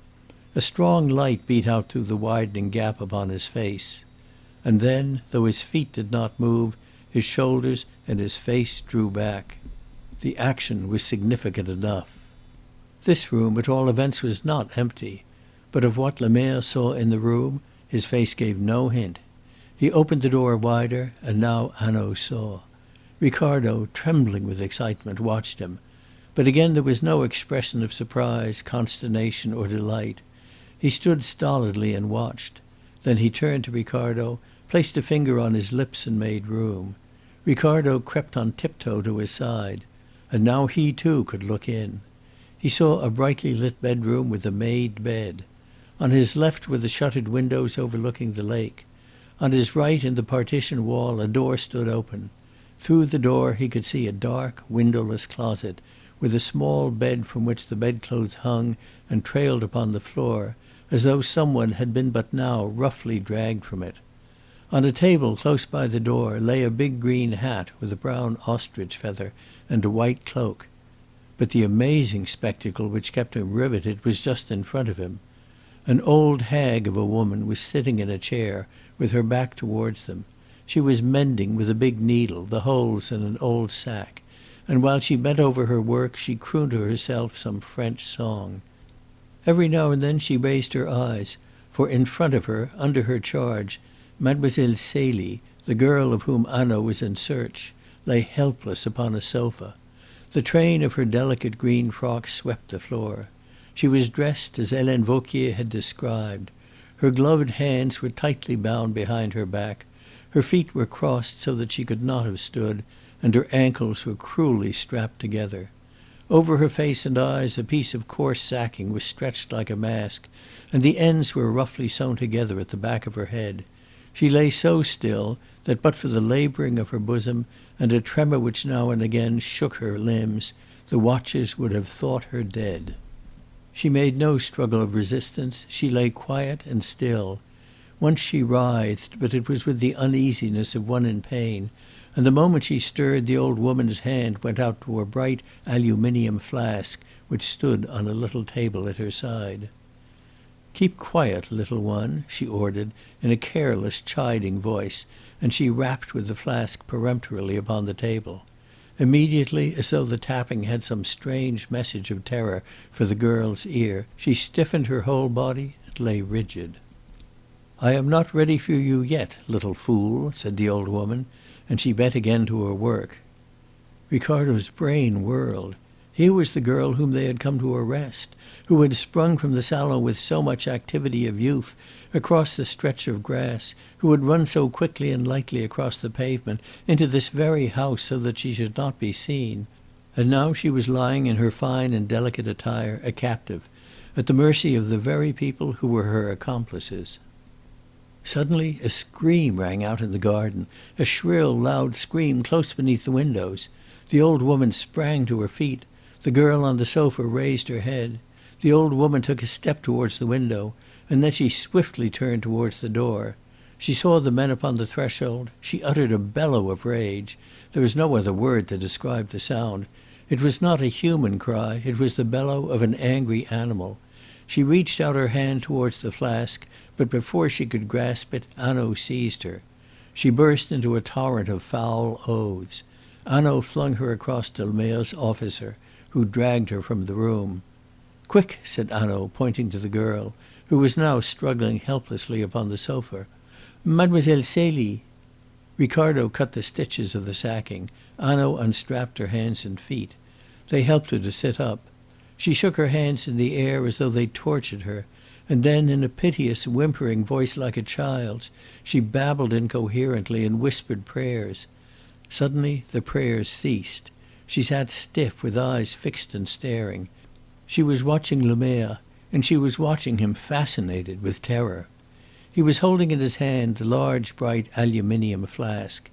He poured a little of the contents very carefully onto a piece of the sack, and then, with an exclamation of anger, he turned towards Hanaud. But Hanaud was supporting Celia, and so, as Lemaire turned abruptly towards him with the flask in his hand, he turned abruptly towards Celia too. She wrenched herself from Hanaud's arms. She shrank violently away. Her white face flushed scarlet and grew white again. She screamed loudly, terribly, and after the scream she uttered a strange, weak sigh, and so fell sideways in a swoon. Hanaud caught her as she fell. A light broke over his face. "Now I understand!" he cried. "Good God, that's horrible!" Chapter 13. In the House at Geneva. It was well, Mr. Ricardo thought, that someone understood. For himself, he frankly admitted that he did not. Indeed, in his view, the first principles of reasoning seemed to be set at naught. It was obvious from the solicitude with which Celia Harland was surrounded that every one except himself was convinced of her innocence. Yet it was equally obvious that any one who bore in mind the 8 points he had tabulated against her must be convinced of her guilt. Yet again, if she were guilty, how did it happen that she had been so mishandled by her accomplices? He was not allowed, however, to reflect upon these remarkable problems. He had too busy a time of it. At one moment he was running to fetch water wherewith to bathe Celia's forehead. At another, when he had returned with the water, he was distracted by the appearance of Durette, the inspector from Aix, in the doorway. "We have them both," he said, "Hippolyte and the woman. They were hiding in the garden." "So I thought," said Hanaud, "when I saw the door open downstairs and the morphia needle on the table." Lemaire turned to one of the officers. "Let them be taken with old Jeanne in cabs to the dépôt." And when the man had gone upon his errand, Lemaire spoke to Hanaud. "You will stay here to-night to arrange for their transfer to Aix?" "I will leave Durette behind," said Hanaud. "I am needed at Aix. We will make a formal application for the prisoners." He was kneeling by Celia's side and awkwardly dabbing her forehead with a wet handkerchief. He raised a warning hand. Celia Harland moved and opened her eyes. She sat up on the sofa, shivering, and looked with dazed and wondering eyes from one to another of the strangers who surrounded her. She searched in vain for a familiar face. "You are amongst good friends, Mademoiselle Celie," said Hanaud with great gentleness. "Oh, I wonder," she cried piteously. "Be very sure of it," he said heartily, and she clung to the sleeve of his coat with desperate hands. "I suppose you are friends," she said, "else why—" and she moved her numbed limbs to make certain that she was free. She looked about the room. Her eyes fell upon the sack and widened with terror. "They came to me a little while ago in that cupboard there, Adele and the old woman, Jeanne. They made me get up. They told me they were going to take me away. They brought my clothes and dressed me in everything I wore when I came, so that no single trace of me might be left behind. Then they tied me." She tore off her gloves and showed them her lacerated wrists. "I think they meant to kill me horribly." And she caught her breath and whimpered like a child. Her spirit was broken. "My poor girl, all that is over," said Hanaud, and he stood up. But at the first movement he made she cried incisively "No!" and tightened the clutch of her fingers upon his sleeve. "But, mademoiselle, you are safe," he said with a smile. She stared at him stupidly. It seemed the words had no meaning for her. She would not let him go. It was only the feel of his coat within the clutch of her fingers which gave her any comfort. "I want to be sure that I am safe," she said, with a wan little smile. "Tell me, mademoiselle, what have you had to eat and drink during the last 2 days?" "Is it 2 days?" she asked. "I was in the dark there. I did not know.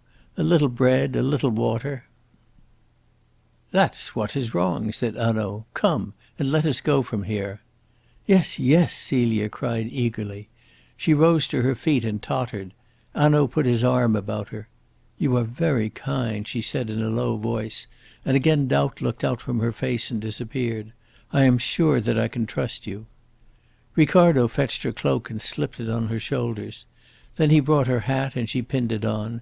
She turned to Hanaud. Unconsciously familiar words rose to her lips. "Is it straight?" she asked. And Hanaud laughed outright, and in a moment Celia smiled herself. Supported by Hanaud, she stumbled down the stairs to the garden. As they passed the open door of the lighted parlour at the back of the house, Hanaud turned back to Lemerre and pointed silently to the morphia needle and the phial. Lemerre nodded his head, and going into the room took them away. They went out again into the garden. Celia Harland threw back her head to the stars and drew in a deep breath of the cool night air. "I did not think," she said in a low voice, "to see the stars again." They walked slowly down the length of the garden, and Hanaud lifted her into the launch. She turned and caught his coat. "You must come too," she said stubbornly. Hanaud sprang in beside her. "For to night," he said gaily, "I am your papa." Ricardo and the others followed, and the launch moved out over the lake under the stars. The bow was turned towards Geneva. The water tumbled behind them like white fire. The night breeze blew fresh upon their faces. They disembarked at the landing stage, and then Lemerre bowed to Celia and took his leave. Hanaud led Celia up onto the balcony of the restaurant and ordered supper. There were people still dining at the tables. One party indeed sitting late over their coffee Ricardo recognized with a kind of shock. They had taken their places, the very places in which they now sat, before he and Hanaud and Lemerre had left the restaurant upon their expedition of rescue. Into that short interval of time so much that was eventful had been crowded. Hanaud leaned across the table to Celia and said in a low voice, "Mademoiselle, if I may suggest it, it would be as well if you put on your gloves, otherwise they may notice your wrists." Celia followed his advice. She ate some food and drank a glass of champagne. A little colour returned to her cheeks. "You are very kind to me, you and monsieur your friend," she said, with a smile towards Ricardo. "But for you—" and her voice shook. "Hush!" said Hanaud. "All that is over. We will not speak of it." Celia looked out across the road onto the trees, of which the dark foliage was brightened and made pale by the lights of the restaurant. Out on the water some one was singing. "It seems impossible to me," she said in a low voice, "that I am here in the open air and free." Hanaud looked at his watch. "Mademoiselle Celie, it is past 10 o'clock. Monsieur Ricardo's car is waiting there under the trees. I want you to drive back to Aix. I have taken rooms for you at an hotel, and there will be a nurse from the hospital to look after you." "Thank you, monsieur," she said. "You have thought of everything. But I shall not need a nurse." "But you will have a nurse," said Hanaud firmly. "You feel stronger now, yes. But when you lay your head upon your pillow, mademoiselle, it will be a comfort for you to know that you have her within call. And in a day or two," he added gently, "you will perhaps be able to tell us what happened on Tuesday night at the Villa Rose?" Celia covered her face with her hands for a few moments. Then she drew them away and said simply, "Yes, monsieur, I will tell you." Hanaud bowed to her with a genuine deference. "Thank you, mademoiselle," he said, and in his voice there was a strong ring of sympathy. They went downstairs and entered Ricardo's motor car. "I want to send a telephone message," said Hanaud, "if you will wait here." "No!" cried Celia decisively, and she again laid hold of his coat with a pretty imperiousness, as though he belonged to her. "But I must," said Hanaud with a laugh. "Then I will come too," said Celia, and she opened the door and set a foot upon the step. "You will not, mademoiselle," said Hanaud with a laugh. "Will you take your foot back into that car? That is better. Now you will sit with your friend, Monsieur Ricardo, whom, by the way, I have not yet introduced to you. He is a very good friend of yours, mademoiselle, and will in the future be a still better one." Ricardo felt his conscience rather heavy within him, for he had come out to Geneva with the fixed intention of arresting her as a most dangerous criminal. Even now he could not understand how she could be innocent of a share in Madame Dauvray's murder. But Hanaud evidently thought she was, and since Hanaud thought so, why, it was better to say nothing if one was sensitive to gibes. So Ricardo sat and talked with her, while Hanaud ran back into the restaurant. It mattered very little, however, what he said, for Celia's eyes were fixed upon the doorway through which Hanaud had disappeared. And when he came back she was quick to turn the handle of the door. "Now, mademoiselle, we will wrap you up in Monsieur Ricardo's spare motor coat and cover your knees with a rug and put you between us, and then you can go to sleep." The car sped through the streets of Geneva. Celia Harland, with a little sigh of relief, nestled down between the two men. "If I knew you better," she said to Hanaud, "I should tell you, what of course I do not tell you now, that I feel as if I had a big Newfoundland dog with me." "Mademoiselle Celie," said Hanaud, and his voice told her that he was moved, "that is a very pretty thing which you have said to me." The lights of the city fell away behind them. Now only a glow in the sky spoke of Geneva. Now even that was gone, and with a smooth continuous purr the car raced through the cool darkness. The great headlamps threw a bright circle of light before them, and the road slipped away beneath the wheels like a running tide. Celia fell asleep. Even when the car stopped at the Pont de la Caille she did not waken. The door was opened and a search for contraband was made. The book was signed. Still she did not wake. The car sped on. "You see, coming into France is a different affair," said Hanaud. "Yes," replied Ricardo. "Still, I will own it, you caught me napping yesterday." "I did?" exclaimed Ricardo joyfully. "You did," returned Hanaud. "I had never heard of the Pont de la Caille. But you will not mention it? You will not ruin me?" "I will not," answered Monsieur Ricardo, superb in his magnanimity. "You are a good detective." "Oh, thank you, thank you!" cried Hanaud, in a voice which shook, surely with emotion. He wrung Ricardo's hand. He wiped an imaginary tear from his eye. And still Celia slept. Monsieur Ricardo looked at her. He said to Hanaud in a whisper, "Yet I do not understand. The car, though no serious search was made, must still have stopped at the Pont de la Caille on the Swiss side. Why did she not cry for help then? One cry and she was safe. A movement even was enough. Do you understand?" Hanaud nodded his head. "I think so," he answered, with a very gentle look at Celia. "Yes, I think so."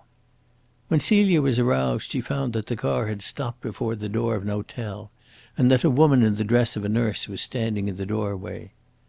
"You can trust Marie," said Hanaud, and Celia turned as she stood upon the ground and gave her hands to the two men.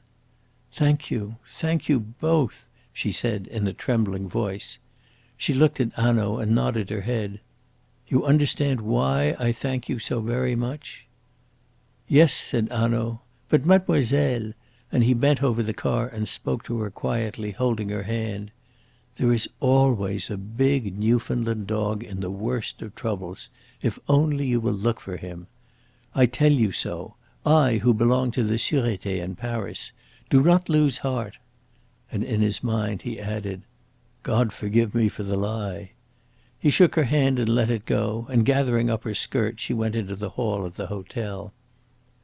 Hanaud watched her as she went. She was to him a lonely and pathetic creature, in spite of the nurse who bore her company. "You must be a good friend to that young girl, Monsieur Ricardo," he said. "Let us drive to your hotel." "Yes," said Ricardo, and as they went the curiosity which all the way from Geneva had been smouldering within him burst into flame. "Will you explain to me one thing?" he asked.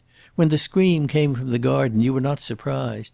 Indeed, you said that when you saw the open door and the morphia needle on the table of the little room downstairs, you thought Adele and the man Hippolyte were hiding in the garden." "Yes, I did think so."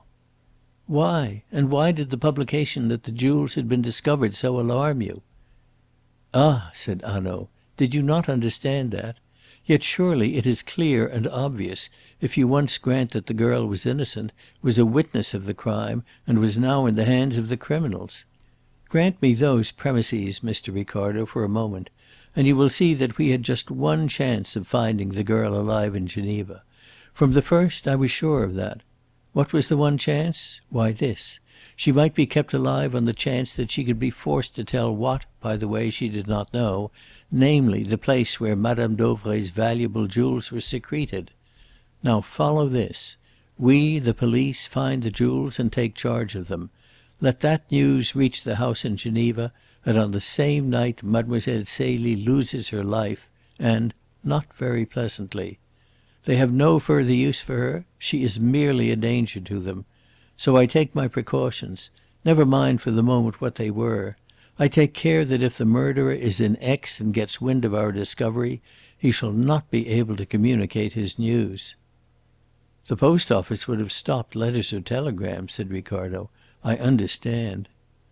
"On the contrary," replied Hanaud. "No, I took my precautions, which were of quite a different kind, before I knew the house in Geneva or the name of Rossignol. But one way of communication I did not think of. I did not think of the possibility that the news might be sent to a newspaper, which of course would publish it and cry it through the streets of Geneva.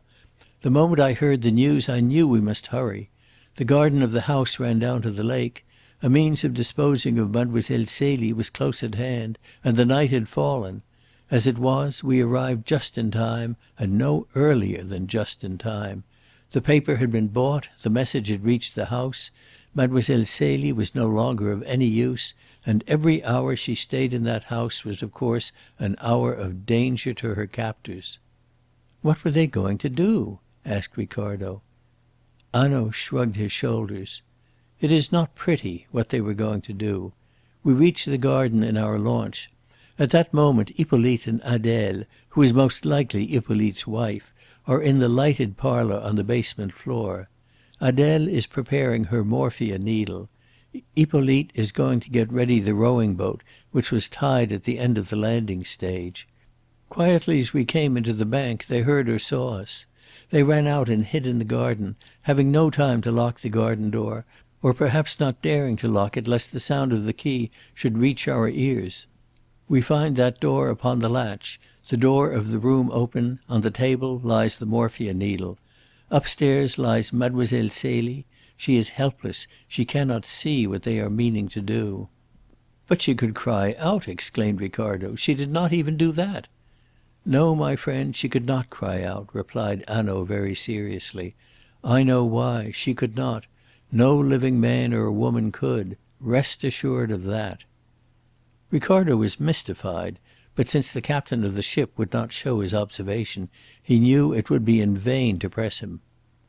"Well, while Adele was preparing her morphia needle, and Hippolyte was about to prepare the boat, Jeanne upstairs was making her preparation too. She was mending a sack.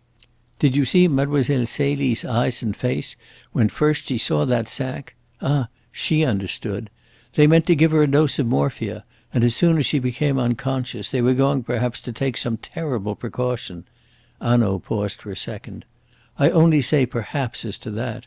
But certainly they were going to sew her up in that sack, row her well out across the lake, fix a weight to her feet, and drop her quietly overboard.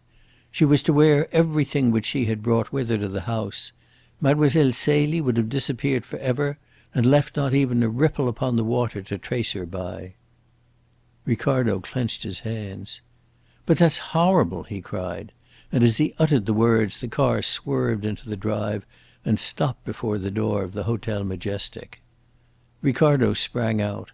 A feeling of remorse seized hold of him. All through that evening he had not given one thought to Harry Wethermill, so utterly had the excitement of each moment engrossed his mind. "He will be glad to know," cried Ricardo. "To-night, at all events, he shall sleep. I ought to have telegraphed to him from Geneva that we and Miss Celia were coming back." He ran up the steps into the hotel. "I took care that he should know," said Hanaud, as he followed in Ricardo's steps. "Then the message could not have reached him, else he would have been expecting us," replied Ricardo, as he hurried into the office, where a clerk sat at his books. "Is Mr. Wethermill in?" he asked. The clerk eyed him strangely. "Mr. Wethermill was arrested this evening," he said. Ricardo stepped back. "Arrested? When?" "At 25 minutes past 10," replied the clerk shortly. "Ah," said Hanaud quietly, "that was my telephone message." Ricardo stared in stupefaction at his companion. "Arrested!" he cried. "Arrested! But what for?" "For the murders of Marthe Gobin and Madame Dauvray," said Hanaud. "Good night." Chapter 14. Mr. Ricardo is Bewildered. Ricardo passed a most tempestuous night. He was tossed amongst dark problems. Now it was Harry Wethermill who beset him. He repeated and repeated the name, trying to grasp the new and sinister suggestion, which, if Hanaud were right, its sound must henceforth bear. Of course, Hanaud might be wrong.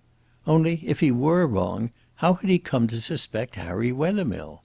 What had first directed his thoughts to that seemingly heartbroken man? And when? Certain recollections became vivid in Mr. Ricardo's mind. The luncheon at the Villa Rose, for instance. Hanaud had been so insistent that the woman with the red hair was to be found in Geneva, had so clearly laid it down that a message, a telegram, a letter from Aix to Geneva, would enable him to lay his hands upon the murderer in Aix. He was isolating the house in Geneva even so early in the history of his investigations. Even so soon he suspected Harry Wethermill. Brains and audacity, yes, these two qualities he had stipulated in the criminal. Ricardo now for the first time understood the trend of all Hanaud's talk at that luncheon. He was putting Harry Wethermill upon his guard. He was immobilizing him. He was fettering him in precautions. With a subtle skill he was forcing him to isolate himself. And he was doing it deliberately to save the life of Celia Harland in Geneva. Once Ricardo lifted himself up with the hair stirring on his scalp. He himself had been with Wethermill in the baccarat rooms on the very night of the murder. They had walked together up the hill to the hotel. It could not be that Harry Wethermill was guilty. And yet, he suddenly remembered, they had together left the rooms at an early hour. It was only 10 o'clock when they had separated in the hall, when they had gone, each to his own room. There would have been time for Wethermill to reach the Villa Rose and do his dreadful work upon that night before 12, if all had been arranged beforehand, if all went as it had been arranged. And as he thought upon the careful planning of that crime, and remembered Wethermill's easy chatter as they had strolled from table to table in the Villa des Fleurs, Ricardo shuddered. Though he encouraged a taste for the bizarre, it was with an effort. He was naturally of an orderly mind, and to touch the eerie or inhuman caused him a physical discomfort. So now he marvelled in a great uneasiness at the calm placidity with which Wethermill had talked, his arm in his, while the load of so dark a crime to be committed within the hour lay upon his mind. Each minute he must have been thinking, with a swift spasm of the heart, Should such a precaution fail, should such or such an unforeseen thing intervene? Yet there had never been a sign of disturbance, never a hint of any disquietude. Then Ricardo's thoughts turned, as he tossed upon his bed, to Celia Harland, a tragic and a lonely figure. He recalled the look of tenderness upon her face when her eyes had met Harry Wethermill's across the baccarat table in the Villa des Fleurs. He gained some insight into the reason why she had clung so desperately to Hanaud's coat sleeve yesterday. Not merely had he saved her life. She was lying with all her world of trust and illusion broken about her, and Hanaud had raised her up. She had found some one whom she trusted, the big Newfoundland dog, as she expressed it. Mr. Ricardo was still thinking of Celia Harland when the morning came. He fell asleep and awoke to find Hanaud by his bed. "You will be wanted to-day," said Hanaud. Ricardo got up and walked down from the hotel with the detective. The front door faces the hillside of Montrevard, and on this side Mr. Ricardo's rooms looked out. The drive from the front door curves around the end of the long building and joins the road, which then winds down towards the town past the garden at the back of the hotel. Down this road the two men walked while the supporting wall of the garden upon their right hand grew higher and higher above their heads. They came to a steep flight of steps, which makes a short cut from the hotel to the road, and at the steps Hanaud stopped. "Do you see?" he said. "On the opposite side there are no houses. There is only a wall. Behind the wall there are climbing gardens, and the ground falls steeply to the turn of the road below. There's a flight of steps leading down which corresponds with the flight of steps from the garden. Very often there's a sergent de ville stationed on the top of the steps. But there was not one there yesterday afternoon at 3. Behind us is the supporting wall of the hotel garden. Well, look about you. We cannot be seen from the hotel. There's not a soul in sight. Yes, there's some one coming up the hill, but we have been standing here quite long enough for you to stab me and get back to your coffee on the veranda of the hotel." Ricardo started back. "Marthe Gobin!" he cried. "It was here, then?" Hanaud nodded. "When we returned from the station in your motor car and went up to your rooms, we passed Harry Wethermill sitting upon the veranda over the garden drinking his coffee. He had the news then that Marthe Gobin was on her way." "But you had isolated the house in Geneva. How could he have the news?" exclaimed Ricardo, whose brain was whirling. "I had isolated the house from him, in the sense that he dared not communicate with his accomplices. That is what you have to remember. He could not even let them know that they must not communicate with him. So he received a telegram. It was carefully worded. No doubt he had arranged the wording of any message with the care which was used in all the preparations. It ran like this," and Hanaud took a scrap of paper from his pocket and read out from it a copy of the telegram. "Agent arrives Aix 3-7 to negotiate purchase of your patent." The telegram was handed in at Geneva station at 12:45, 5 minutes after the train had left, which carried Marthe Gobin to Aix. And more, it was handed in by a man strongly representing Hippolyte Tasse. That we know. "That was madness," said Ricardo. "But what else could they do over there in Geneva? They did not know that Harry Wethermill was suspected. Harry Wethermill had no idea of it himself. But even if they had known, they must take the risk. Put yourself into their place for a moment. They had seen my advertisement about Celia Harland in the Geneva paper. Marthe Gobin, that busybody who was always watching her neighbours, was no doubt watched herself. They see her leave the house, an unusual proceeding for her with her husband ill, as her own letter tells us. Hippolyte follows her to the station, sees her take her ticket to Aix, and mounts into the train.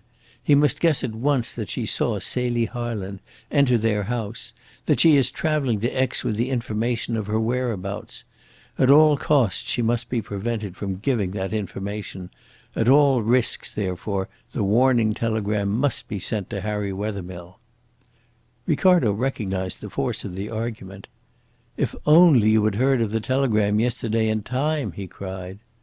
"Ah, yes," Hanaud agreed. But it was only sent off at 1:15.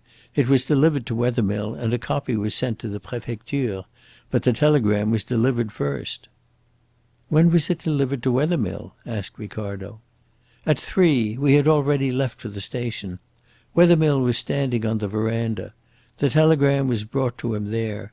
It was brought by a waiter in the hotel who remembers the incident very well. Wethermill has 7 minutes and the time it will take for Marthe Gobin to drive from the station to the Majestic. What does he do? He runs up first to your rooms, very likely not knowing what he must do. He runs up to verify his telegram."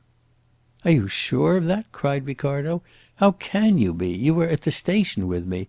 What makes you sure?" Hanaud produced a brown kid glove from his pocket. "This." "That is your glove. You told me so yesterday." "I told you so," replied Hanaud calmly. "But it is not my glove. It is Wethermill's. There are his initials stamped upon the lining. See? I picked up that glove in your room after we had returned from the station. It was not there before. He went to your rooms. No doubt he searched for a telegram. Fortunately he did not examine your letters, or Marthe Gobin would never have spoken to us as she did after she was dead." "Then what did he do?" asked Ricardo eagerly; and though Hanaud had been with him at the entrance to the station all this while, he asked the question in absolute confidence that the true answer would be given to him. "He returned to the veranda, wondering what he should do. He saw us come back from the station in the motor car and go up to your room. We were alone. Marthe Gobin, then, was following. There was his chance. Marthe Gobin must not reach us, must not tell her news to us. He ran down the garden steps to the gate. No one could see him from the hotel. Very likely he hid behind the trees whence he could watch the road. A cab comes up the hill. There's a woman in it. Not quite the kind of woman who stays at your hotel, Monsieur Ricardo. Yet she must be going to your hotel, for the road ends. The driver is nodding on his box, refusing to pay any heed to his fare, lest again she should bid him hurry. His horse is moving at a walk. Wethermill puts his head in at the window and asks if she has come to see Monsieur Ricardo. Anxious for her 4,000 francs, she answers yes. Perhaps he steps into the cab, perhaps as he walks by the side he strikes, and strikes hard and strikes surely. Long before the cab reaches the hotel he is back again on the veranda." "Yes," said Ricardo, "it's the daring of which you spoke which made the crime possible, the same daring which made him seek your help." "That was unexampled." "No," replied Hanaud. "There's an historic crime in your own country, monsieur. Cries for help were heard in a by-street of a town. When people ran to answer them, a man was found kneeling by a corpse. It was the kneeling man who cried for help, but it was also the kneeling man who did the murder. I remembered that when I first began to suspect Harry Wethermill." Ricardo turned eagerly. "And when? When did you first begin to suspect Harry Wethermill?" Hanaud smiled and shook his head. "That you shall know in good time. I am the captain of the ship." His voice took on a deeper note. "But I prepare you. Listen. Daring and brains, those were the property of Harry Wethermill. Yes. But it is not he who is the chief actor in the crime. Of that I am sure. He was no more than one of the instruments." "One of the instruments? Used, then, by whom?" asked Ricardo. "By my Normandy peasant woman, Monsieur Ricardo," said Hanaud. "Yes, there's the dominating figure, cruel, masterful, relentless, that strange woman, Helene Vauquier. You are surprised? You will see. It is not the man of intellect and daring. It's my peasant woman who is at the bottom of it all." "But she's free!" exclaimed Ricardo. "You let her go free." "Free!" repeated Ricardo. "She was driven straight from the Villa Rose to the Dépôt. She has been kept au secret ever since." Ricardo stared in amazement. "Already you knew of her guilt?" "Already she had lied to me in her description of Adèle Rossignol. Do you remember what she said? A black-haired woman with beady eyes, and I only 5 minutes before had picked up from the table this." He opened his pocket-book and took from an envelope a long strand of red hair. "But it was not only because she lied that I had her taken to the Dépôt. A pot of cold cream had disappeared from the room of Mademoiselle Celie. Then Perrichet, after all, was right. Perrichet, after all, was quite wrong not to hold his tongue, for in that pot of cold cream, as I was sure, were hidden those valuable diamond earrings which Mademoiselle Celie habitually wore. The two men had reached the square in front of the Établissement des Bains. Ricardo dropped onto a bench and wiped his forehead. "But I am in a maze," he cried. "My head turns round. I don't know where I am." Hanaud stood in front of Ricardo, smiling. He was not displeased with his companion's bewilderment. It was all so much of tribute to himself. "I am the captain of the ship," he said. His smile irritated Ricardo, who spoke impatiently.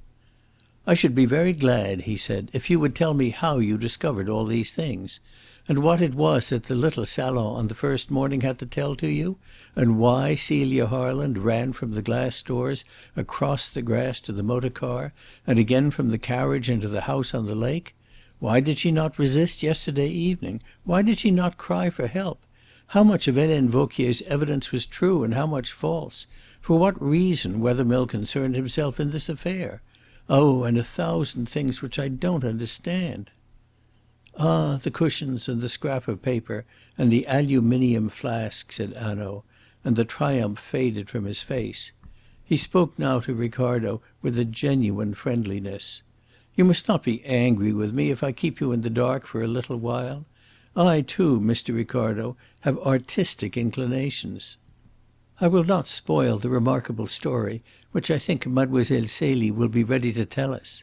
Afterwards I will willingly explain to you what I read in the evidences of the room, and what so greatly puzzled me then. But it is not the puzzle or its solution," he said modestly, "which is most interesting here. Consider the people. Madam Dauvray, the old, rich, ignorant woman, with her superstitions and her generosity, her desire to converse with Madame de Montespan and the great ladies of the past, and her love of a young, fresh face about her. Helene Vauquier, the maid with her 6 years of confidential service, who finds herself suddenly supplanted and made to tend and dress in dainty frocks the girl who has supplanted her. The young girl herself, that poor child, with her love of fine clothes, the bohemian who, brought up amidst trickeries and practising them as a profession, looking upon them and upon misery and starvation and despair as the commonplaces of life, keeps a simplicity and a delicacy and a freshness which would have withered in a day had she been brought up otherwise. Harry Wethermill, the courted and successful man of genius. Just imagine, if you can, what his feelings must have been when, in Madame Dauvray's bedroom, with the woman he had uselessly murdered lying rigid beneath the sheet, he saw me raise the block of wood from the inlaid floor and take out one by one those jewel cases for which less than 12 hours before he had been ransacking that very room. But what he must have felt! And to give no sign! Oh, these people are the interesting problems in the story. Let us hear what happened on that terrible night. The puzzle, that can wait." In Mr. Ricardo's view, Hanaud was proved right.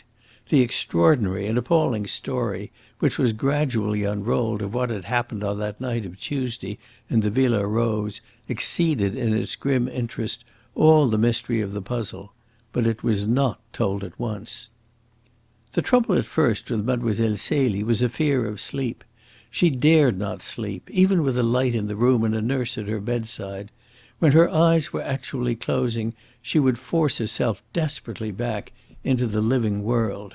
For when she slept, she dreamed through again that dark and dreadful night of Tuesday, and the 2 days which followed it, until at some moment endurance snapped and she woke up screaming. But youth, a good constitution, and a healthy appetite had their way with her in the end. She told her share of the story. She told what happened. There was apparently one terrible scene when she was confronted with Harry Wethermill in the office of Monsieur Fleuriot, the juge d'instruction, and on her knees, with the tears streaming down her face, besought him to confess the truth. For a long while he held out. And then there came a strange and human turn to the affair. Adèle Rossignol, or to give her real name, Adèle Tasse, the wife of Hippolyte, had conceived a veritable passion for Harry Wethermill. He was of a not uncommon type, cold and callous in himself, yet with the power to provoke passion in women. And Adele Tace, as the story was told of how Harry Wethermill had paid his court to Celia Harland, was seized with a vindictive jealousy. Hanaud was not surprised. He knew the woman criminal of his country, brutal, passionate, treacherous. The anonymous letters in a woman's handwriting which descend upon the Rue de Jérusalem and betray the men who have committed thefts had left him no illusions upon that figure in the history of crime. Adèle Rossignol ran forward to confess, so that Harry Wethermill might suffer to the last possible point of suffering. Then, at last, Wethermill gave in, and, broken down by the ceaseless interrogations of the magistrate, confessed in his turn too. The one and the only one who stood firmly throughout and denied the crime was Helene Vauquier. Her thin lips were kept contemptuously closed, whatever the others might admit. With a white, hard face, quietly and respectfully, she faced the magistrate week after week. She was the perfect picture of a servant who knew her place, and nothing was wrung from her. But without her help the story became complete, and Ricardo was at pains to write it out. Chapter 15. Celia's Story. The story begins with the explanation of that circumstance which had greatly puzzled Mr. Ricardo, Celia's entry into the household of Madame Dauvray. Celia's father was a Captain Harland of a marching regiment, who had little beyond good looks and excellent manners wherewith to support his position. He was extravagant in his tastes and of an easy mind in the presence of embarrassments. To his other disadvantages he added that of falling in love with a pretty girl no better off than himself. They married, and Celia was born. For 9 years they managed, through the wife's constant devotion, to struggle along and to give their daughter an education.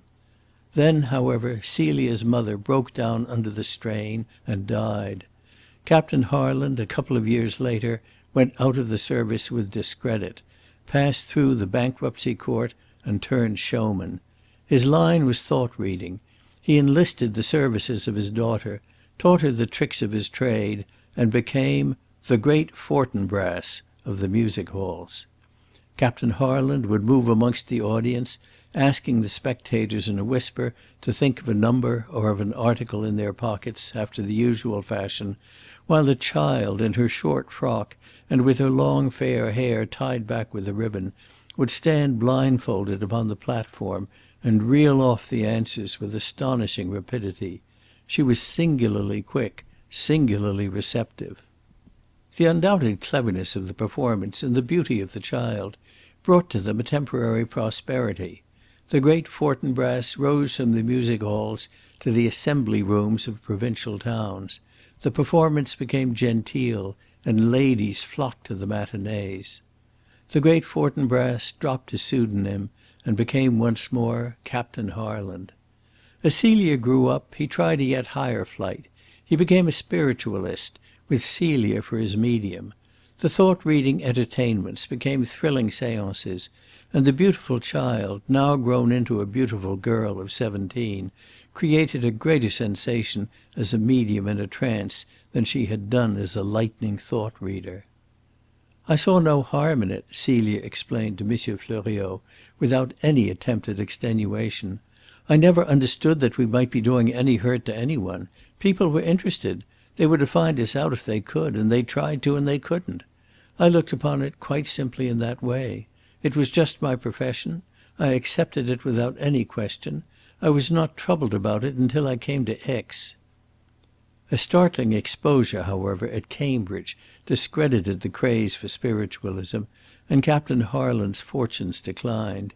He crossed with his daughter to France and made a disastrous tour in that country, wasted the last of his resources in the casino at Dieppe, and died in that town, leaving Celia just enough money to bury him and to pay her third-class fare to Paris. There she lived honestly but miserably. The slimness of her figure and a grace of movement which was particularly hers obtained her at last a situation as a mannequin in the show-rooms of a modiste. She took a room on the top floor of a house in the Rue Saint Honoré and settled down to a hard and penurious life. "I was not happy or contented, no," said Celia frankly and decisively. "The long hours in the close rooms gave me headaches and made me nervous. I had not the temperament. And I was very lonely. My life had been so different. I had had fresh air, good clothes, and freedom. Now all was changed. I used to cry myself to sleep up in my little room, wondering whether I would ever have friends. You see, I was quite young, only 18, and I wanted to live. A change came in a few months, but a disastrous change. The modiste failed. Celia was thrown out of work and could get nothing to do. Gradually she pawned what clothes she could spare, and then there came a morning when she had a single 5-franc piece in the world and owed a month's rent for her room. She kept the 5-franc piece all day and went hungry, seeking for work. In the evening she went to a provision shop to buy food, and the man behind the counter took the 5-franc piece. He looked at it, rung it on the counter, and with a laugh bent it easily in half. "See here, my little one," he said, tossing the coin back to her. "One does not buy good food with lead." Celia dragged herself out of the shop in despair. She was starving. She dared not go back to her room. The thought of the concierge at the bottom of the stairs, insistent for the rent, frightened her. She stood on the pavement and burst into tears. A few people stopped and watched her curiously, and went on again. Finally, a sergent de ville told her to go away. The girl moved on with the tears running down her cheeks. She was desperate. She was lonely. "I thought of throwing myself into the Seine," said Celia simply, in telling her story to the juge d'instruction. "Indeed, I went to the river. But the water looked so cold, so terrible. And I was young. I wanted so much to live. And then the night came, and the lights made the city bright, and I was very tired, and in a word the young girl went up to Montmartre in desperation as quickly as her tired legs would carry her. She walked once or twice timidly past the restaurants, and finally entered one of them, hoping that someone would take pity on her and give her some supper. She stood just within the door of the supper room. People pushed past her, men in evening dress, women in bright frocks and jewels. No one noticed her. She had shrunk into a corner, rather hoping not to be noticed, now that she had come. But the novelty of her surroundings wore off. She knew that for want of food she was almost fainting. There were 2 girls engaged by the management to dance amongst the tables while people had supper, one dressed as a page in blue satin, the other as a Spanish dancer. Both girls were kind. They spoke to Celia between their dances. They let her waltz with them. Still no one noticed her. She had no jewels, no fine clothes, no chic, the 3 indispensable things. She had only youth and a pretty face. "But," said Celia, "without jewels and fine clothes and chic, these go for nothing in Paris." At last, however, Madame Dauvray came in with a party of friends from a theatre, and saw how unhappy I was, and gave me some supper. She asked me about myself, and I told her. She was very kind, and took me home with her, and I cried all the way in the carriage. She kept me a few days, and then she told me that I was to live with her, for often she was lonely too, and that if I would, she would some day find me a nice comfortable husband and give me a marriage portion. So all my troubles seemed to be at an end," said Celia with a smile. Within a fortnight, Madame Dauvray confided to Celia that there was a new fortune-teller come to Paris, who by looking into a crystal could tell the most wonderful things about the future. The old woman's eyes kindled as she spoke. She took Celia to the fortune-teller's rooms the next day, and the girl quickly understood the ruling passion of the woman who had befriended her. It took very little time then for Celia to notice how easily Madame Dauvray was duped, how perpetually she was robbed. Celia turned the problem over in her mind. "Madame had been very good to me. She was kind and simple," said Celia with a very genuine affection in her voice. The people whom we knew laughed at her and were ungenerous. But there are many women whom the world respects, who are worse than ever was poor Madame Dauvray. I was very fond of her, so I proposed to her that we should hold a séance, and I would bring people from the spirit world I knew, that I could amuse her with something much more clever and more interesting than the fortune-tellers. And at the same time I could save her from being plundered. That was all I thought about." That was all she thought about, yes. She left Helene Vauquier out of her calculations, and she did not foresee the effect of her stances upon Madame Dauvray. Celia had no suspicions of Helene Vauquier. She would have laughed if any one had told her that this respectable and respectful middle-aged woman, who was so attentive, so neat, so grateful for any kindness, was really nursing a rancorous hatred against her. Celia had sprung from Montmartre suddenly, therefore Helene Vauquier despised her. Celia had taken her place in Madame Dauvray's confidence, had deposed her unwittingly, had turned the confidential friend into a mere servant. Therefore Helene Vauquier hated her.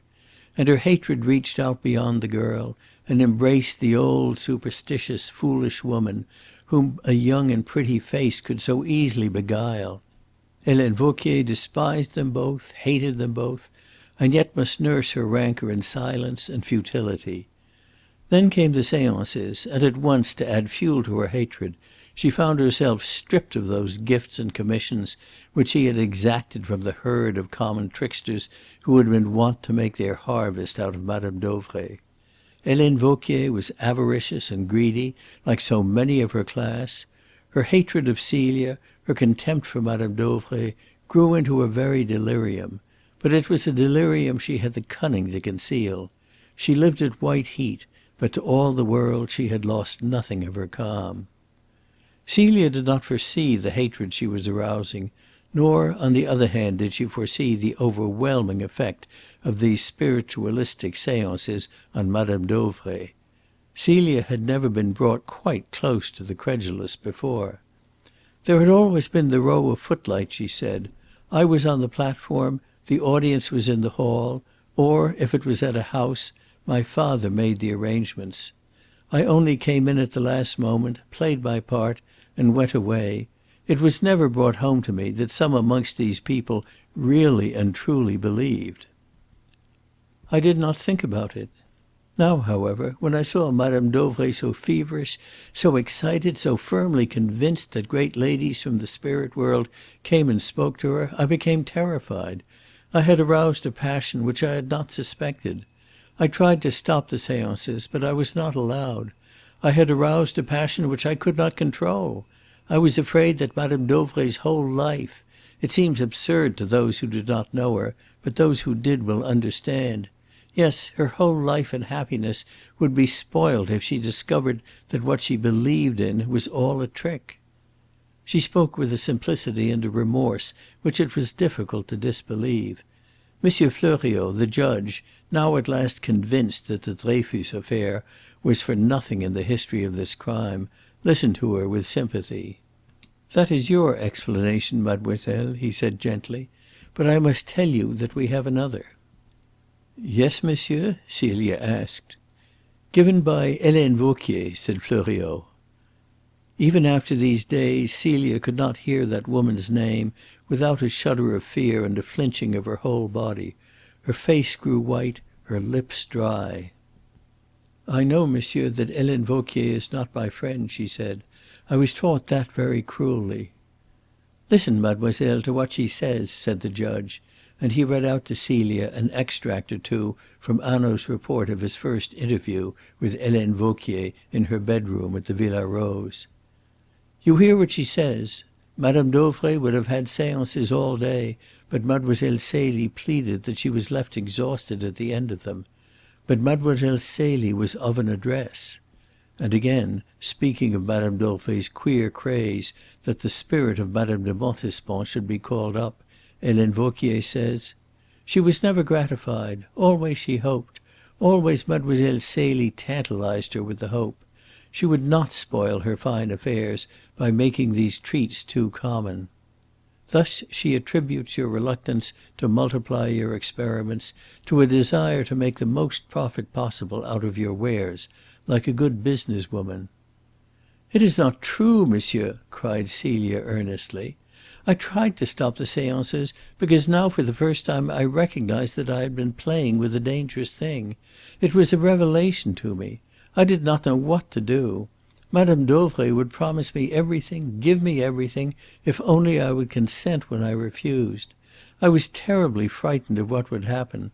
I did not want power over people. I knew it was not good for her that she should suffer so much excitement. No, I did not know what to do. And so we all moved to Aix. And there she met Harry Wethermill on the second day after her arrival, and proceeded straightway for the first time to fall in love. To Celia it seemed that at last that had happened for which she had so longed. She began really to live as she understood life at this time. The day, until she met Harry Wethermill, was one flash of joyous expectation. The hours when they were together, a time of contentment, which thrilled with some chance meeting of the hands into an exquisite happiness. Madame Dauvray understood quickly what was the matter, and laughed at her affectionately. "Celie, my dear," she said, "your friend, Monsieur Wethermill, Harry, is it not? See, I pronounce your tongue, will not be as comfortable as the nice, fat bourgeois gentleman I meant to find for you. But since you are young, naturally you want storms. And there will be storms, Celie," she concluded with a laugh. Celia blushed. "I suppose there will," she said regretfully. There were indeed moments when she was frightened of Harry Wethermill, but frightened with the delicious thrill of knowledge that he was only stern because he cared so much. But in a day or two there began to intrude upon her happiness a stinging disaffection with her past life. At times she fell into melancholy, comparing her career with that of the man who loved her. At times she came near to an extreme irritation with Helene Vauquier. Her lover was in her thoughts. As she put it herself, "I wanted always to look my best, and always to be very good." Good in the essentials of life, that is to be understood. She had lived in a lax world. She was not particularly troubled by the character of her associates. She was untouched by them. She liked her fling at the baccarat tables. These were details and did not distress her. Love had not turned her into a Puritan. But certain recollections plagued her soul. The visit to the restaurant in Montmartre, for instance, and the séances. Of these, indeed, she thought to have made an end. There were the baccarat rooms and the beauty of the town and the neighbourhood to distract Madame Dauvray. Celia kept her thoughts away from séances. There was no séance as yet held in the Villa Rose, and there would have been none but for Helene Vauquier. One evening, however, as Harry Wethermill walked down from the Cercle to the Villa des Fleurs, a woman's voice spoke to him from behind. "Monsieur!" He turned and saw Madame Dauvray's maid. He stopped under a street lamp and said, "Well, what can I do for you?" The woman hesitated. "I hope monsieur will pardon me," she said humbly. "I am committing a great impertinence. But I think monsieur is not very kind to Mademoiselle Celie." Wethermill stared at her. "What on earth do you mean?" he asked angrily. Helene Vauquier looked him quietly in the face. "It is plain, monsieur, that Mademoiselle Celie loves monsieur. Monsieur has led her on to love him. But it is also plain to a woman with quick eyes that monsieur himself cares no more for mademoiselle than for the button on his coat. It is not very kind to spoil the happiness of a young and pretty girl, monsieur." Nothing could have been more respectful than the manner in which these words were uttered. Wethermill was taken in by it. He protested earnestly, fearing lest the maid should become an enemy. "Helene, it is not true that I am playing with Mademoiselle Celie. Why should I not care for her?" Helene Vauquier shrugged her shoulders. The question needed no answer.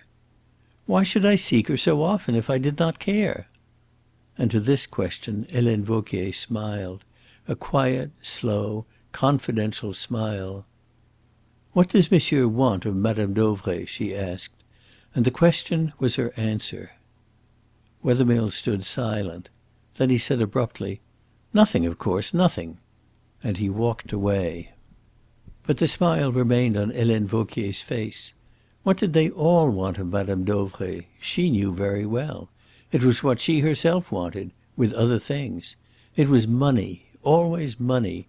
Wethermill was not the first to seek the good graces of Madame Dauvray through her pretty companion. Helene Vauquier went home. She was not discontented with her conversation. Wethermill had paused long enough before he denied the suggestion of her words. She approached him a few days later a second time, and more openly. She was shopping in the Rue du Casino when he passed her. He stopped of his own accord and spoke to her.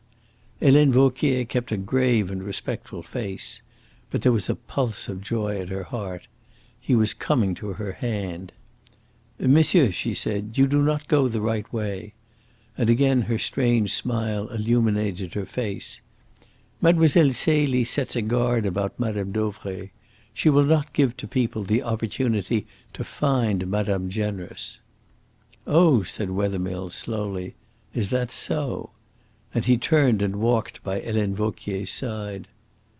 "Never speak of Madame Dauvray's wealth, monsieur, if you would keep the favour of Mademoiselle Celie. She is young, but she knows her world." "I have not spoken of money to her," replied Wethermill. And then he burst out laughing. "But why should you think that I of all men, want money?" he asked. And Helene answered him again enigmatically. "If I am wrong, monsieur, I am sorry. But you can help me too," she said, in her submissive voice. And she passed on, leaving Wethermill rooted to the ground. It was a bargain she proposed. The impertinence of it! It was a bargain she proposed. The value of it! In that shape ran Harry Wethermill's thoughts. He was in desperate straits, though to the world's eye he was a man of wealth. A gambler, with no inexpensive tastes, he had always been in need of money. The rights in his patent he had mortgaged long ago. He was not an idler. He was no sham foisted as a great man on an ignorant public. He had really some touch of genius, and he cultivated it assiduously. But the harder he worked, the greater was his need of gaiety and extravagance. Gifted with good looks and a charm of manner, he was popular alike in the great world and the world of Bohemia. He kept and wanted to keep a foot in each. That he was in desperate straits now, probably Helene Vauquier alone in Aix had recognized. She had drawn her inference from one simple fact. Wethermill asked her at a later time, when they were better acquainted, how she had guessed his need. "Monsieur," she replied, "you were in Aix without a valet, and it seemed to me that you were of that class of men who would never move without a valet so long as there was money to pay his wages. That was my first thought. Then, when I saw you pursue your friendship with Mademoiselle Celie, you, who so clearly to my eyes did not love her, I felt sure." On the next occasion that the two met, it was again Harry Wethermill who sought Helene Vauquier. He talked for a minute or two upon indifferent subjects, and then he said quickly, "I suppose Madame Dauvray is very rich?" "She has a great fortune in jewels," said Helene Vauquier. Wethermill started. He was agitated that evening, the woman saw. His hand shook, his face twitched. Clearly he was hard put to it, for he seldom betrayed himself. She thought it time to strike. "Jewels which she keeps in the safe in her bedroom," she added. "Then why don't you—" he began, and stopped. "I said that I too needed help," replied Helene, without a ruffle of her composure. It was 9 o'clock at night. Helene Vauquier had come down to the Casino with a wrap for Madame Dauvray. The two people were walking down the little street of which the Casino blocks the end.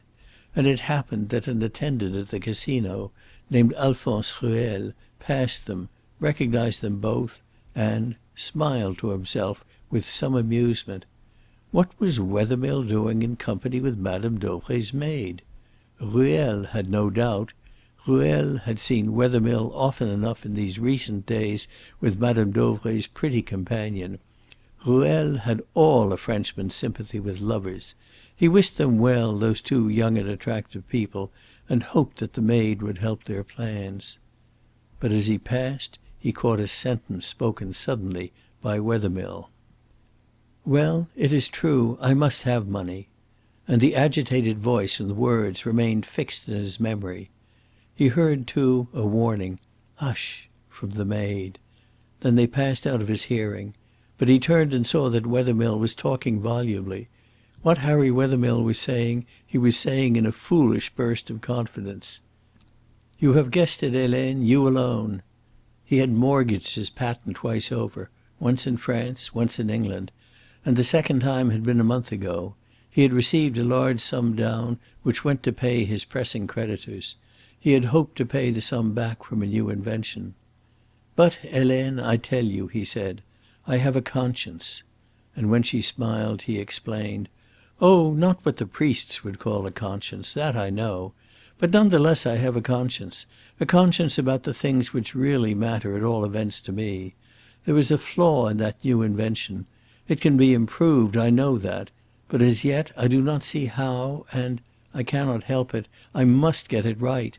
I cannot let it go imperfect when I know that it's imperfect, when I know that it can be improved, when I am sure that I shall sooner or later hit upon the needed improvement.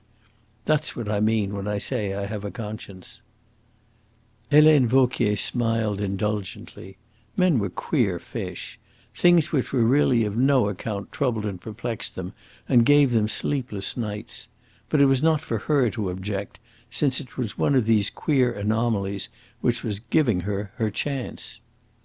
"And the people are finding out that you have sold your rights twice over," she said, sympathetically. "That is a pity, monsieur." "They know," he answered. "Those in England know." "And they are very angry?" "They threaten me," said Wethermill. "They give me a month to restore the money. Otherwise there will be disgrace, imprisonment, penal servitude." Helene Vauquier walked calmly on. No sign of the intense joy which she felt was visible in her face, and only a trace of it in her voice. "Monsieur will, perhaps, meet me to-morrow in Geneva," she said, and she named a small cafe in a back street. "I can get a holiday for the afternoon."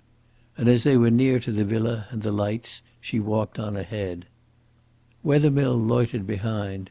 He had tried his luck at the tables and had failed. And he must have the money. He travelled accordingly the next day to Geneva, and was there presented to Adele Tace and Hippolyte. "They are trusted friends of mine," said Helene Vauquier to Wethermill, who was not inspired to confidence by the sight of the young man with the big ears and the plastered hair. As a matter of fact, she had never met them before they came this year to Aix. The Tace family, which consisted of Adele and her husband and Jeanne, her mother, were practised criminals. They had taken the house in Geneva deliberately in order to carry out some robberies from the great villas on the lake side. But they had not been fortunate, and a description of Madame Dauvray's jewellery in the woman's column of a Geneva newspaper had drawn Adele Tace over to Aix. She had set about the task of seducing Madame Dauvray's maid, and found a master, not an instrument. In the small cafe on that afternoon of July, Helene Vauquier instructed her accomplices, quietly and methodically, as though what she proposed was the most ordinary stroke of business.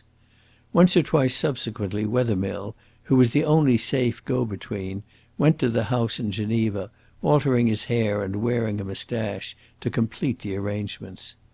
He maintained firmly at his trial that at none of these meetings was there any talk of murder. "To be sure," said the judge with a savage sarcasm, "in decent conversation there is always a reticence. Something is left to be understood." And it is difficult to understand how murder could not have been an essential part of their plan, since... But let us see what happened. Chapter 16. The First Move. On the Friday before the crime was committed, Madame Dauvray and Celia dined at the Villa des Fleurs. While they were drinking their coffee, Harry Wethermill joined them. He stayed with them until Madame Dauvray was ready to move, and then all three walked into the baccarat rooms together. But there, in the throng of people, they were separated. Harry Wethermill was looking carefully after Celia, as a good lover should. He had, it seemed, no eyes for any one else, and it was not until a minute or two had passed that the girl herself noticed that Madame Dauvray was not with them. "We will find her easily," said Harry. "Of course," replied Celia. "There is, after all, no hurry," said Wethermill with a laugh, "and perhaps she was not unwilling to leave us together." Celia dimpled to a smile. "Madame Dauvray is kind to me," she said, with a very pretty timidity. "And yet more kind to me," said Wethermill, in a low voice which brought the blood into Celia's cheeks. But even while he spoke he soon caught sight of Madame Dauvray standing by one of the tables, and near to her was Adèle Tace. Adèle had not yet made Madame Dauvray's acquaintance, that was evident. She was apparently unaware of her, but she was gradually edging towards her. Wethermill smiled, and Celia caught the smile. "What is it?" she asked, and her head began to turn in the direction of Madame Dauvray. "Why, I like your frock, that's all," said Wethermill at once, and Celia's eyes went down to it. "Do you?" she said with a pleased smile. It was a dress of dark blue which suited her well. "I am glad. I think it is pretty." And they passed on. Wethermill stayed by the girl's side throughout the evening. Once again he saw Madame Dauvray and Adèle Tace. But now they were together, now they were talking. The first step had been taken. Adèle Tace had scraped acquaintance with Madame Dauvray. Celia saw them almost at the same moment. "Oh, there is Madame Dauvray!" she cried, taking a step towards her. Wethermill detained the girl. "She seems quite happy," he said. And indeed Madame Dauvray was talking volubly and with the utmost interest, the jewels sparkling about her neck. She raised her head, saw Celia, nodded to her affectionately, and then pointed her out to her companion. Adèle Tace looked the girl over with interest and smiled contentedly. There was nothing to be feared from her. Her youth, her very daintiness, seemed to offer her as the easiest of victims. "You see Madame Dauvray does not want you," said Harry Wethermill. "Let us go and play chemin de fer," and they did, moving off into one of the further rooms. It was not until another hour had passed that Celia rose and went in search of Madame Dauvray. She found her still talking earnestly to Adèle Tace. Madame Dauvray got up at once. "Are you ready to go, dear?" she asked, and she turned to Adèle Tace. "This is Celie, Madame Rossignol," she said, and she spoke with a marked significance and a note of actual exultation in her voice. Celia, however, was not unused to this tone. Madame Dauvray was proud of her companion, and had a habit of showing her off to the girl's discomfort. The three women spoke a few words, and then Madame Dauvray and Celia left the rooms and walked to the entrance doors. But as they walked, Celia became alarmed. She was by nature extraordinarily sensitive to impressions. It was to that quick receptivity that the success of the great Fortinbras had been chiefly due. She had a gift of rapid comprehension. It was not that she argued or deducted or inferred, but she felt. To take a metaphor from the work of the man she loved, she was a natural receiver. So now, although no word was spoken, she was aware that Madame Dauvray was greatly excited, greatly disturbed, and she dreaded the reason of that excitement and disturbance. While they were driving home in the motor car, she said apprehensively, "You met a friend, then, to-night, madame?" "No," said Madame Dauvray. "I made a friend. I had not met Madame Rossignol before. A bracelet of hers came undone, and I helped her to fasten it. We talked afterwards. She lives in Geneva." Madame Dauvray was silent for a moment or two. Then she turned impulsively and spoke in a voice of appeal. "Celie, we talked of things," and the girl moved impatiently. She understood very well what were the things of which Madame Dauvray and her new friend had talked. "And she laughed. I could not bear it." Celia was silent, and Madame Dauvray went on in a voice of awe. "I told her of the wonderful things which happened when I sat with Helene in the dark. How the room filled with strange sounds, how ghostly fingers touched my forehead and my eyes. She laughed. Adèle Rossignol laughed, Celie. I told her of the spirits with whom we held converse. She would not believe. Do you remember the evening, Celie, when Madame de Castiglione came back, an old, old woman, and told us how, when she had grown old and had lost her beauty and was very lonely, she would no longer live in the great house which was so full of torturing memories, but took a small apartment near by, where no one knew her, and how she used to walk out late at night and watch, with her eyes full of tears, the dark windows which had been once so bright with light? Adele Rossignol would not believe. I told her that I had found the story afterwards in a volume of memoirs. Adele Rossignol laughed and said, no doubt you had read that volume yourself before the séance. Celia stirred guiltily. She had no faith in you, Celie. It made me angry, dear. She said that you invented your own tests. She sneered at them. A string across a cupboard. A child, she said, could manage that, much more than a clever young lady. Oh, she admitted that you were clever. Indeed, she urged that you were far too clever to submit to the tests of someone you did not know. I replied that you would. I was right, Celie, was I not? And again the appeal sounded rather piteously in Madame Dauvray's voice. Tests, said Celia, with a contemptuous laugh. And in truth she was not afraid of them. Madame Dauvray's voice at once took courage. There, she cried triumphantly. I was sure. I told her so. Celie, I arranged with her that next Tuesday— And Celia interrupted quickly. No, oh no. Again there was silence, and then Madame Dauvray said gently, but very seriously, Celie, you are not kind. Celia was moved by the reproach. Oh, madame, she cried eagerly, please don't think that. How could I be anything else to you, who is so kind to me? Then prove it, Celie. On Tuesday I have asked Madame Rossignol to come, and— The old woman's voice became tremulous with excitement.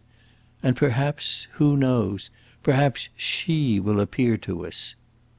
Celia had no doubt who she was.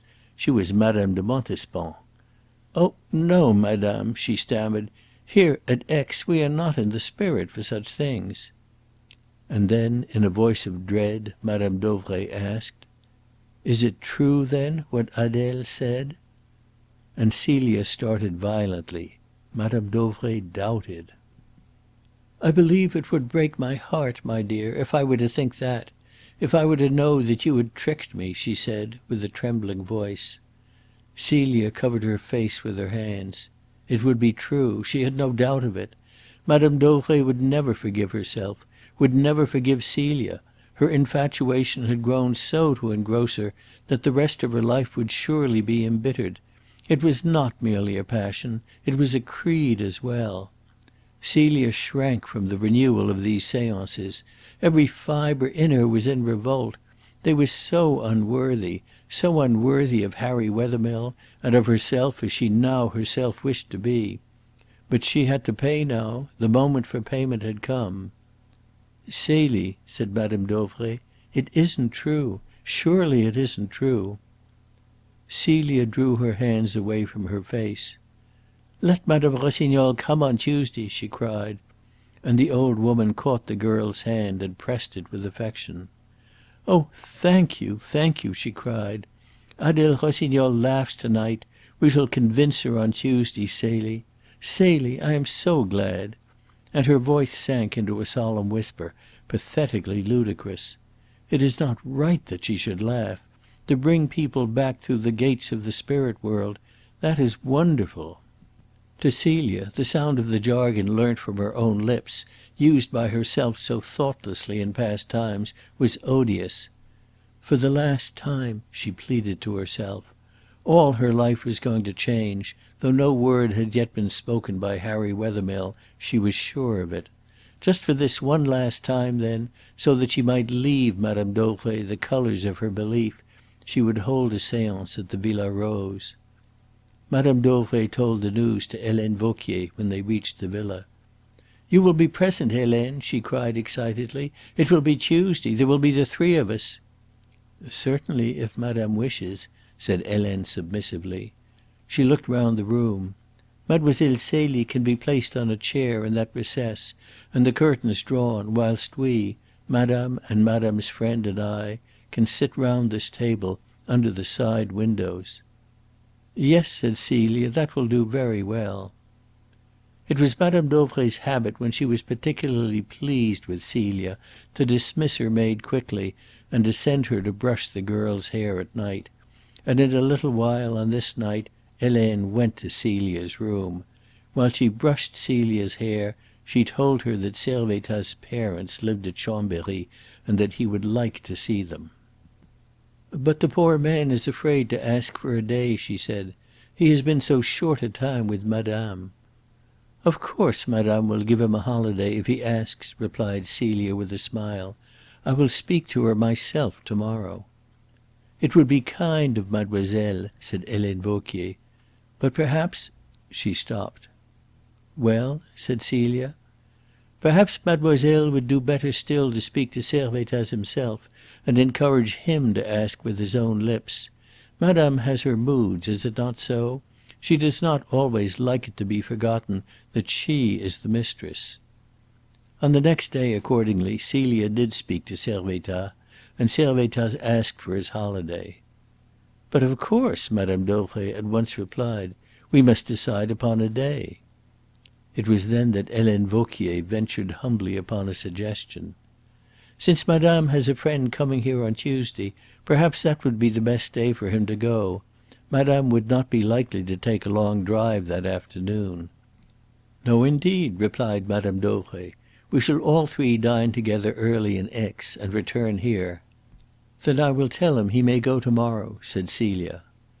For this conversation took place on the Monday, and in the evening Madame Dauvray and Celia went as usual to the Villa des Fleurs and dined there. "I was in a bad mind," said Celia, when asked by the juge d'instruction to explain that attack of nerves in the garden which Ricardo had witnessed. "I hated more and more the thought of that séance which was to take place on the morrow. I felt that I was disloyal to Harry. My nerves were all tingling. I was not nice that night at all," she added quaintly. "But at dinner I determined that if I met Harry after dinner, as I was sure to do, I would tell him the whole truth about myself. However, when I did meet him I was frightened. I knew how stern he could suddenly look. I dreaded what he would think. I was too afraid that I should lose him. No, I could not speak. I had not the courage. That made me still more angry with myself, and so I quarrelled at once with Harry. He was surprised, but it was natural, wasn't it? What else should one do under such circumstances except quarrel with the man one loved? Yes, I really quarrelled with him, and said things which I thought and hoped would hurt. Then I ran away from him, lest I should break down and cry. I went to the tables and lost at once all the money I had except one note of 5 louis. But that did not console me. And I ran out into the garden, very unhappy. There I behaved like a child, and Mr. Ricardo saw me. But it was not the little money I had lost which troubled me. No, it was the thought of what a coward I was. Afterwards Harry and I made it up, and I thought, like the little fool I was, that he wanted to ask me to marry him. But I would not let him that night. Oh, I wanted him to ask me. I was longing for him to ask me, but not that night. Somehow I felt that the séance and the tricks must be all over and done with before I could listen or answer." The quiet and simple confession touched the magistrate who listened to it with profound pity. He shaded his eyes with his hand. The girl's sense of her unworthiness, the love she had given so unstintingly to Harry Wethermill, the deep pride she had felt in the delusion that he loved her too, had in it an irony too bitter. But he was aroused to anger against the man. "Go on, mademoiselle," he said, but in spite of himself his voice trembled. "So I arranged with him that we should meet on Wednesday, as Mr. Ricardo heard." "You told him that you would want him on Wednesday," said the judge, quoting Mr. Ricardo's words. "Yes," replied Celia. "I meant that the last word of all these deceptions would have been spoken. I should be free to hear what he had to say to me. You see, monsieur, I was so sure that I knew what it was he had to say to me," and her voice broke upon the words. She recovered herself with an effort. "Then I went home with Madame Dauvray." On the morning of Tuesday, however, there came a letter from Adele Tace, of which no trace was afterwards discovered. The letter invited Madame Dauvray and Celia to come out to Annecy and dine with her at a hotel there. They could then return together to Aix. The proposal fitted well with Madame Dauvray's inclinations. She was in a feverish mood of excitement. "Yes, it will be better that we dine quietly together in a place where there is no noise and no crowd, and where no one knows us," she said, and she looked up the timetable. "There is a train back which reaches Aix at 9 o'clock," she said, "so we need not spoil Servettaz's holiday." "His parents will be expecting him," Helene Vauquier added. Accordingly, Servettaz left for Chambéry by the 1:50 train from Aix, and later on in the afternoon Madame Dauvray and Celia went by train to Annecy. In the one woman's mind there was the queer longing that she should appear and speak to-night. In the girl's there was a wish, passionate as a cry. "This shall be the last time," she said to herself again and again, "the very last." Meanwhile, Helene Vauquier, it must be held, burned carefully Adèle Tass's letter. She was left in the Villa Rose with the charwoman to keep her company. The charwoman bore testimony that Helene Vauquier certainly did burn a letter in the kitchen stove, and that after she had burned it she sat for a long time rocking herself in a chair, with a smile of great pleasure upon her face, and now and then moistening her lips with her tongue. But Helene Vauquier kept her mouth sealed.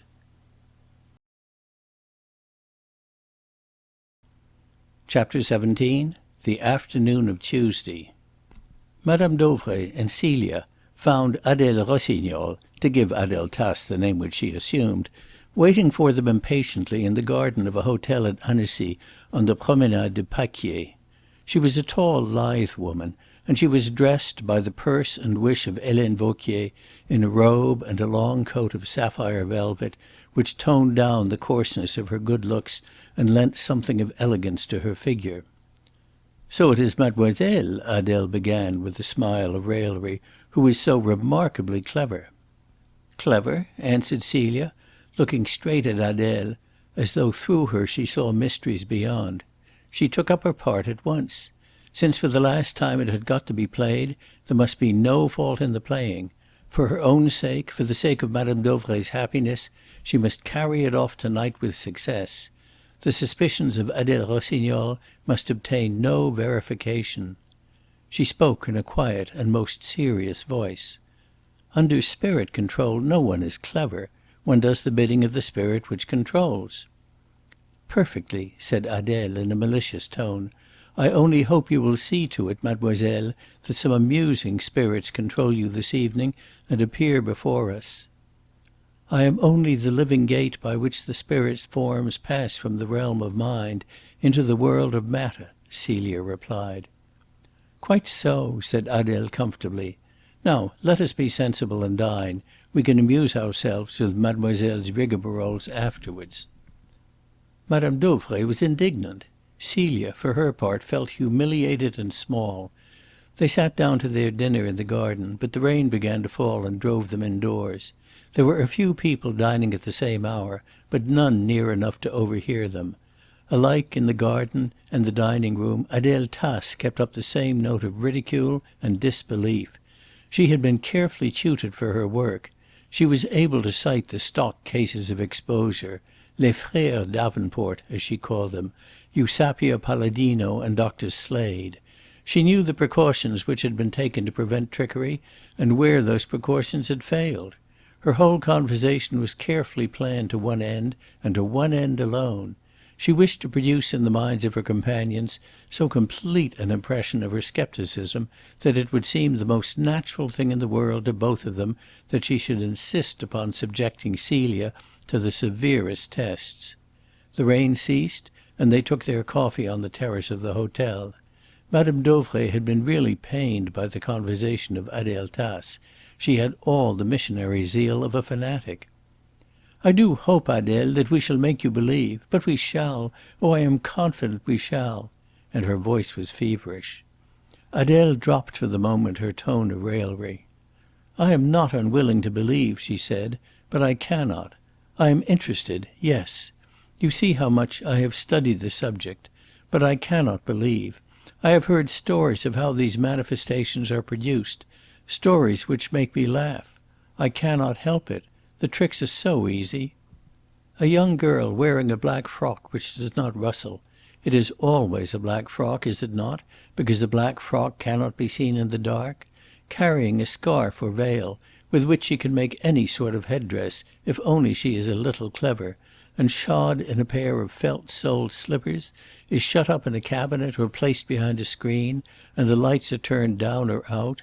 Adele broke off with a comic shrug of the shoulders. Bah! It ought not to deceive a child. Celia sat with a face which would grow red. She did not look, but none the less she was aware that Madame Dauvray was gazing at her with a perplexed frown, and some return of her suspicion showing in her eyes. Adele Tace was not content to leave the subject there. "Perhaps," she said with a smile, "Mademoiselle Celie dresses in that way for a séance?" "Madame shall see to-night," Celia stammered, and Camille Dauvray rather sternly repeated her words. "Yes, Adele shall see to-night. I myself will decide what you shall wear, Celie." Adele Tace casually suggested the kind of dress which she would prefer. "Something light in colour, with a train. Something which will hiss and whisper if mademoiselle moves about the room. Yes, and I think one of mademoiselle's big hats," she said. "We will have mademoiselle as modern as possible, so that when the great ladies of the past appear in the coiffure of their day, we may be sure it is not Mademoiselle Celie who represents them." "I will speak to Helene," said Madame Dauvray, and Adele Tace was content. There was a particular new dress of which she knew, and it was very desirable that Mademoiselle Celie should wear it to-night. For one thing, if Celia wore it, it would help the theory that she had put it on because she expected that night a lover. For another, with that dress there went a pair of satin slippers which had just come home from a shoemaker at Aix, and which would leave upon soft mould precisely the same imprints as the grey suede shoes which the girl was wearing now. Celia was not greatly disconcerted by Madame Rossignol's precautions. She would have to be a little more careful, and Madame de Montespan would be a little longer in responding to the call of Madame Dauvray than most of the other dead ladies of the past had been. But that was all. She was, however, really troubled in another way. All through dinner, at every word of the conversation, she had felt her reluctance towards this séance swelling into a positive disgust. More than once she had felt driven by some uncontrollable power to rise up at the table and cry out to Adele, "You are right. It is trickery. There is no truth in it." But she had mastered herself, for opposite to her sat her patroness, her good friend, the woman who had saved her. The flush upon Madame Dauvray's cheeks and the agitation of her manner warned Celia how much hung on the success of this last séance, how much for both of them. And in the fullness of that knowledge a great fear assailed her. She began to be afraid, so strong was her reluctance, that she would not bring her heart into the task. "Suppose I failed to-night because I could not force myself to wish not to fail," she thought, and she steeled herself against the thought. To-night she must not fail, for apart altogether from Madame Dauvray's happiness, her own, it seemed, was at stake too. "It must be from my lips that Harry learns what I have been," she said to herself, and with the resolve she strengthened herself. "I will wear what you please," she said with a smile. "I only wish Madame Rossignol to be satisfied." "And I shall be," said Adele, "if—" She leaned forward in anxiety. She had come to the real necessity of Helene Vauquier's plan. "If we abandon as quite laughable the cupboard door and the string across it, if, in a word, mademoiselle consents that we tie her hand and foot and fasten her securely in a chair. Such restraints are usual in the experiments of which I have read. Was there not a medium called Mademoiselle Cook who was secured in this way, and then remarkable things, which I could not believe, were supposed to have happened?" "Certainly I permit it," said Celia with indifference, and Madame Dauvray cried enthusiastically, "Ah, you shall believe to-night in those wonderful things." Adele Tace leaned back. She drew a breath. It was a breath of relief. "Then we will buy the cord in Aix," she said. "We have some, no doubt, in the house," said Madame Dauvray. Adèle shook her head and smiled. "My dear madame, you are dealing with a sceptic. I should not be content." Celia shrugged her shoulders. "Let us satisfy Madame Rossignol," she said. Celia, indeed, was not alarmed by this last precaution. For her it was a test less difficult than the light-coloured rustling robe. She had appeared upon so many platforms, had experienced too often the bungling efforts of spectators called up from the audience to be in any fear. There were very few knots from which her small hands and supple fingers had not learned long since to extricate themselves. She was aware how much in all these matters the personal equation counted. Men who might perhaps have been able to tie knots from whom she could not get free were always too uncomfortable and self-conscious, or too afraid of hurting her white arms and wrists to do it. Women, on the other hand, who had no compunctions of that kind, did not know how. It was now nearly 8 o'clock. The rain still held off. "We must go," said Madame Dauvray, who for the last half hour had been continually looking at her watch. They drove to the station and took the train. Once more the rain came down, but it had stopped again before the train steamed into Aix at 9 o'clock. "We will take a cab," said Madame Dauvray. "It will save time." "It will do us good to walk, madame," pleaded Adèle. The train was full. Adèle passed quickly out from the lights of the station in the throng of passengers, and waited in the dark square for the others to join her. "It is barely 9. A friend has promised to call at the Villa Rose for me after 11 and drive me back in a motor car to Geneva, so we have plenty of time." They walked accordingly up the hill, Madame Dauvray slowly, since she was stout, and Celia keeping pace with her. Thus it seemed natural that Adèle Tache should walk ahead, though a passer-by would not have thought she was of their company. At the corner of the Rue du Casino, Adèle waited for them and said quickly: "Mademoiselle, you can get some cord, I think, at the shop there."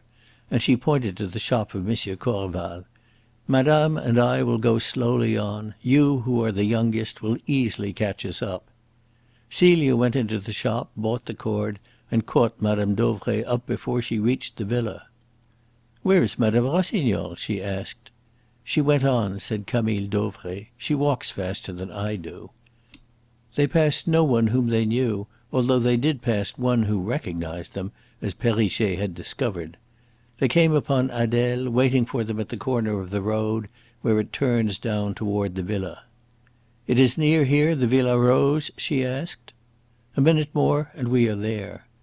They turned in at the drive, closed the gate behind them, and walked up to the villa. The windows and the glass doors were closed, the latticed shutters fastened. A light burned in the hall. "Helene is expecting us," said Madame Dauvray, for as they approached she saw the front door open to admit them, and Helene Vauquier was in the doorway. The three women went straight into the little salon, which was ready with the lights up and a small fire burning. Celia noticed the fire with a trifle of dismay. She moved a fire screen in front of it. "I can understand why you do that, mademoiselle," said Adèle Rossignol with a satirical smile. But Madame Dauvray came to the girl's help. "She is right, Adèle. Light is the great barrier between us and the spirit world," she said solemnly. Meanwhile, in the hall, Helene Vauquier locked and bolted the front door. Then she stood motionless with a smile upon her face and a heart beating high. All through that afternoon she had been afraid that some accident at the last moment would spoil her plan, that Adèle Tace had not learned her lesson, that Celie would take fright, that she would not return. Now all those fears were over. She had her victims safe within the villa. The charwoman had been sent home. She had them to herself. She was still standing in the hall when Madame Dauvray called aloud impatiently, "Helene! Helene!" And when she entered the salon there was still, as Celia was able to recall, some trace of her smile lingering upon her face. Adèle Rossignol had removed her hat and was taking off her gloves. Madame Dauvray was speaking impatiently to Celia. "We will arrange the room, dear, while Helene helps you to dress. It will be quite easy. We shall use the recess." And Celia, as she ran up the stairs, heard Madame Dauvray discussing with her maid what frock she should wear. She was hot and she took a hurried bath. When she came from her bathroom, she saw with dismay that it was her new pale green evening gown which had been laid out. It was the last which she would have chosen, but she dared not refuse it. She must still any suspicion. She must succeed. She gave herself into Helene's hands.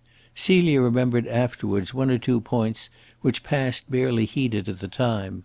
Once, while Helene was dressing her hair, she looked up at the maid in the mirror and noticed a strange and rather horrible grin upon her face, which disappeared the moment their eyes met. Then again, Helene was extraordinarily slow and extraordinarily fastidious that evening. Nothing satisfied her, neither the hang of the girl's skirt, the folds of her sash, nor the arrangement of her hair. "Come, Helene, be quick," said Celia. "You know how Madame hates to be kept waiting at these times. You might be dressing me to go to meet my lover," she added, with a blush and a smile at her own pretty reflection in the glass. And a queer look came upon Helene Vauquier's face, for it was at creating just this very impression that she aimed. "Very well, mademoiselle," said Helene, and even as she spoke Madame Dauvray's voice rang shrill and irritable up the stairs. "Celie! Celie!" "Quick, Helene," said Celia, for she herself was now anxious to have the séance over and done with. But Helene did not hurry. The more irritable Madame Dauvray became, the more impatient with Mademoiselle Celie, the less would Mademoiselle Celie dare to refuse the tests Adèle wished to impose upon her. But that was not all. She took a subtle and ironic pleasure to-night in decking out her victim's natural loveliness. Her face, her slender throat, her white shoulders should look their prettiest, her grace of limb and figure should be more alluring than ever before. The same words, indeed, were running through both women's minds. "For the last time," said Celia to herself, thinking of these horrible séances, of which to-night should see the end. For the last time, said Helene Vauquier too. For the last time she laced the girl's dress. There would be no more patient and careful service for Mademoiselle Celie after to-night. But she should have it and to spare to-night. She should be conscious that her beauty had never made so strong an appeal, that she was never so fit for life as at that moment when the end had come. One thing Helene regretted.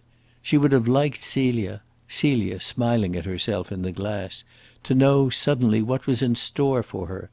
She saw in imagination the colour die from the cheeks, the eyes stare wide with terror. "Celie! Celie!" Again the impatient voice rang up the stairs as Helene pinned the girl's hat upon her fair head. Celie sprang up and took a quick step or two towards the door, and stopped in dismay. The swish of her long satin train must betray her. She caught up the dress and tried again. Even so the rustle of it was heard. "I shall have to be very careful. You will help me, Helene?" "Of course, mademoiselle. I will sit underneath the switch of the light in the salon. If madame, your visitor, makes the experiment too difficult, I will find a way to help you," said Helene Vauquier, and as she spoke she handed Celia a long pair of white gloves. "I shall not want them," said Celia. "Madame Dauvray ordered me to give them to you," replied Helene. Celia took them hurriedly, picked up a white scarf of tulle, and ran down the stairs. Helene Vauquier listened at the door and heard madame's voice in feverish anger. "We have been waiting for you, Celie. You have been an age." Helene Vauquier laughed softly to herself, took out Celia's white frock from the wardrobe, turned off the lights, and followed her down to the hall. She placed the cloak just outside the door of the salon. Then she carefully turned out all the lights in the hall and in the kitchen and went into the salon. The rest of the house was in darkness. This room was brightly lit, and it had been made ready. Chapter 18. The Séance. Helene Vauquier locked the door of the salon upon the inside and placed the key upon the mantel-shelf, as she had always done whenever a séance had been held. The curtains had been loosened at the sides of the arched recess in front of the glass doors, ready to be drawn across. Inside the recess, against one of the pillars which supported the arch, a high stool without a back, taken from the hall, had been placed, and the back legs of the stool had been lashed with cord firmly to the pillar so that it could not be moved. The round table had been put in position with 3 chairs about it. Madame Dauvray waited impatiently. Celia stood, apparently unconcerned, apparently lost to all that was going on. Her eyes saw no one. Adele looked up at Celia and laughed maliciously. "Mademoiselle, I see, is in the very mood to produce the most wonderful phenomena. But it will be better, I think, madame," she said, turning to Madame Dauvray, "that Mademoiselle Celie should put on those gloves which I see she has thrown onto a chair. It will be a little more difficult for mademoiselle to loosen these cords, should she wish to do so." The argument silenced Celia. If she refused this condition now, she would excite Madame Dauvray to a terrible suspicion. She drew on her gloves ruefully and slowly, smoothed them over her elbows and buttoned them. To free her hands with her fingers and wrists already hampered in gloves would not be so easy a task. But there was no escape.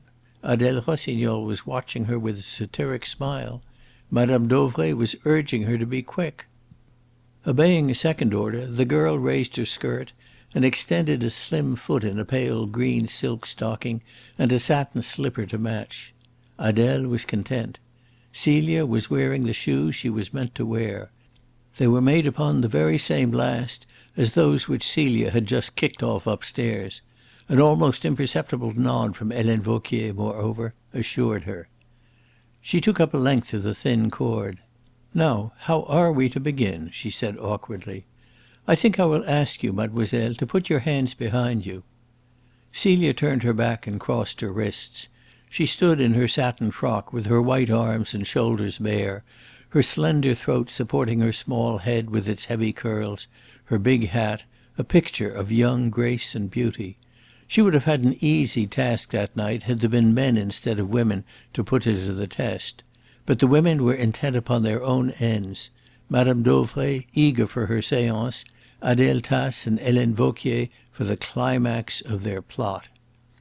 Celia clenched her hands to make the muscles of her wrists rigid, to resist the pressure of the cord. Adèle quietly unclasped them and placed them palm to palm. And at once Celia became uneasy. It was not merely the action, significant though it was, of Adèle's alertness to thwart her, which troubled Celia, but she was extraordinarily receptive of impressions, extraordinarily quick to feel, from a touch, from some dim sensation of the thought of the one who touched her. So now the touch of Adèle's swift, strong, nervous hands caused her a queer, vague shock of discomfort. It was no more than that at the moment, but it was quite definite as that.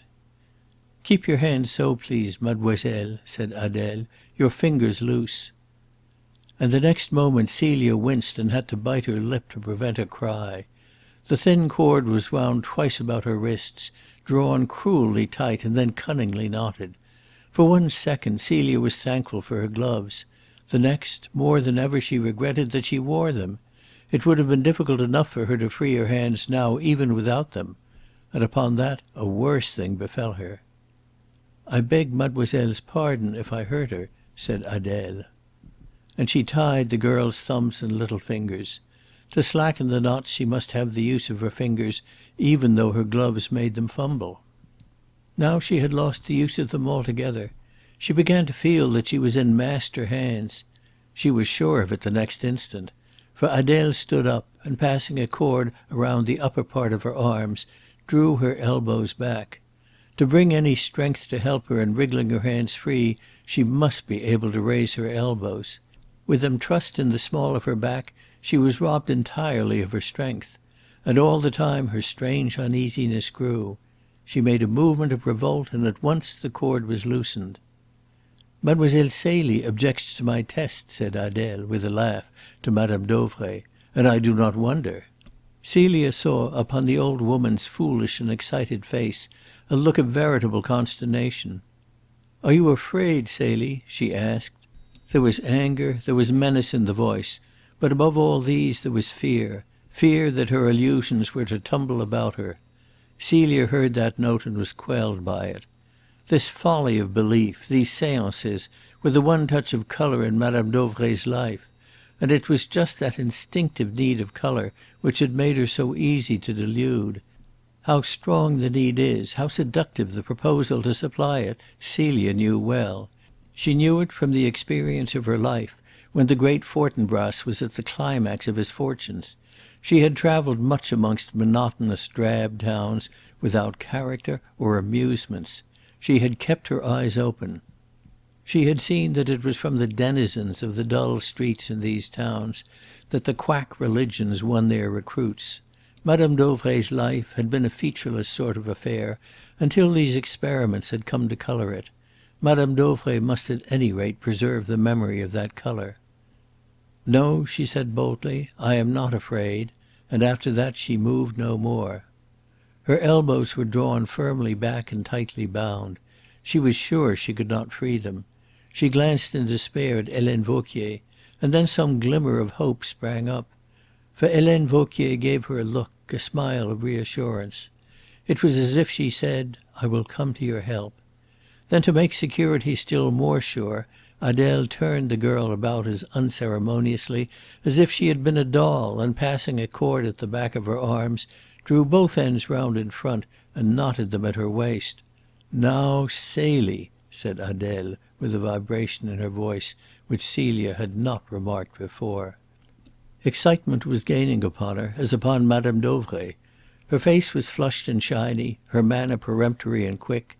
Celia's uneasiness grew into fear. She could have used the words which Hanaud spoke the next day in that very room. "There is something here which I do not understand."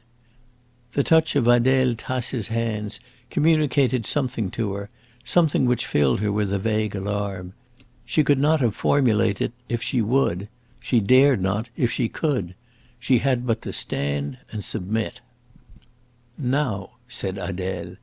She took the girl by the shoulders and set her in a clear space in the middle of the room, her back to the recess, her face to the mirror, where all could see her. "Now, Celie," she had dropped the mademoiselle and the ironic suavity of her manner, "try to free yourself." For a moment the girl's shoulders worked, her hands fluttered, but they remained helplessly bound. "Ah, you will be content, Adèle, to-night," cried Madame Dauvray eagerly. But even in the midst of her eagerness, so thoroughly had she been prepared, there lingered a flavour of doubt, of suspicion. In Celia's mind there was still the one desperate resolve.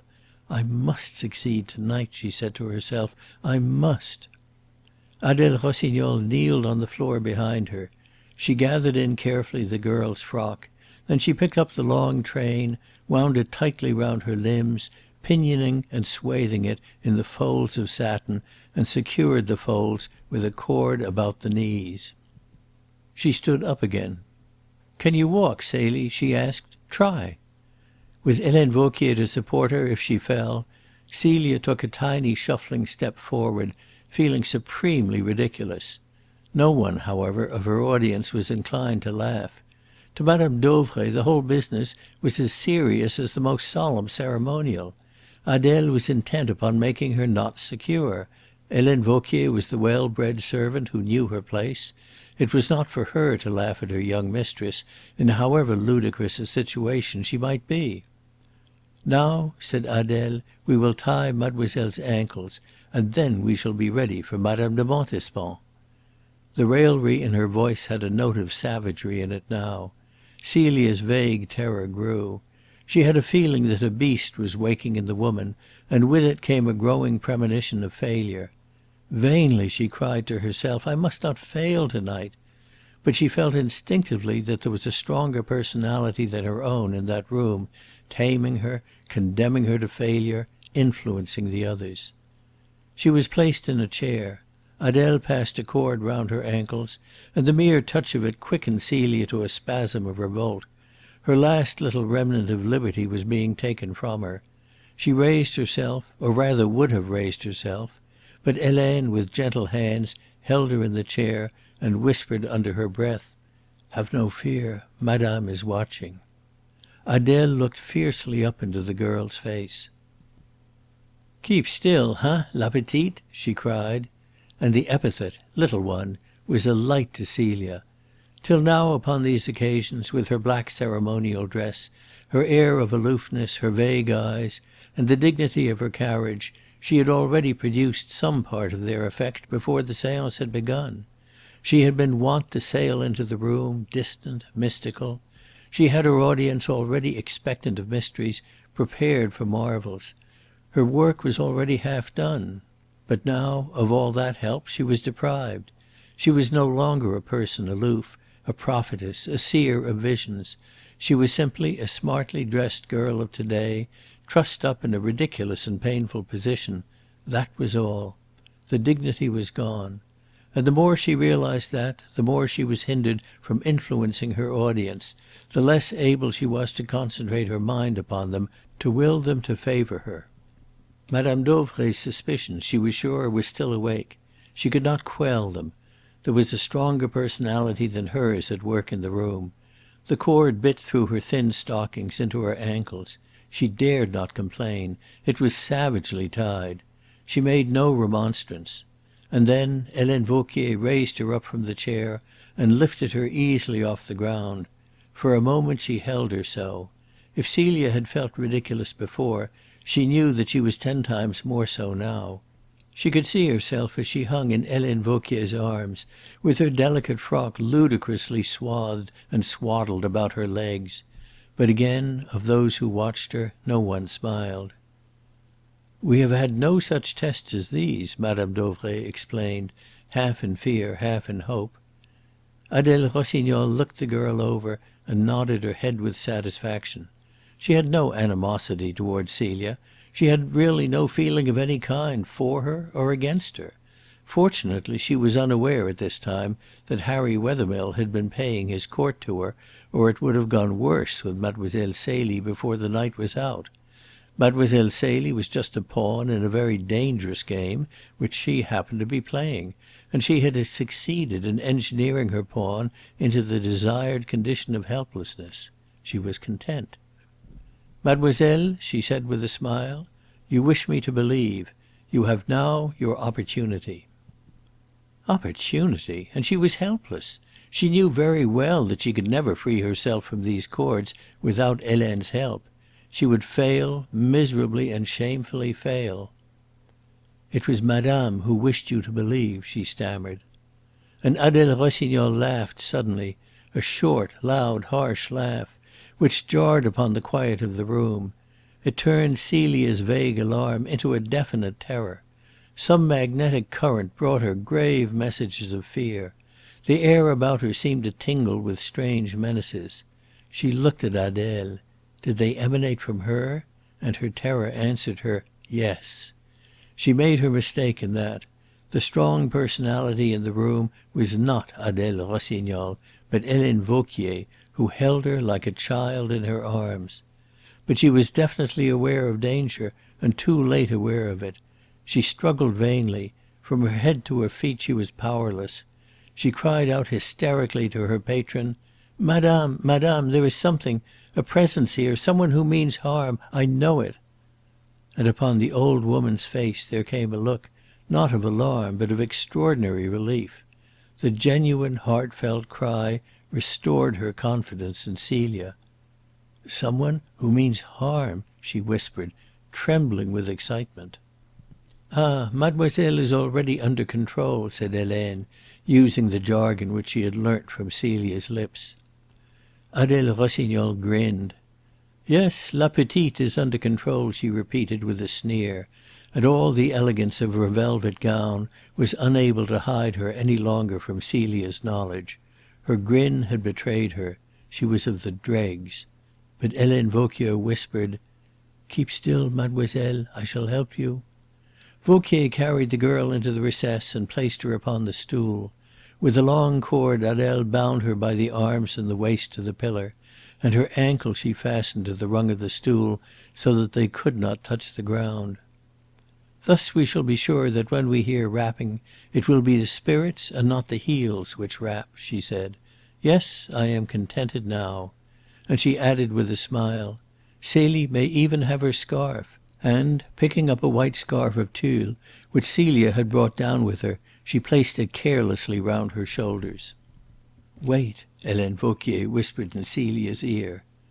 To the cord about Celia's waist Adele was fastening a longer line. "I shall keep my foot on the other end of this," she said, "when the lights are out, and I shall know then if our little one frees herself." The three women went out of the recess, and the next moment the heavy silk curtains swung across the opening, leaving Celia in darkness. Quickly and noiselessly the poor girl began to twist and work her hands, but she only bruised her wrists. This was to be the last of the séances, but it must succeed. So much of Madame Dauvray's happiness, so much of her own, hung upon its success. Let her fail to-night, she would be surely turned from the door. The story of her trickery and her exposure would run through Aix. And she had not told Harry. It would reach his ears from others. He would never forgive her. To face the old difficult life of poverty and perhaps starvation again and again alone would be hard enough, but to face it with Harry Wethermill's contempt added to its burdens, as the poor girl believed she surely would have to do, no, that would be impossible. Not this time would she turn away from the Seine, because it was so terrible and cold. If she had had the courage to tell him yesterday, he would have forgiven, surely he would. The tears gathered in her eyes and rolled down her cheeks. What would become of her now? She was in pain besides. The cords about her arms and ankles tortured her. And she feared, yes, desperately, she feared the effect of the exposure upon Madame Dauvray. She had been treated as a daughter. Now she was in return to rob Madame Dauvray of the belief which had become the passion of her life. "Let us take our seats at the table," she heard Madame Dauvray say. "Helene, you are by the switch of the electric light. Will you turn it off?" And upon that Helene whispered, yet so the whisper reached to Celia and awakened hope. "Wait, I will see what she is doing." The curtains opened and Helene Vauquier slipped to the girl's side. Celia checked her tears. She smiled, imploringly, gratefully. "What shall I do?" asked Helene, in a voice so low that the movement of her mouth rather than the words made the question clear. Celia raised her head to answer, and then a thing incomprehensible to her happened. As she opened her lips, Helene Vauquier swiftly forced a handkerchief in between the girl's teeth, and lifting the scarf from her shoulders, wound it tightly twice across her mouth, binding her lips, and made it fast under the brim of her hat behind her head. Celia tried to scream. She could not utter a sound. She stared at Helene with incredulous, horror-stricken eyes. Helene nodded at her with a cruel grin of satisfaction, and Celia realized, though she did not understand, something of the rancour and the hatred which seethed against her in the heart of the woman whom she had supplanted. Helene Vauquier meant to expose her to-night. Celia had not a doubt of it. That was her explanation of Helene Vauquier's treachery, and believing that error, she believed yet another, that she had reached the terrible climax of her troubles. She was only at the beginning of them. "Helene!" cried Madame Dauvray sharply. "What are you doing?" The maid instantly slid back into the room. "Mademoiselle has not moved," she said. Celia heard the women settle in their chairs about the table. "Is madame ready?" asked Helene, and then there was the sound of the snap of a switch. In the salon darkness had come. If only she had not been wearing her gloves, Celia thought, she might possibly have just been able to free her fingers and her supple hands from their bonds.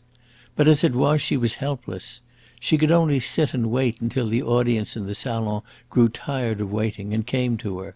She closed her eyes, pondering if by any chance she could excuse her failure, but her heart sank within her as she thought of Madame Rossignol's raillery. No, it was all over for her. She opened her eyes and she wondered. It seemed to her that there was more light in the recess than there had been when she closed them. Very likely her eyes were growing used to the darkness. Yet she ought not to be able to distinguish quite so clearly the white pillar opposite to her. She looked towards the glass doors and understood. The wooden shutters outside the doors were not quite closed. They had been carelessly left unbolted. A chink from lintel to floor let in a grey thread of light. Celia heard the women whispering in the salon, and turned her head to catch the words. "Did you hear any sound?" "No." "Was that a hand which touched me?" "No." "We must wait." And so silence came again, and suddenly there was quite a rush of light into the recess. Celia was startled. She turned her head back again towards the window. The wooden door had swung a little more open. There was a wider chink to let the twilight of that starlit darkness through. And as she looked, the chink slowly broadened and broadened, the door swung slowly back on hinges which were strangely silent. Celia stared at that widening panel of grey light with a vague terror. It was strange that she could hear no whisper of wind in the garden. Why, oh why, was that latticed door opening so noiselessly? Almost she believed that the spirits, after all... And suddenly the recess darkened again, and Celia sat with her heart leaping and shivering in her breast. There was something black against the glass doors. A man. He had appeared as silently, as suddenly, as any apparition. He stood blocking out the light, pressing his face against the glass, peering into the room. For a moment the shock of horror stunned her. Then she tore frantically at the cords. All thought of failure, of exposure, of dismissal had fled from her. The three poor women, that was her thought, were sitting unwarned, unsuspecting, defenceless in the pitch blackness of the salon. A few feet away a man, a thief, was peering in. They were waiting for strange things to happen in the darkness. Strange and terrible things would happen unless she could free herself, unless she could warn them. And she could not. Her struggles were mere efforts to struggle, futile, a shiver from head to foot, and noiseless as a shiver. Adele Rossignol had done her work well and thoroughly. Celia's arms, her waist, her ankles were pinioned. Only the bandage over her mouth seemed to be loosening. Then, upon horror, horror was added. The man touched the glass doors, and they swung silently inwards. They, too, had been carelessly left unbolted. The man stepped without a sound over the sill into the room, and as he stepped, fear for herself drove out for the moment from Celia's thoughts fear for the three women in the black room. If only he did not see her! She pressed herself against the pillar. He might overlook her, perhaps. His eyes would not be so accustomed to the darkness of the recess as hers. He might pass her unnoticed. If only he did not touch some fold of her dress. And then, in the midst of her terror, she experienced so great a revulsion from despair to joy that a faintness came upon her, and she almost swooned. She saw who the intruder was, for when he stepped into the recess he turned towards her, and the dim light struck upon him and showed her the contour of his face. It was her lover, Harry Wethermill. Why he had come at this hour, and in this strange way, she did not consider. Now she must attract his eyes. Now her fear was lest he should not see her. But he came at once straight towards her. He stood in front of her, looking into her eyes. But he uttered no cry. He made no movement of surprise. Celia did not understand it. His face was in the shadow now, and she could not see it. Of course he was stunned, amazed. But he stood almost as if he had expected to find her there, and just in that helpless attitude. It was absurd, of course, but he seemed to look upon her helplessness as nothing out of the ordinary way. And he raised no hand to set her free. A chill struck through her, but the next moment he did raise his hand, and the blood flowed again at her heart. Of course she was in the darkness. He had not seen her plight. Even now he was only beginning to be aware of it, for his hand touched the bandage over her mouth, tentatively. He felt for the knot under the broad brim of her hat at the back of her head. He found it. In a moment she would be free. She kept her head quite still, and then... Why was he so long? She asked herself. Oh, it was not possible. But her heart seemed to stop, and she knew that it was not only possible, it was true. He was tightening the scarf, not loosening it. The folds bound her lips more surely. She felt the ends drawn close at the back of her head. In a frenzy she tried to shake her head free, but he held her face firmly and finished his work. He was wearing gloves, she noticed with horror, just as thieves do. Then his hand slid down her trembling arms and tested the cord about her wrists. There was something horribly deliberate about his movements. Celia, even at that moment, even with him, had the sensation which had possessed her in the salon. It was the personal equation on which she was used to rely. But neither Adele nor this stranger, was considering her as even a human being. She was a pawn in their game, and they used her, careless of her terror, her beauty, her pain. Then he freed from her waist the long cord which ran beneath the curtain to Adele Rossignol's foot. Celia's first thought was one of relief. He would jerk the cord unwittingly. They would come into the recess and see him. And then the real truth flashed in upon her blindingly. He had jerked the cord, but he had jerked it deliberately. He was already winding it up in a coil as it slid noiselessly across the polished floor beneath the curtains towards him. He had given a signal to Adele Rossignol. All that woman's scepticism and precaution against trickery had been a mere blind, under cover of which she had been able to pack the girl away securely without arousing her suspicions. Helene Vauquier was in the plot too. The scarf at Celia's mouth was proof of that. As if to add proof to proof, she heard Adele Rossignol speak in answer to the signal. "Are we all ready? Have you got Madame Dauvray's left hand, Helene?" "Yes, madame," answered the maid. "And I have her right hand. Now give me yours, and thus we are in a circle about the table." Celia, in her mind, could see them sitting about the round table in the darkness, Madame Dauvray between the two women, securely held by them. And she herself could not utter a cry, could not move a muscle to help her.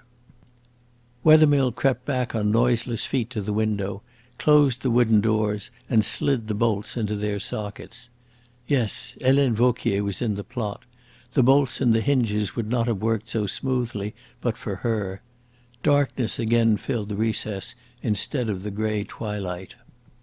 But in a moment a faint breath of wind played upon Celia's forehead, and she knew that the man had parted the curtains and slipped into the room. Celia let her head fall towards her shoulder. She was sick and faint with terror. Her lover was in this plot, the lover in whom she had felt so much pride, for whose sake she had taken herself so bitterly to task. He was the associate of Adele Rossignol, of Helene Vauquier. He had used her, Celia, as an instrument for his crime. All their hours together at the Villa des Fleurs, here tonight was their culmination. The blood buzzed in her ears and hammered in the veins of her temples. In front of her eyes the darkness whirled, flecked with fire. She would have fallen, but she could not fall. Then, in the silence, a tambourine jangled. There was to be a séance tonight, then, and the séance had begun. In dreadful suspense she heard Madame Dauvray speak. Chapter 19. Helene Explains. And what she heard made her blood run cold. Madame Dauvray spoke in a hushed, awestruck voice. "There is a presence in the room." It was horrible to Celia that the poor woman was speaking the jargon which she herself had taught to her.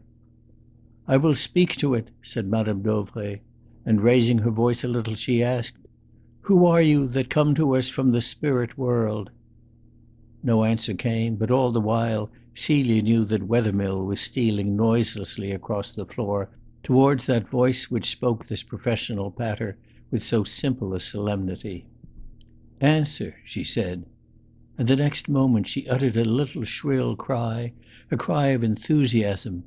"Fingers touch my forehead, now they touch my cheek, now they touch my throat." And upon that the voice ceased, but a dry, choking sound was heard, and a horrible scuffling and tapping of feet upon the polished floor, a sound most dreadful. They were murdering her, murdering an old, kind woman silently and methodically in the darkness. The girl strained and twisted against the pillar furiously, like an animal in a trap, but the coils of rope held her, the scarf suffocated her. The scuffling became a spasmodic sound, with intervals between, and then ceased altogether. A voice spoke, a man's voice, Wethermill's.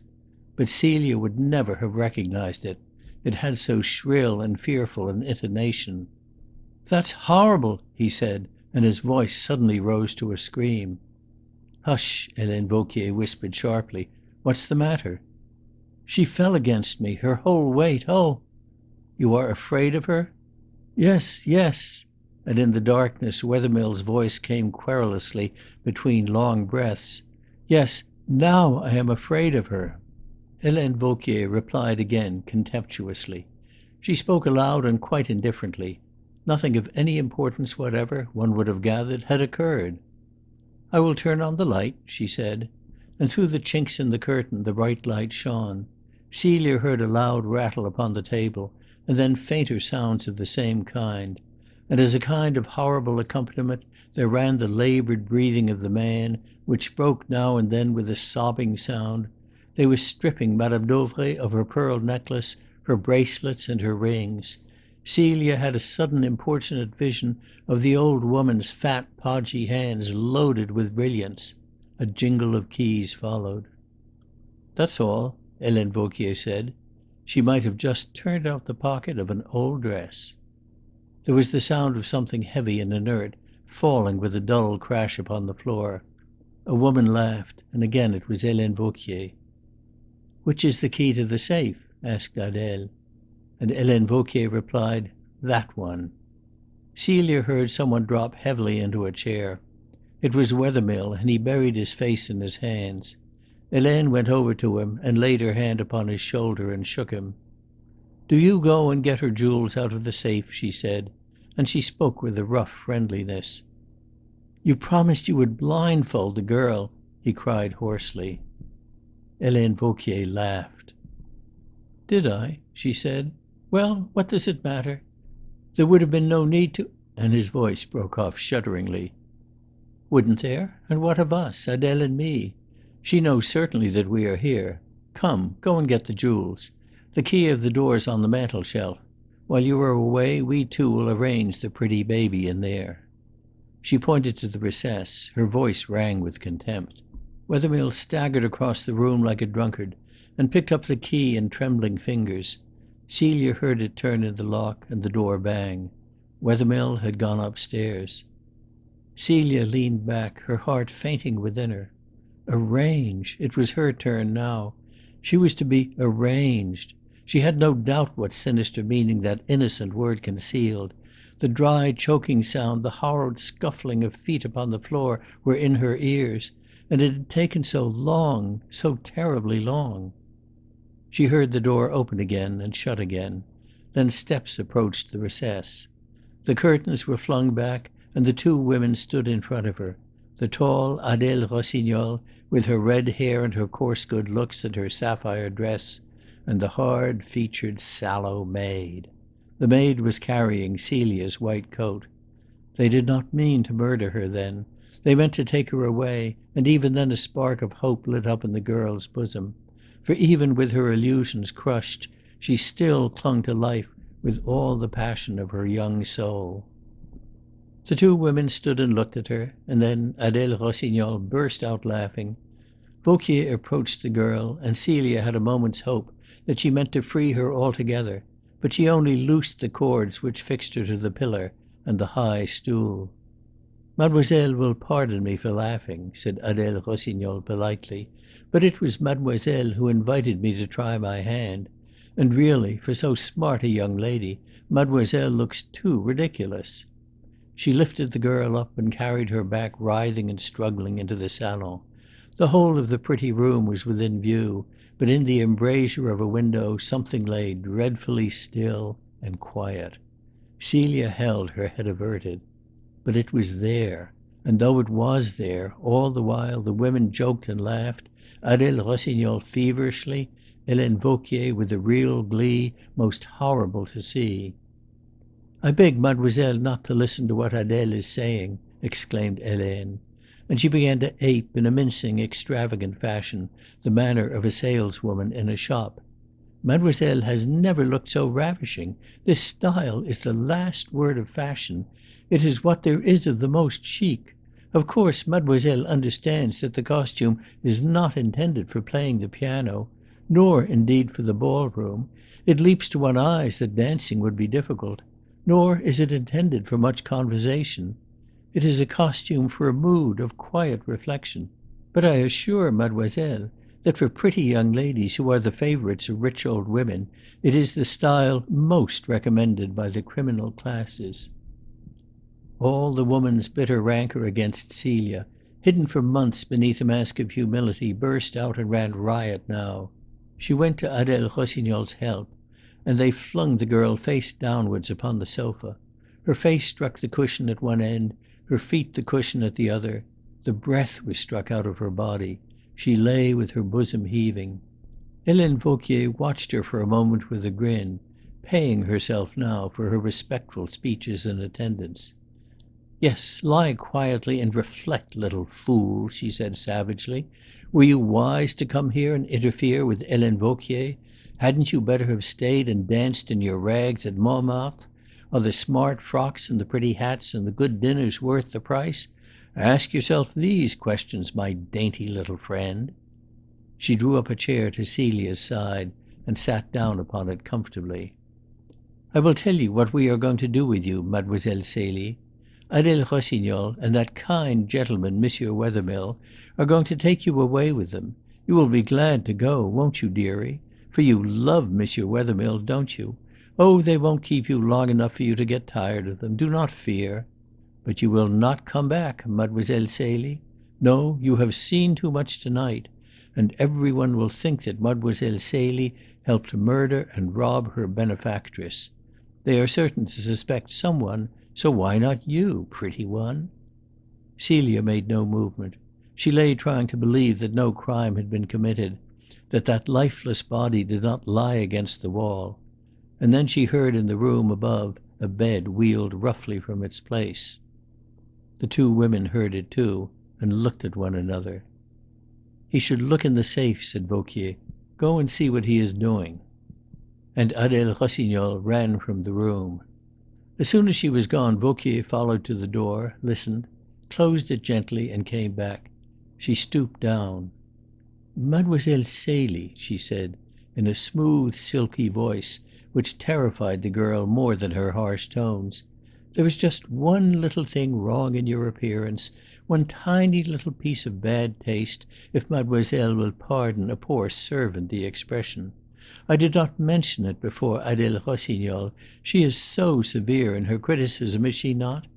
But since we are alone, I will presume to point out to mademoiselle that those diamond eardrops which I see peeping out under the scarf are a little ostentatious in her present predicament. They are a provocation to thieves. Will mademoiselle permit me to remove them?" She caught her by the neck and lifted her up. She pushed the lace scarf up at the side of Celia's head. Celia began to struggle furiously, convulsively. She kicked and writhed, and a little tearing sound was heard. One of her shoe buckles had caught in the thin silk covering of the cushion and slit it. Helene Vauquier let her fall. She felt composedly in her pocket, and drew from it an aluminium flask, the same flask which Le Maire was afterward to snatch up in the bedroom in Geneva. Celia stared at her in dread. She saw the flask flashing in the light. She shrank from it. She wondered what new horror was to grip her. Helene unscrewed the top and laughed pleasantly. "Mademoiselle Celie is under control," she said. "We shall have to teach her that it is not polite in young ladies to kick." She pressed Celia down with a hand upon her back, and her voice changed. "Lie still," she commanded savagely. "Do you hear? Do you know what this is, Mademoiselle Celie?" And she held the flask towards the girl's face. "This is vitriol, my pretty one. Move, and I'll spoil these smooth white shoulders for you. How would you like that?" Celia shuddered from head to foot, and burying her face in the cushion lay trembling. She would have begged for death upon her knees rather than suffer this horror. She felt Vauquier's fingers lingering with a dreadful caressing touch upon her shoulders and about her throat. She was within an ace of the torture, the disfigurement, and she knew it. She could not pray for mercy. She could only lie quite still, as she was bidden, trying to control the shuddering of her limbs and body. "It would be a good lesson for Mademoiselle Celie," Helene continued slowly. "I think that if Mademoiselle Celie will forgive the liberty, I ought to inflict it. One little tilt of the flask, and the satin of these pretty shoulders—" She broke off suddenly and listened. Some sound heard outside had given Celia a respite, perhaps more than a respite. Helene set the flask down upon the table. Her avarice had got the better of her hatred. She roughly plucked the earrings out of the girl's ears. She hid them quickly in the bosom of her dress, with her eye upon the door. She did not see a drop of blood gather on the lobe of Celia's ear and fall into the cushion on which her face was pressed. She had hardly hidden them away before the door opened and Adèle Rossignol burst into the room. "What is the matter?" asked Vauquier. "The safe's empty. We have searched the room. We have found nothing," she cried. "Everything is in the safe," Helene insisted. "No!" The two women ran out of the room and up the stairs. Celia, lying on the settee, heard all the quiet of the house change to noise and confusion. It was as though a tornado raged in the room overhead. Furniture was tossed about and over the room, feet stamped and ran, locks were smashed with heavy blows. For many minutes the storm raged. Then it ceased, and she heard the accomplices clattering down the stairs without a thought of the noise they made. They burst into the room. Harry Wethermill was laughing hysterically, like a man off his head. He had been wearing a long dark overcoat when he entered the house. Now he carried the coat over his arm. He was in a dinner jacket, and his black clothes were dusty and disordered. "It's all for nothing!" he screamed rather than cried. "Nothing but the one necklace and a handful of rings!" In a frenzy he actually stooped over the dead woman and questioned her. "Tell us, where did you hide them?" he cried. "The girl will know," said Helene. Wethermill rose up and looked wildly at Celia. "Yes, yes," he said. He had no scruple, no pity any longer for the girl. There was no gain from the crime unless she spoke. He would have placed his head in the guillotine for nothing. He ran to the writing table, tore off half a sheet of paper, and brought it over with a pencil to the sofa.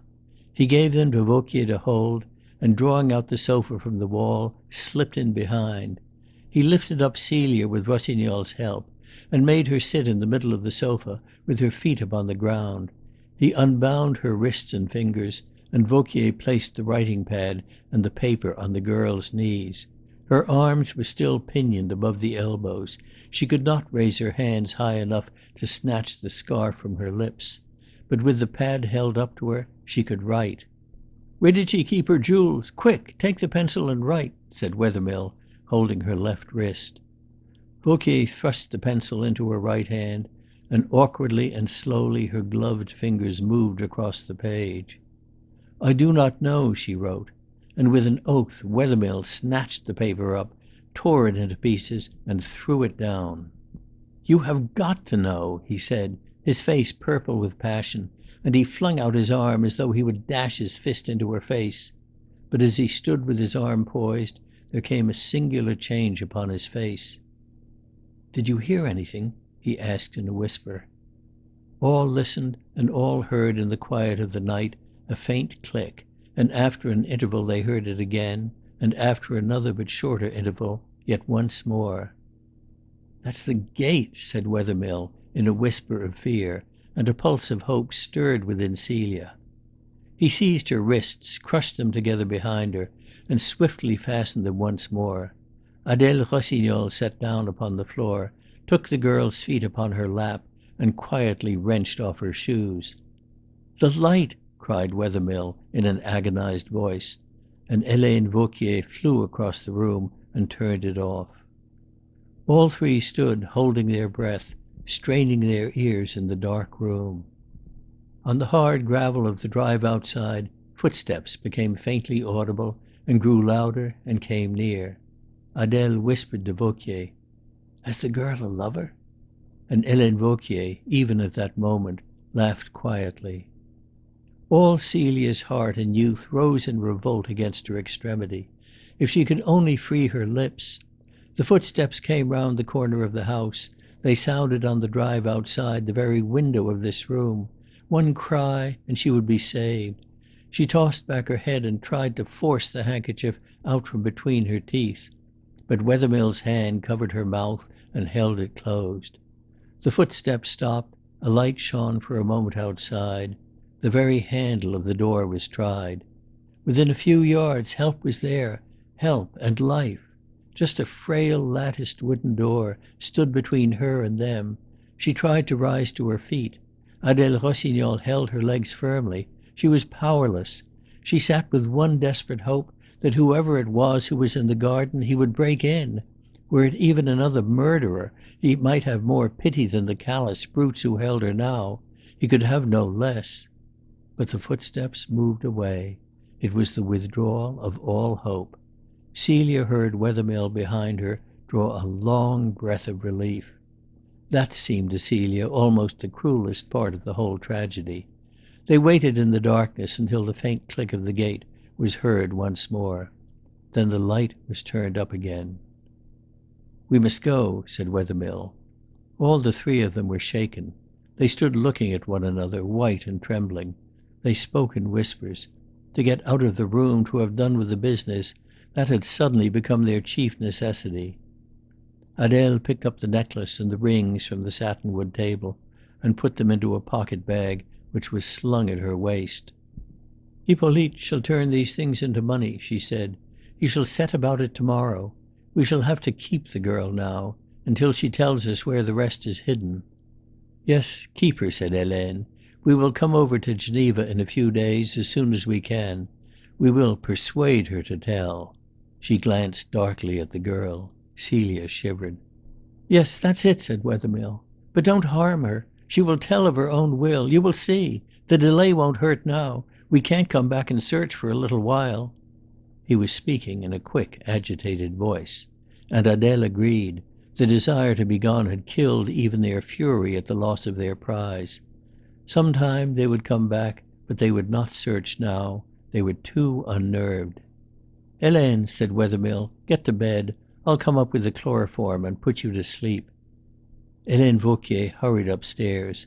It was part of her plan that she should be left alone in the villa, chloroformed. Thus only could suspicion be averted from herself. She did not shrink from the completion of the plan now. She went, the strange woman, without a tremor to her ordeal. Wethermill took the length of rope which had fixed Celia to the pillar. "I'll follow," he said, and as he turned he stumbled over the body of Madame Dauvray. With a shrill cry he kicked it out of his way and crept up the stairs. Adèle Rossignol quickly set the room in order. She removed the stool from its position in the recess and carried it to its place in the hall. She put Celia's shoes upon her feet, loosening the cord from her ankles. Then she looked about the floor and picked up here and there a scrap of cord. In the silence, the clock upon the mantel-shelf chimed the 11:15. She screwed the stopper on the flask of vitriol very carefully and put the flask away in her pocket. She went into the kitchen and fetched the key of the garage. She put her hat on her head. She even picked up and drew on her gloves, afraid lest she should leave them behind. And then Wethermill came down again. Adèle looked at him inquiringly. "It is all done," he said with a nod of the head. "I will bring the car down to the door. Then I'll drive you to Geneva and come back with the car here." He cautiously opened the latticed door of the window, listened for a moment, and ran silently down the drive. Adèle closed the door again, but she did not bolt it. She came back into the room. She looked at Celia as she lay back upon the settee, with a long glance of indecision. And then, to Celia's surprise, for she had given up all hope, the indecision in her eyes became pity. She suddenly ran across the room and knelt down before Celia. With quick and feverish hands she untied the cord which fastened the train of her skirt above her knees. At first Celia shrank away, fearing some new cruelty, but Adèle's voice came to her ears, speaking and speaking with remorse. "I can't endure it," she whispered. "You are so young, too young to be killed." The tears were rolling down Celia's cheeks. Her face was pitiful and beseeching. "Don't look at me like that, for God's sake, child," Adele went on, and she chafed the girl's ankles for a moment. "Can you stand?" she asked. Celia nodded her head gratefully. After all, then, she was not to die. It seemed to her hardly possible. But before she could rise, a subdued whir of machinery penetrated into the room, and the motor car came slowly to the front of the villa. "Keep still," said Adele hurriedly, and she placed herself in front of Celia. Wethermill opened the wooden door, while Celia's heart raced in her bosom. "I will go down and open the gate," he whispered. "Are you ready?" "Yes." Wethermill disappeared, and this time he left the door open. Adele helped Celia to her feet. For a moment she tottered, then she stood firm. "Now run," whispered Adele. "Run, child, for your life." Celia did not stop to think whither she should run, or how she should escape from Wethermill's search. She could not ask that her lips and her hands might be freed. She had but a few seconds. She had one thought, to hide herself in the darkness of the garden. Celia fled across the room, sprang wildly over the sill, ran, tripped over her skirt, steadied herself, and was swung off the ground by the arms of Harry Wethermill. "There we are," he said, with his shrill, wavering laugh. "I opened the gate before." And suddenly Celia hung inert in his arms. The light went out in the salon. Adele Rossignol, carrying Celia's cloak, stepped out at the side of the window. "She has fainted," said Wethermill.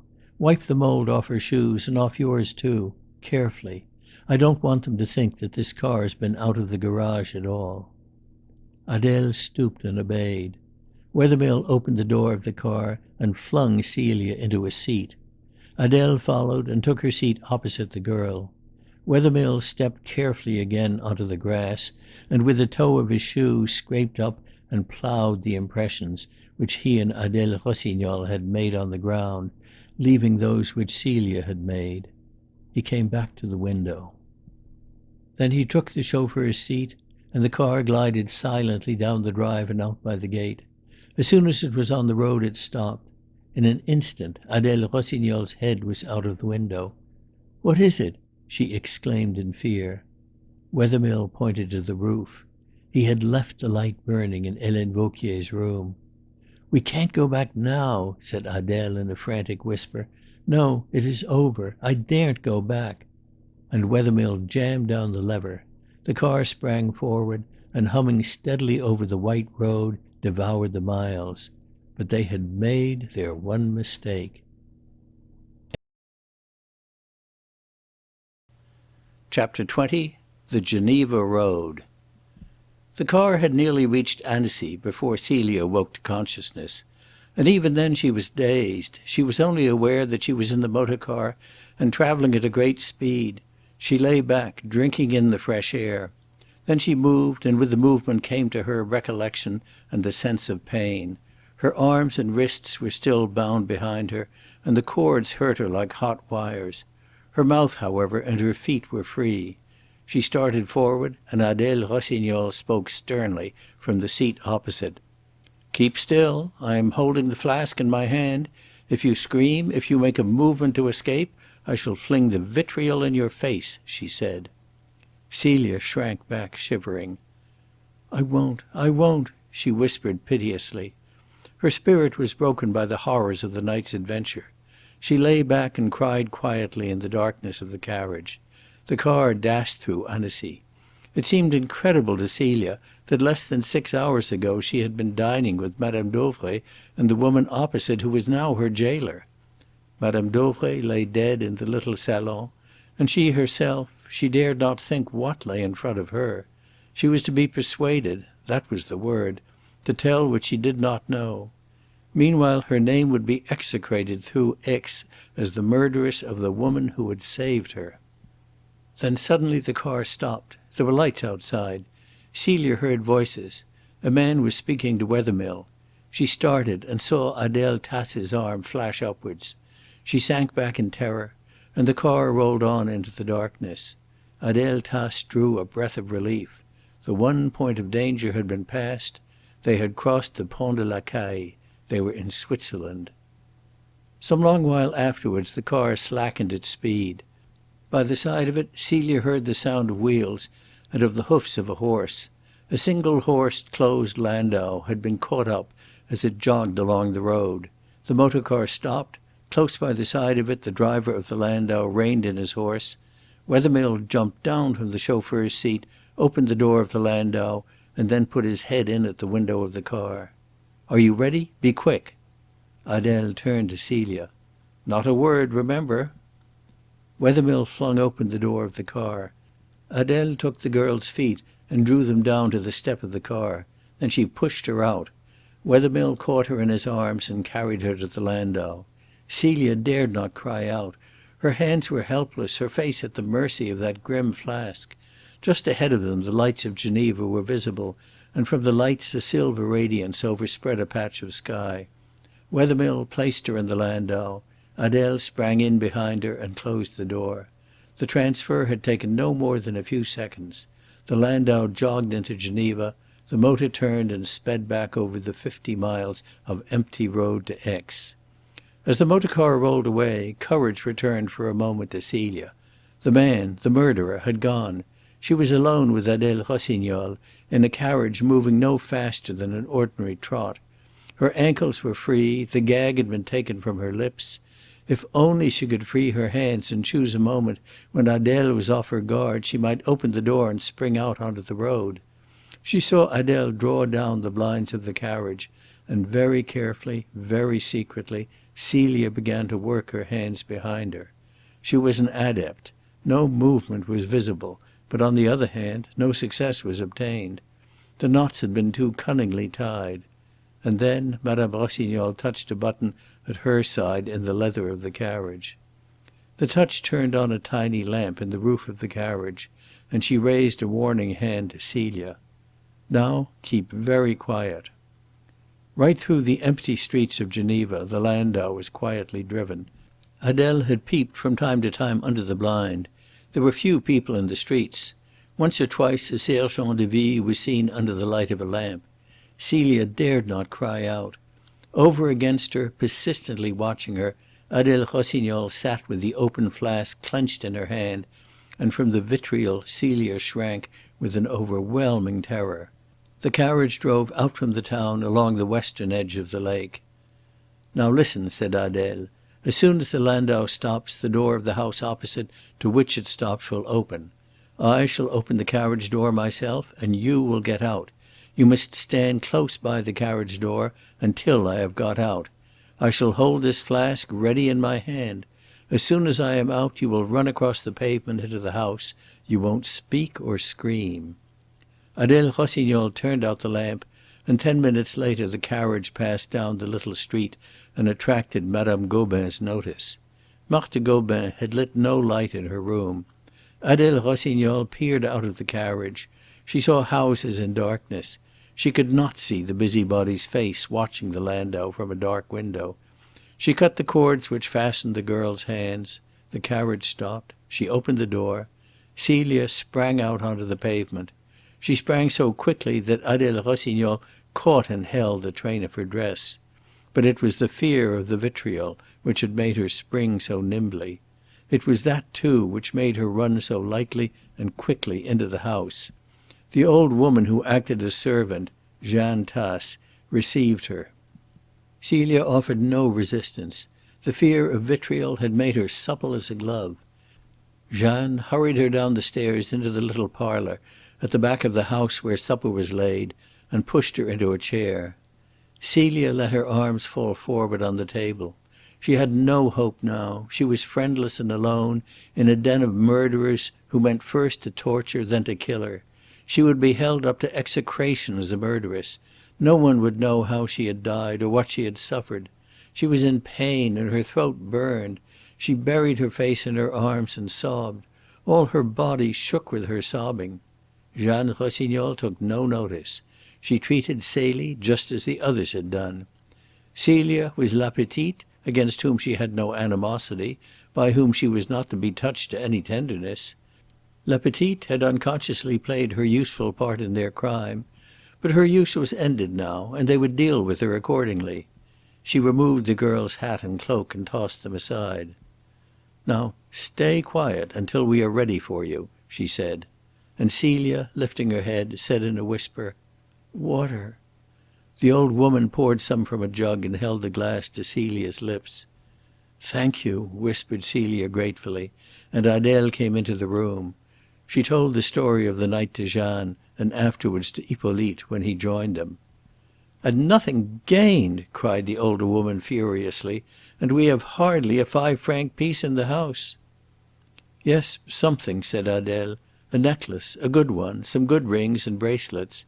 And we shall find out where the rest is hid from her," and she nodded at Celia.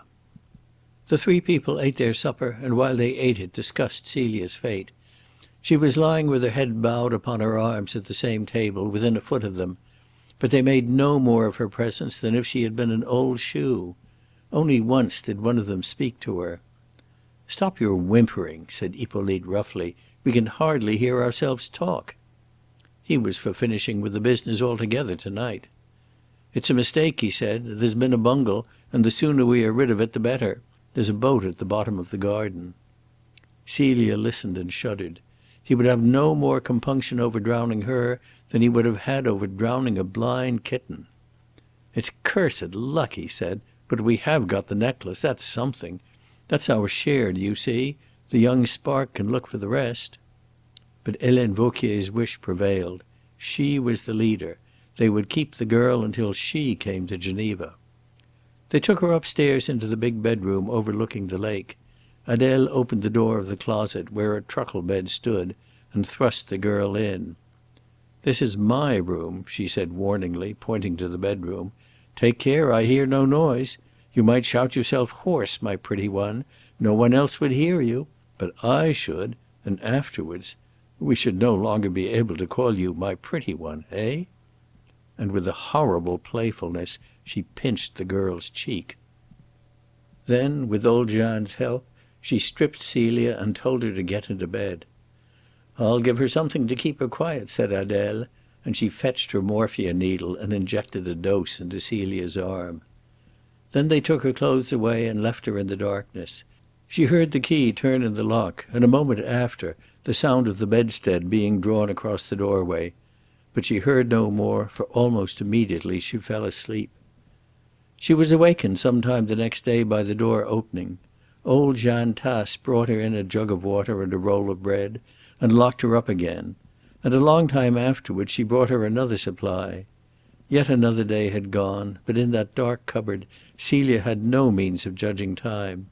In the afternoon the newspaper came out with the announcement that Madame Dauvray's jewellery had been discovered under the boards. Hippolyte brought in the newspaper, and cursing their stupidity, they sat down to decide upon Celia's fate.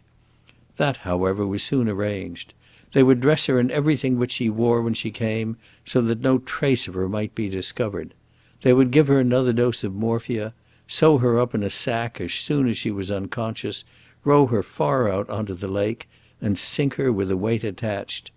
They dragged her out from the cupboard, always with the threat of that bright aluminium flask before her eyes.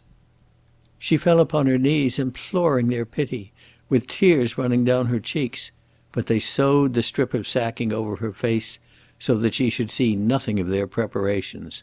They flung her on the sofa, secured as Hanaud had found her, and leaving her in the old woman's charge, sent down Adele for her needle and Hippolyte to get ready the boat. As Hippolyte opened the door, he saw the launch of the chef de la sûreté glide along the bank. Chapter 21. Hanaud Explains. This is the story as Mr. Ricardo wrote it out from the statement of Celia herself and the confession of Adèle Rossignol. Obscurities which had puzzled him were made clear, but he was still unaware how Hanaud had worked out the solution. "You promised me that you would explain," he said, when they were both together after the trial was over at Aix.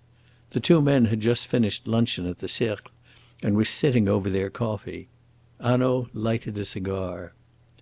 "There were difficulties, of course," he said. "The crime was so carefully planned.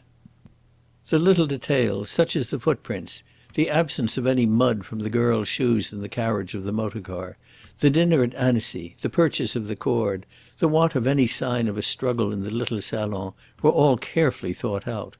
Had not one little accident happened, and one little mistake been made in consequence, I doubt if we should have laid our hands upon one of the gang. We might have suspected Wethermill, we should hardly have secured him, and we should very likely never have known of the Tasse family. That mistake was, as you no doubt are fully aware, the failure of Wethermill to discover Madame Dauvray's jewels," said Ricardo at once. "No, my friend," answered Hanaud. "That made them keep Mademoiselle Celie alive. It enabled us to save her when we had discovered the whereabouts of the gang. It did not help us very much to lay our hands on them. No, the little accident which happened was the entrance of our friend Perrichet into the garden while the murderers were still in the room. Imagine that scene, Monsieur Ricardo. The rage of the murderers at their inability to discover the plunder for which they had risked their necks. The old woman crumpled up on the floor against the wall. The girl writing laboriously with fettered arms, I do not know, under threats of torture. And then, in the stillness of the night, the clear, tiny click of the gate and the measured, relentless footsteps. No wonder they were terrified in that dark room. What would be their one thought? Why, to get away. To come back perhaps later, when Mademoiselle Celie should have told them what, by the way, she did not know, but in any case to get away now. So they made their little mistake, and in their hurry they left the light burning in the room of Helene Vauquier, and the murder was discovered 7 hours too soon for them." 7 hours?" said Mr. Ricardo. "Yes, the household did not rise early. It was not until 7 that the charwoman came. It was she who was meant to discover the crime. By that time the motor car would have been back 3 hours ago in its garage. Servetat, the chauffeur, would have returned from Chambéry some time in the morning. He would have cleaned the car. He would have noticed that there was very little petrol in the tank, as there had been when he had left it on the day before. He would not have noticed that some of his many tins, which had been full yesterday, were empty today. We should not have discovered that about 4 in the morning the car was close to the Villa Rose, and that it had travelled, between midnight and 5 in the morning, 150 kilometres. "But you had already guessed Geneva," said Ricardo. "At luncheon, before the news came that the car was found, you had guessed it." "It was a shot," said Hanaud. "The absence of the car helped me to make it. It is a large city and not very far away, a likely place for people with the police at their heels to run to earth in. But if the car had been discovered in the garage, I should not have made that shot. Even then I had no particular conviction about Geneva. I really wished to see how Wethermill would take it. He was wonderful." "He sprang up." "He betrayed nothing but surprise. You showed no less surprise than he did, my good friend. What I was looking for was one glance of fear. I did not get it." "Yet you suspected him. Even then you spoke of brains and audacity. You told him enough to hinder him from communicating with the red-haired woman in Geneva. You isolated him. Yes, you suspected him." "Let us take the case from the beginning. When you first came to me, as I told you, the Commissaire had already been with me. There was an interesting piece of evidence already in his possession. Adolphe Ruel, who saw Wethermill and Vauquier together close by the Casino and overheard that cry of Wethermill's, 'It is true, I must have money,' had already been with his story to the Commissaire. I knew it when Harry Wethermill came into the room to ask me to take up the case. That was a bold stroke, my friend. The chances were 100 to 1 that I should not interrupt my holiday to take up a case because of your little dinner party in London. Indeed, I should not have interrupted it had I not known Adolphe Ruel's story. As it was, I could not resist. Wethermill's very audacity charmed me. Oh yes, I felt that I must pit myself against him. So few criminals have spirit, Monsieur Ricardo. It is deplorable how few. But Wethermill! See in what a fine position he would have been if only I had refused. He himself had been the first to call upon the first detective in France. And his argument! He loved Mademoiselle Celie. Therefore she must be innocent. How he stuck to it! People would have said, 'Love is blind,' and all the more they would have suspected Mademoiselle Celie. Yes, but they loved the blind lover. Therefore, all the more would it have been impossible for them to believe Harry Wethermill had any share in that grim crime." Mr. Ricardo drew his chair close in to the table. "I will confess to you," he said, "that I thought Mademoiselle Celie was an accomplice." "It is not surprising," said Hanaud. "Some one within the house was an accomplice. We start with that fact. The house had not been broken into. There was Mademoiselle Celie's record as Helene Vauquier gave it to us, and a record obviously true. There was the fact that she had got rid of Servettaz.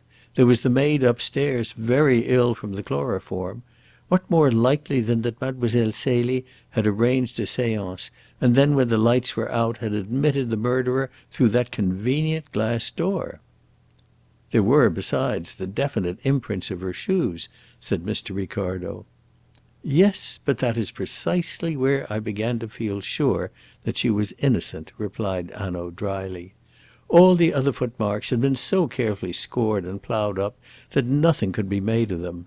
Yet those little ones remained, so definite, so easily identified, and I began to wonder why these, too, had not been cut up and stamped over.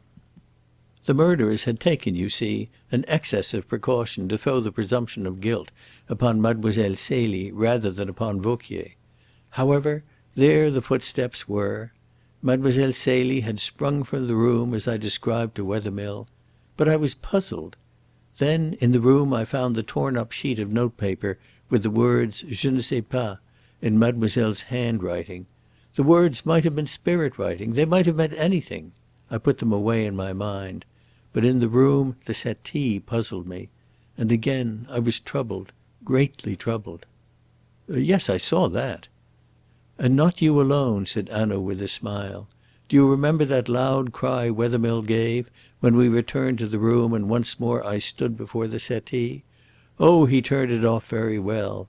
I had said that our criminals in France were not very gentle with their victims, and he pretended that it was in fear of what Mademoiselle Celie might be suffering which had torn that cry from his heart. But it was not so. He was afraid, deadly afraid, not for Mademoiselle Celie, but for himself. He was afraid that I had understood what these cushions had to tell me." "What did they tell you?" asked Ricardo. "You know now," said Hanaud. "There were two cushions, both indented, and indented in different ways. The one at the head was irregularly indented. Something shaped had pressed upon it. It might have been a face, it might not. And there was a little brown stain which was fresh, and which was blood. The second cushion had two separate impressions, and between them the cushion was forced up in a thin ridge, and these impressions were more definite. I measured the distance between the two cushions, and I found this: that supposing, and it was a large supposition, the cushions had not been moved since those impressions were made, a girl of Mademoiselle Celie's height, lying stretched out upon the sofa, would have her face pressing down upon one cushion and her feet and insteps upon the other. Now, the impressions upon the second cushion and the thin ridge between them were just the impressions which might have been made by a pair of shoes held close together. But that would not be a natural attitude for any one, and the mark upon the head cushion was very deep. Supposing that my conjectures were true, then a woman would only lie like that because she was helpless, because she had been flung there, because she could not lift herself, because, in a word, her hands were tied behind her back and her feet fastened together. Well, then, follow this train of reasoning, my friend. Suppose my conjectures, and we had nothing but conjectures to build upon, were true. The woman flung upon the sofa could not be Helene Vauquier, for she would have said so. She could have had no reason for concealment. But it must be Mademoiselle Celie. There was the slit in the one cushion and the stain on the other, which of course I had not accounted for. There was still, too, the puzzle of the footsteps outside the glass doors.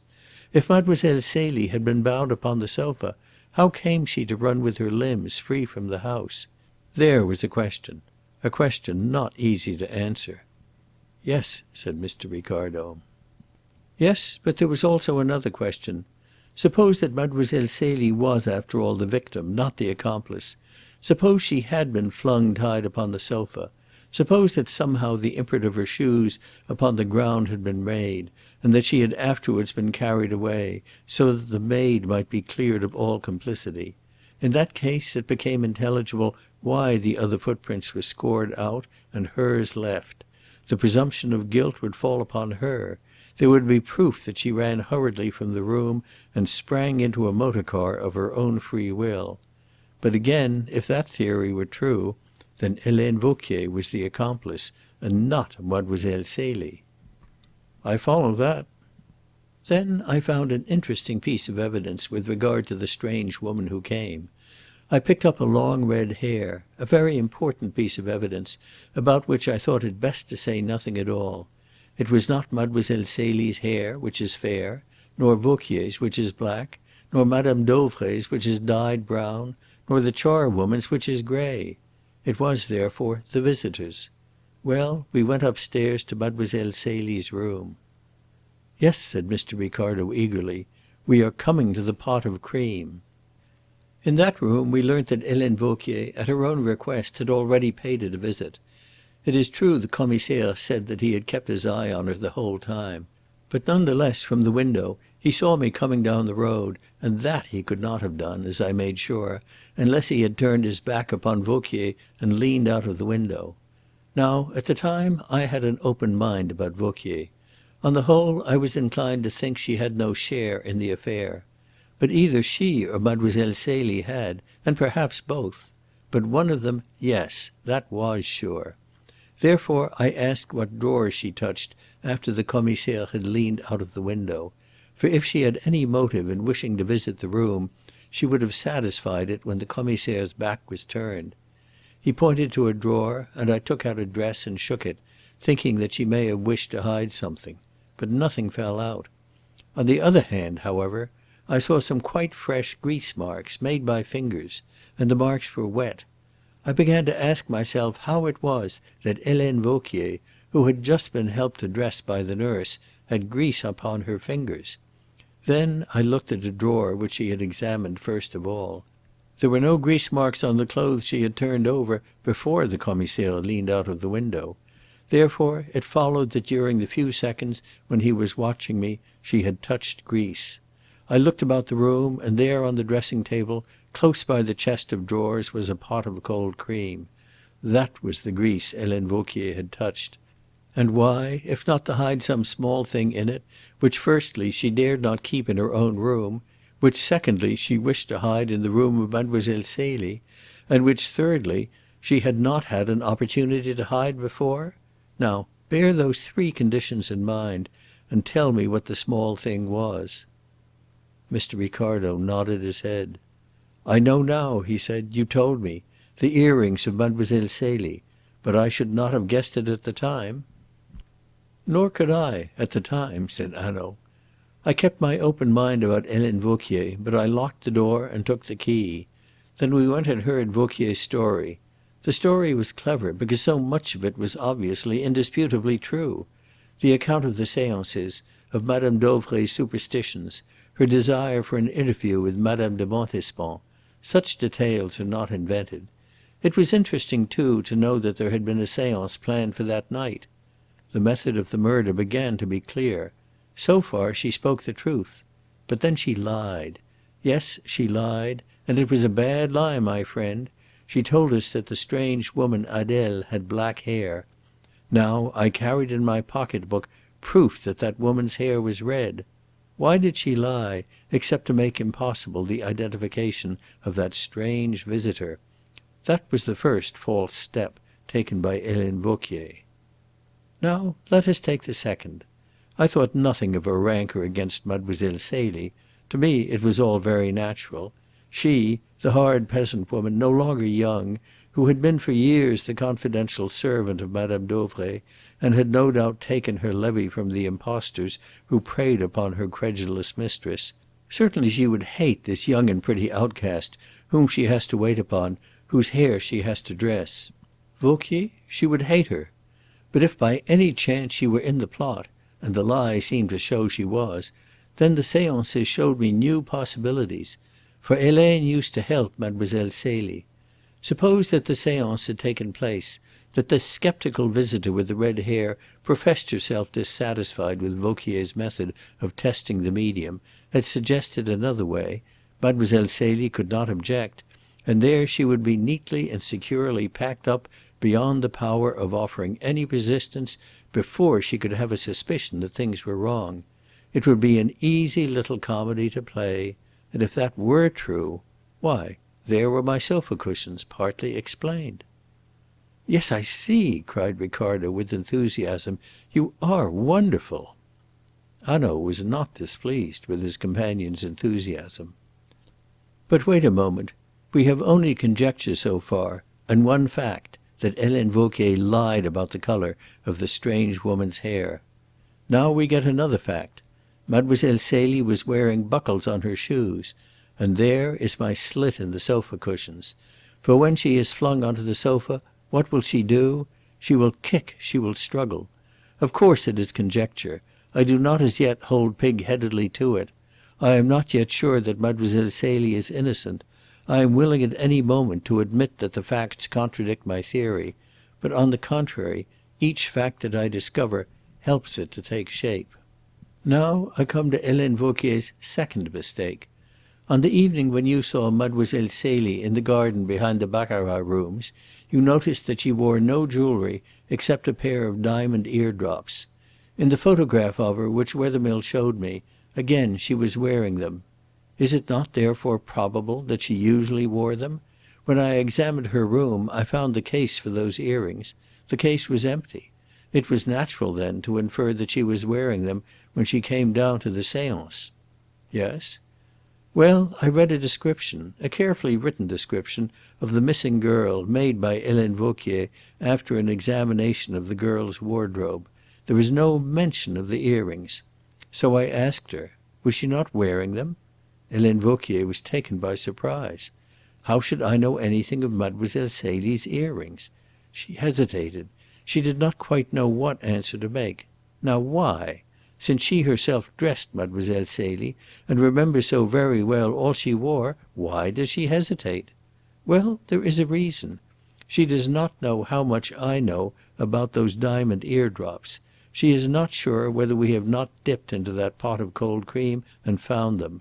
Yet, without knowing, she cannot answer. So now we come back to our pot of cold cream. "Yes," cried Mr. Ricardo, "they were there." "Wait a bit," said Hanaud. "Let us see how it works out. Remember the conditions. Vauquier has some small thing which she must hide, and which she wishes to hide in Mademoiselle Celie's room, for she admitted that it was her suggestion that she should look through Mademoiselle's wardrobe. For what reason does she choose the girl's room, except that if the thing were discovered, that would be the natural place for it? It is, then, something belonging to Mademoiselle Celie. There was a second condition we laid down. It was something Vauquier had not been able to hide before. It came then into her possession last night. Why could she not hide it last night? Because she was not alone. There were the man and the woman, her accomplices. It was something, then, which she was concerned in hiding from them. It is not rash to guess, then, that it was some piece of the plunder of which the other two would have claimed their share, and a piece of plunder belonging to Mademoiselle Celie. Well, she has nothing but the diamond eardrops. Suppose Vauquier is left alone to guard Mademoiselle Celie, while the other two ransack Madame Dauvray's room. She sees her chance. The girl cannot stir hand or foot to save herself. Vauquier tears the eardrops in a hurry from her ears, and there I have my drop of blood just where I should expect it to be. But now follow this. Vauquier hides the earrings in her pocket. She goes to bed in order to be chloroformed. She knows that it is very possible that her room will be searched before she regains consciousness, or before she is well enough to move.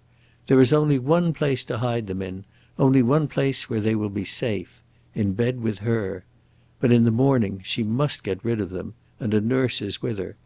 Hence the excuse to go to Mademoiselle Celie's room.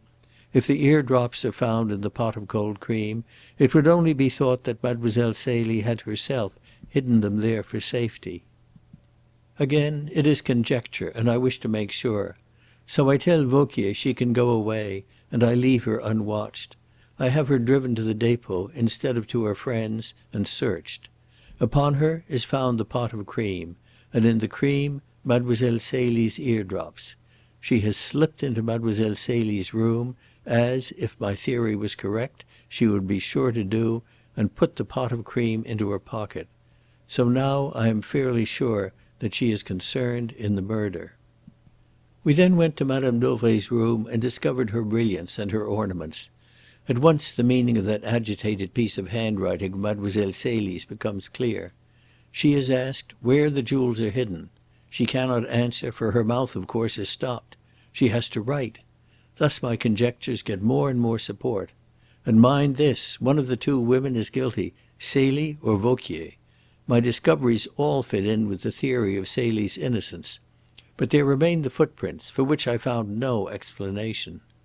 You will remember I made you all promise silence as to the finding of Madame Dauvray's jewellery, for I thought, if they have taken the girl away so that suspicion may fall on her and not on Vauquier, they mean to dispose of her. But they may keep her so long as they have a chance of finding out from her Madame Dauvray's hiding place. It was a small chance, but our only one. The moment the discovery of the jewellery was published, the girl's fate was sealed, were my theory true. Then came our advertisement and Madame Gobin's written testimony. There was one small point of interest which I will take first. Her statement that Adèle was the Christian name of the woman with the red hair, that the old woman who was the servant in that house in the suburb of Geneva called her Adèle, just simply Adèle.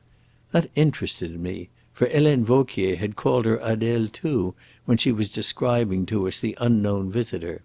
Adèle was what Madame Dauvray called her.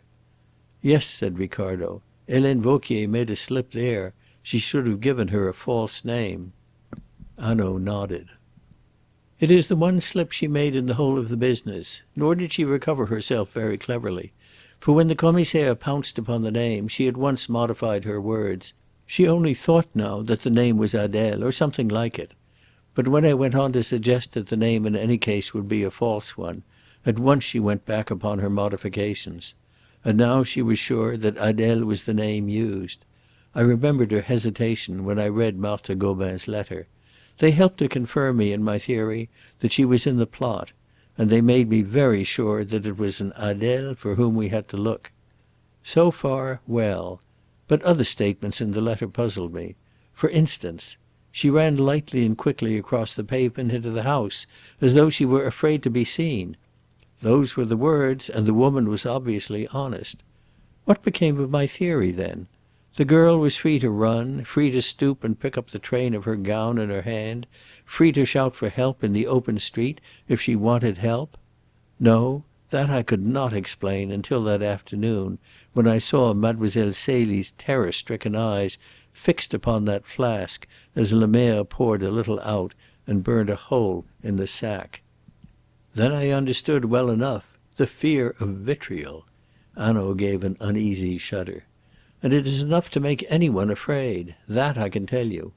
No wonder she lay still as a mouse upon the sofa in the bedroom. No wonder she ran quickly into the house. Well, there you have the explanation. I had only my theory to work upon even after Madame Gobin's evidence. But as it happened, it was the right one. Meanwhile, of course, I made my inquiries into Wethermill's circumstances. My good friends in England helped me. They were precarious. He owed money in Aix, money at his hotel. We knew from the motor car that the man we were searching for had returned to Aix. Things began to look black for Wethermill. Then you gave me a little piece of information." "I?" exclaimed Ricardo with a start. "Yes, you told me that you walked up to the hotel with Harry Wethermill on the night of the murder and separated just before 10.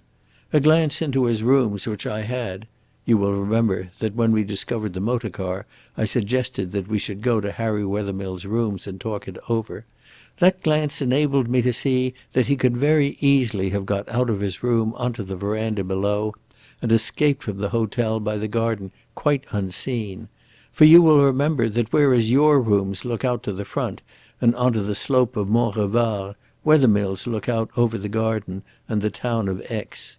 In a quarter of an hour or 20 minutes he could have reached the Villa Rose.